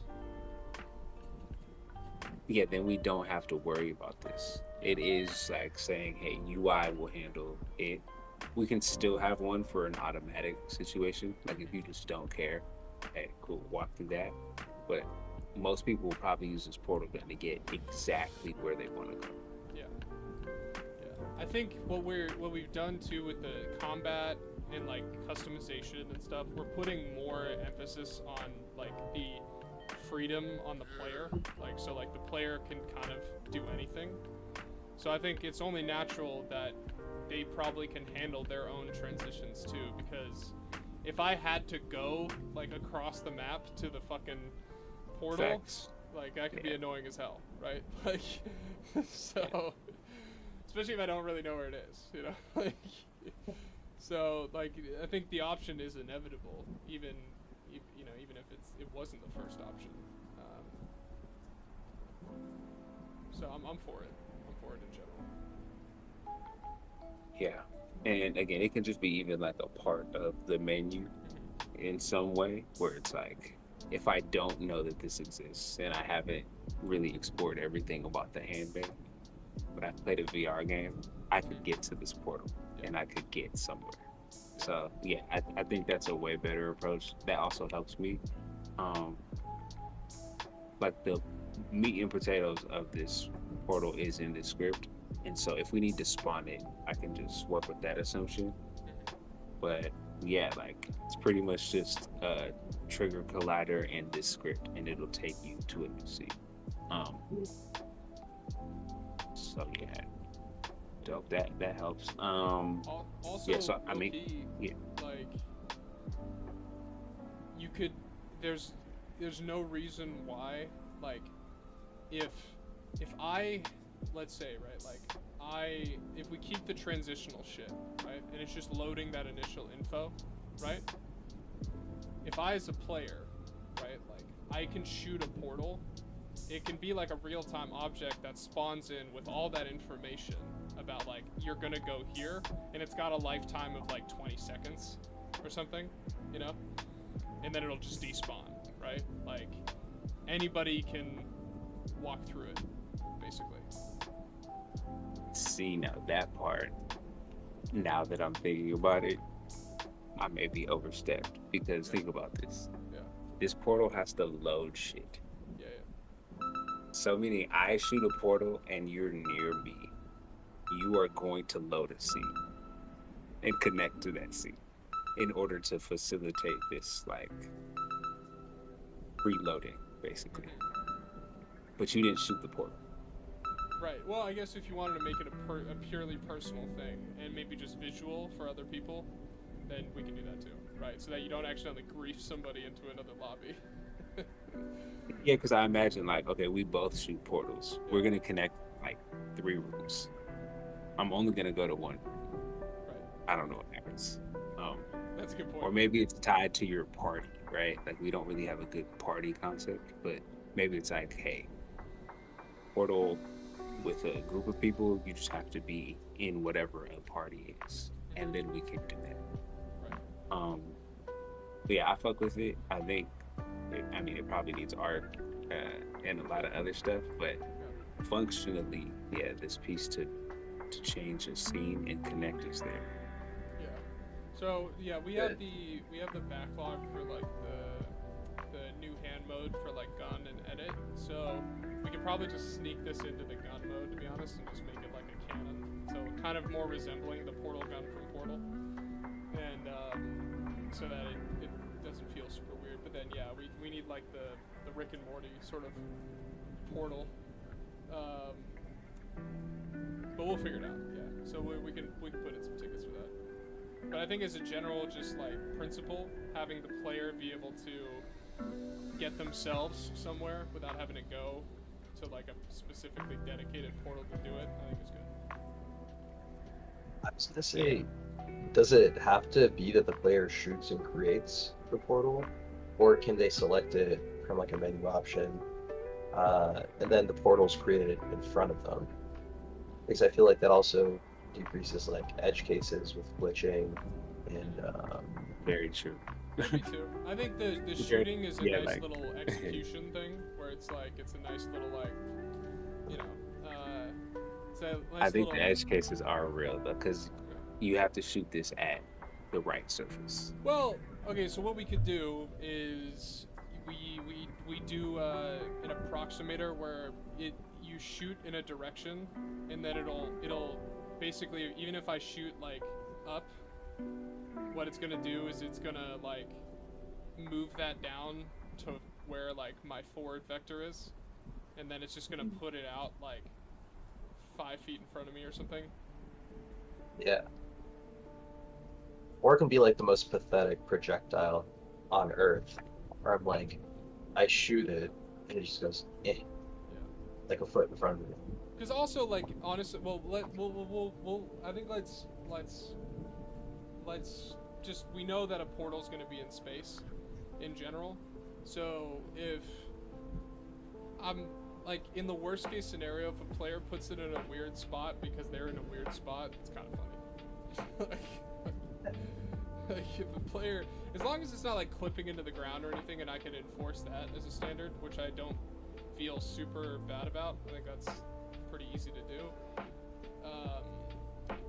If like I shoot it and like I'm like flying off of a cliff and I try and like shoot it, you know, or we create a parented thing where it's like, you know, it's always like right in front of you. Yeah, to your point, because it's parented to you and it like opens up and you can like walk through it. We'll figure it out. But either way, it's a good thing to do. So we should go that direction. Yeah. So yeah, I'm for that. It does require, again, like at the point that we really need to like polish this, yeah, we kind of do need some UI to like test private rooms and shit like that.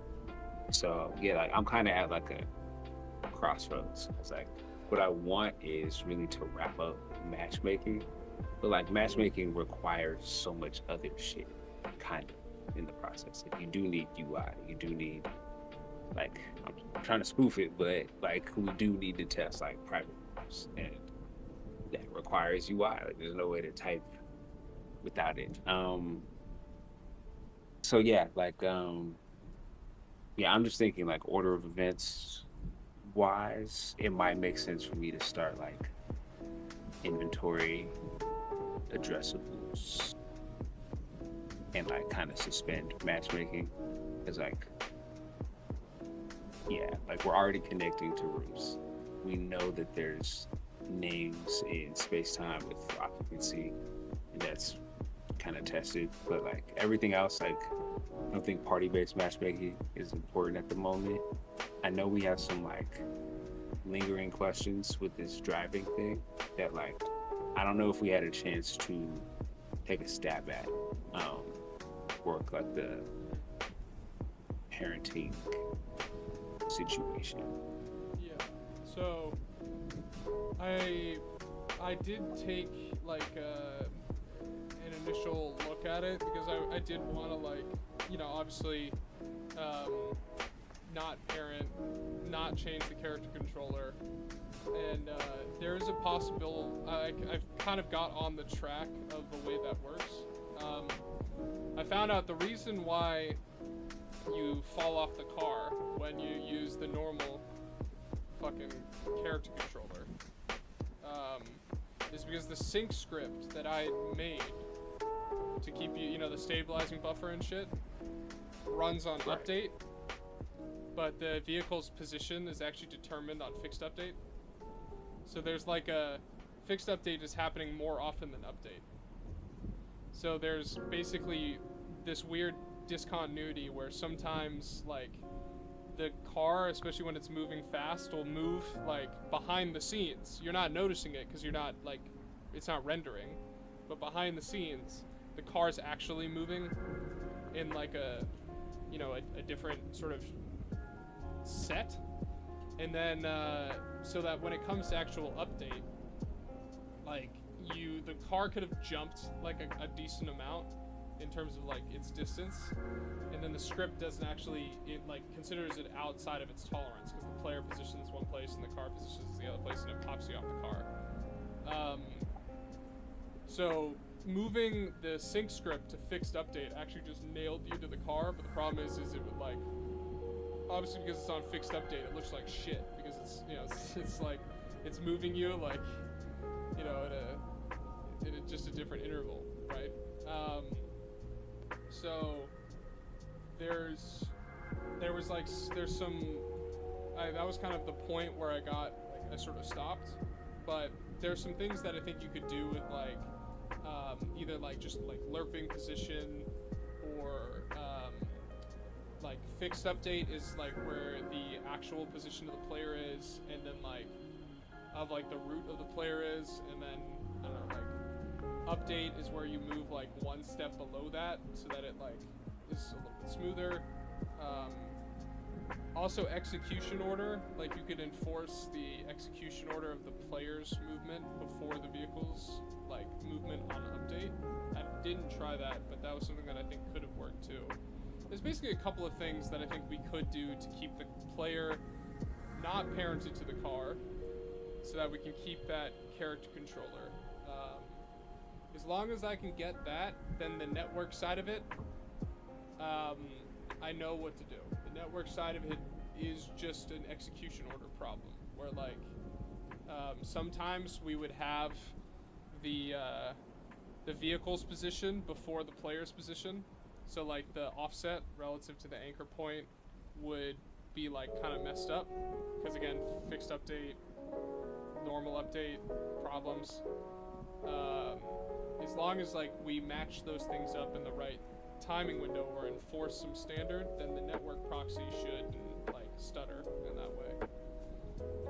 So like I had a bunch of theories and I kind of only got to go like 10-15% the way down one of them.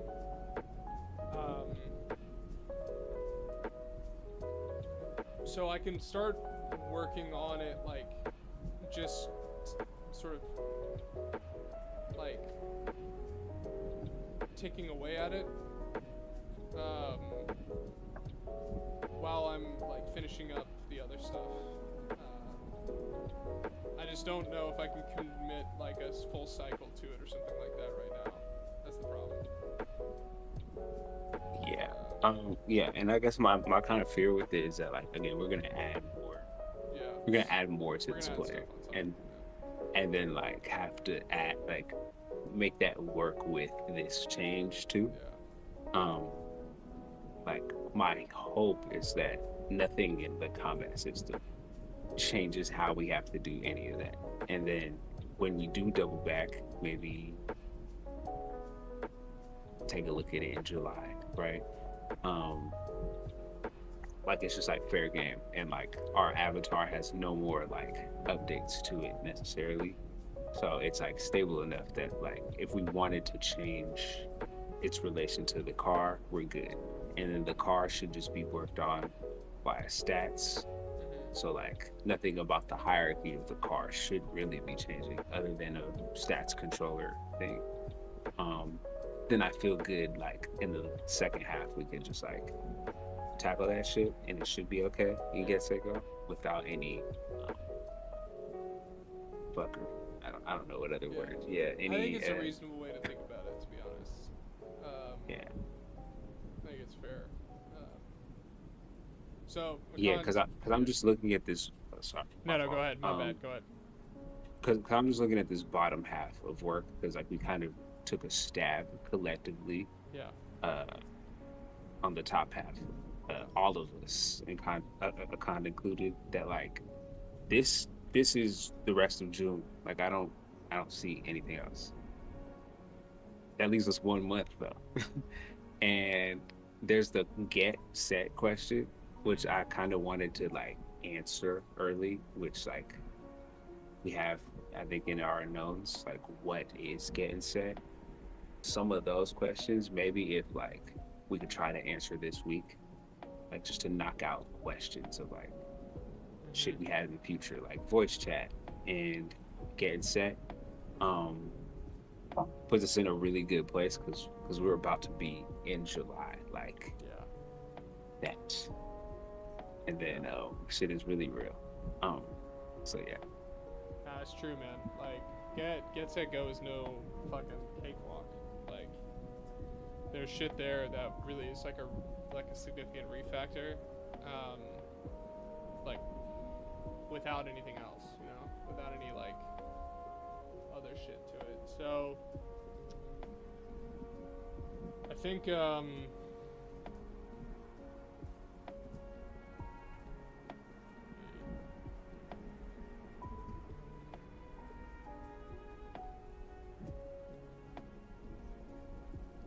I think we should spend some time like trying to answer those questions.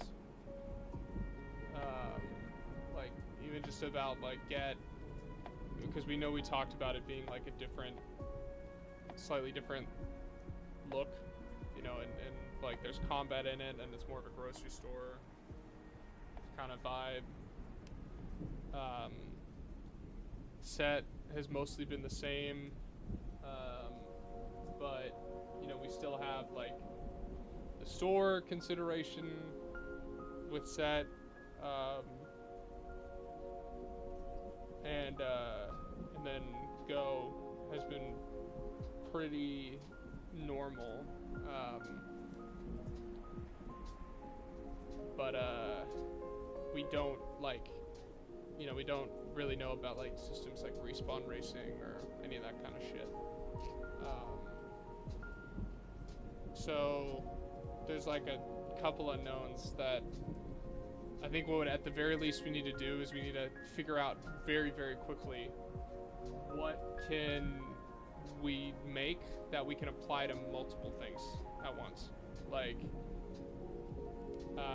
transitioning between get, set, and go as like stages could inherit like a decent amount from how we transition from lobbies, theoretically. Like some of the way we just structure it at least. The way we do like combat in get and go like shouldn't be any different than how we're doing it in the sandbox right now and what KT's doing right now.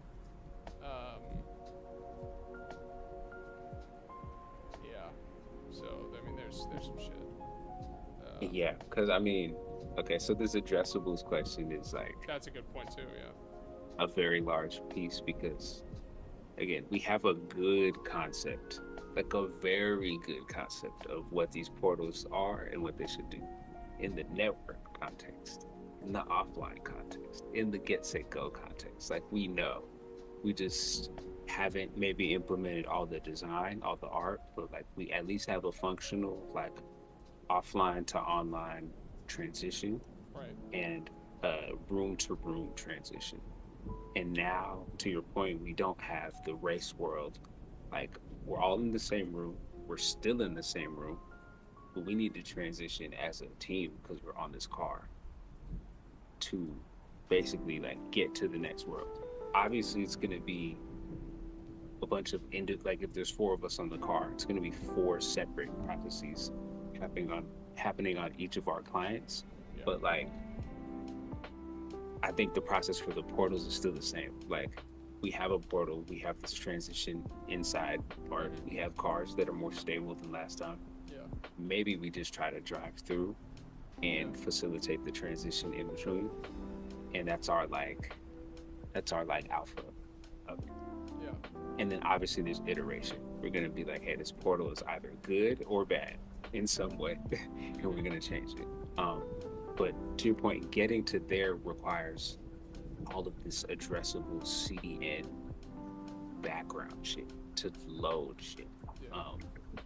So yeah, I'm thinking like that cusp of July, like the end of June into July, it's like we should be experts in addressables and content delivery, because as I think to your point, like the Get Set Go should just be a lobby, like in actuality, like it functionally speaking is a lobby in that just has a specific like mode in it. But if I join a lobby and I have like different shit than you have, right? Like normally we stream those addressables to you, right? Same shit needs to happen, like at least the architecture for it, the same shit needs to be able to happen in Get Set Go, you know? And there's probably like a decent handful of other stuff like that if we were gonna play a round of this game,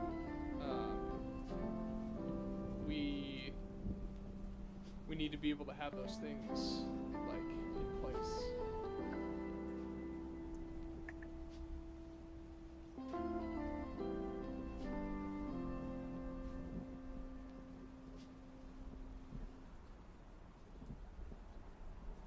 Yeah. yeah, so that's just why I'm like, again, just trying to like get a get a read on like where you are kind of in it. Um, cause yeah, just the more I'm starting to see like maybe 2 weeks into this process, like, hey, matchmaking will be okay for now. Like, I don't need all this time.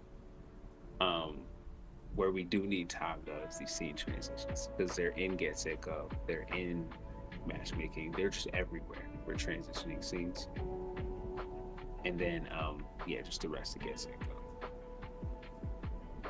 But cool. Yeah, that's all my questions. I'm sure at our next code review, once we actually get like something pushed and like updated for kind of all of these things, I'm sure, yeah, we'll be pretty clear on what's next. Okay. Well, in which case, I'm just gonna focus on like hammering out the rest of the parts, customization, and I'm gonna just start on addressables now as well, to be honest. Yeah, so I mean, again, for whatever that is, because I have to do inventory, like you just gotta, like, I need to know what data to save because at the moment I don't, and I know something about it has to be addressables related, and like, is there a way that even if parts are local, right? Like if they're on device, they're still addressable, right? Yeah. So like the distinction between like a remote addressable thing and what that means for our inventory and like a locally addressable thing is maybe my biggest question mark.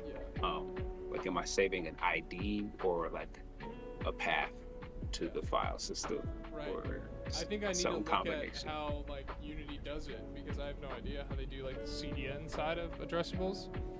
If it's like some hash or some ID or some whatever that you could put in like that references that thing in the fucking cloud that we gotta go and get,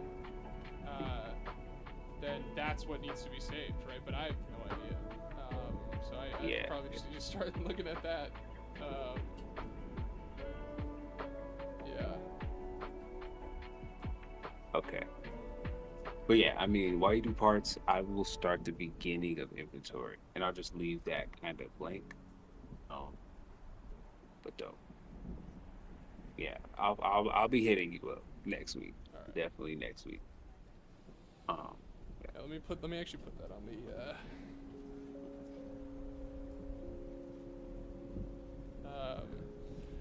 Let me actually start putting this in.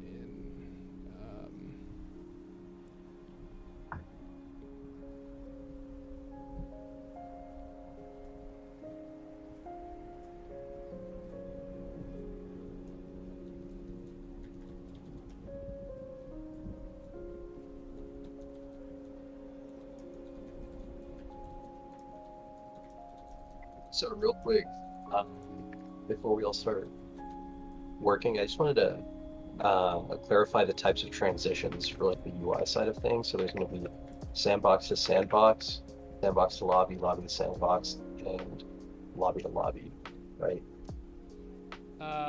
Yeah, so there'll be, I mean, we got to balance like difference between maybe full scope for August 30th and then beyond. But at the very least for August 30th, if I'm in a lobby, I transition to that lot to a new one. So if I'm by lobby, it's like the current sandbox that I'm in, right? Like with a bunch of people, and I transition to another one. That's one kind, and then kind number two is probably like lobby to Get Set Go, like the matchmaking. And that's like, as a starting point, that's like, I think the major transitions. Beyond that though, there are transitions from like, when we play Get Set Go, and we go from the get round to the set round to the go round, there is some transition that will happen, right? Like some, like, because we literally move space, you know, we spawn into a new space. Like we have to load new stuff. So something does happen in that moment as well. And then there is the transition from environment to environment in the go stage, which we can actually like talk a little bit more about like when we get there. But so those are all sort of the transitions that are in my head right now that I think have to be accounted for.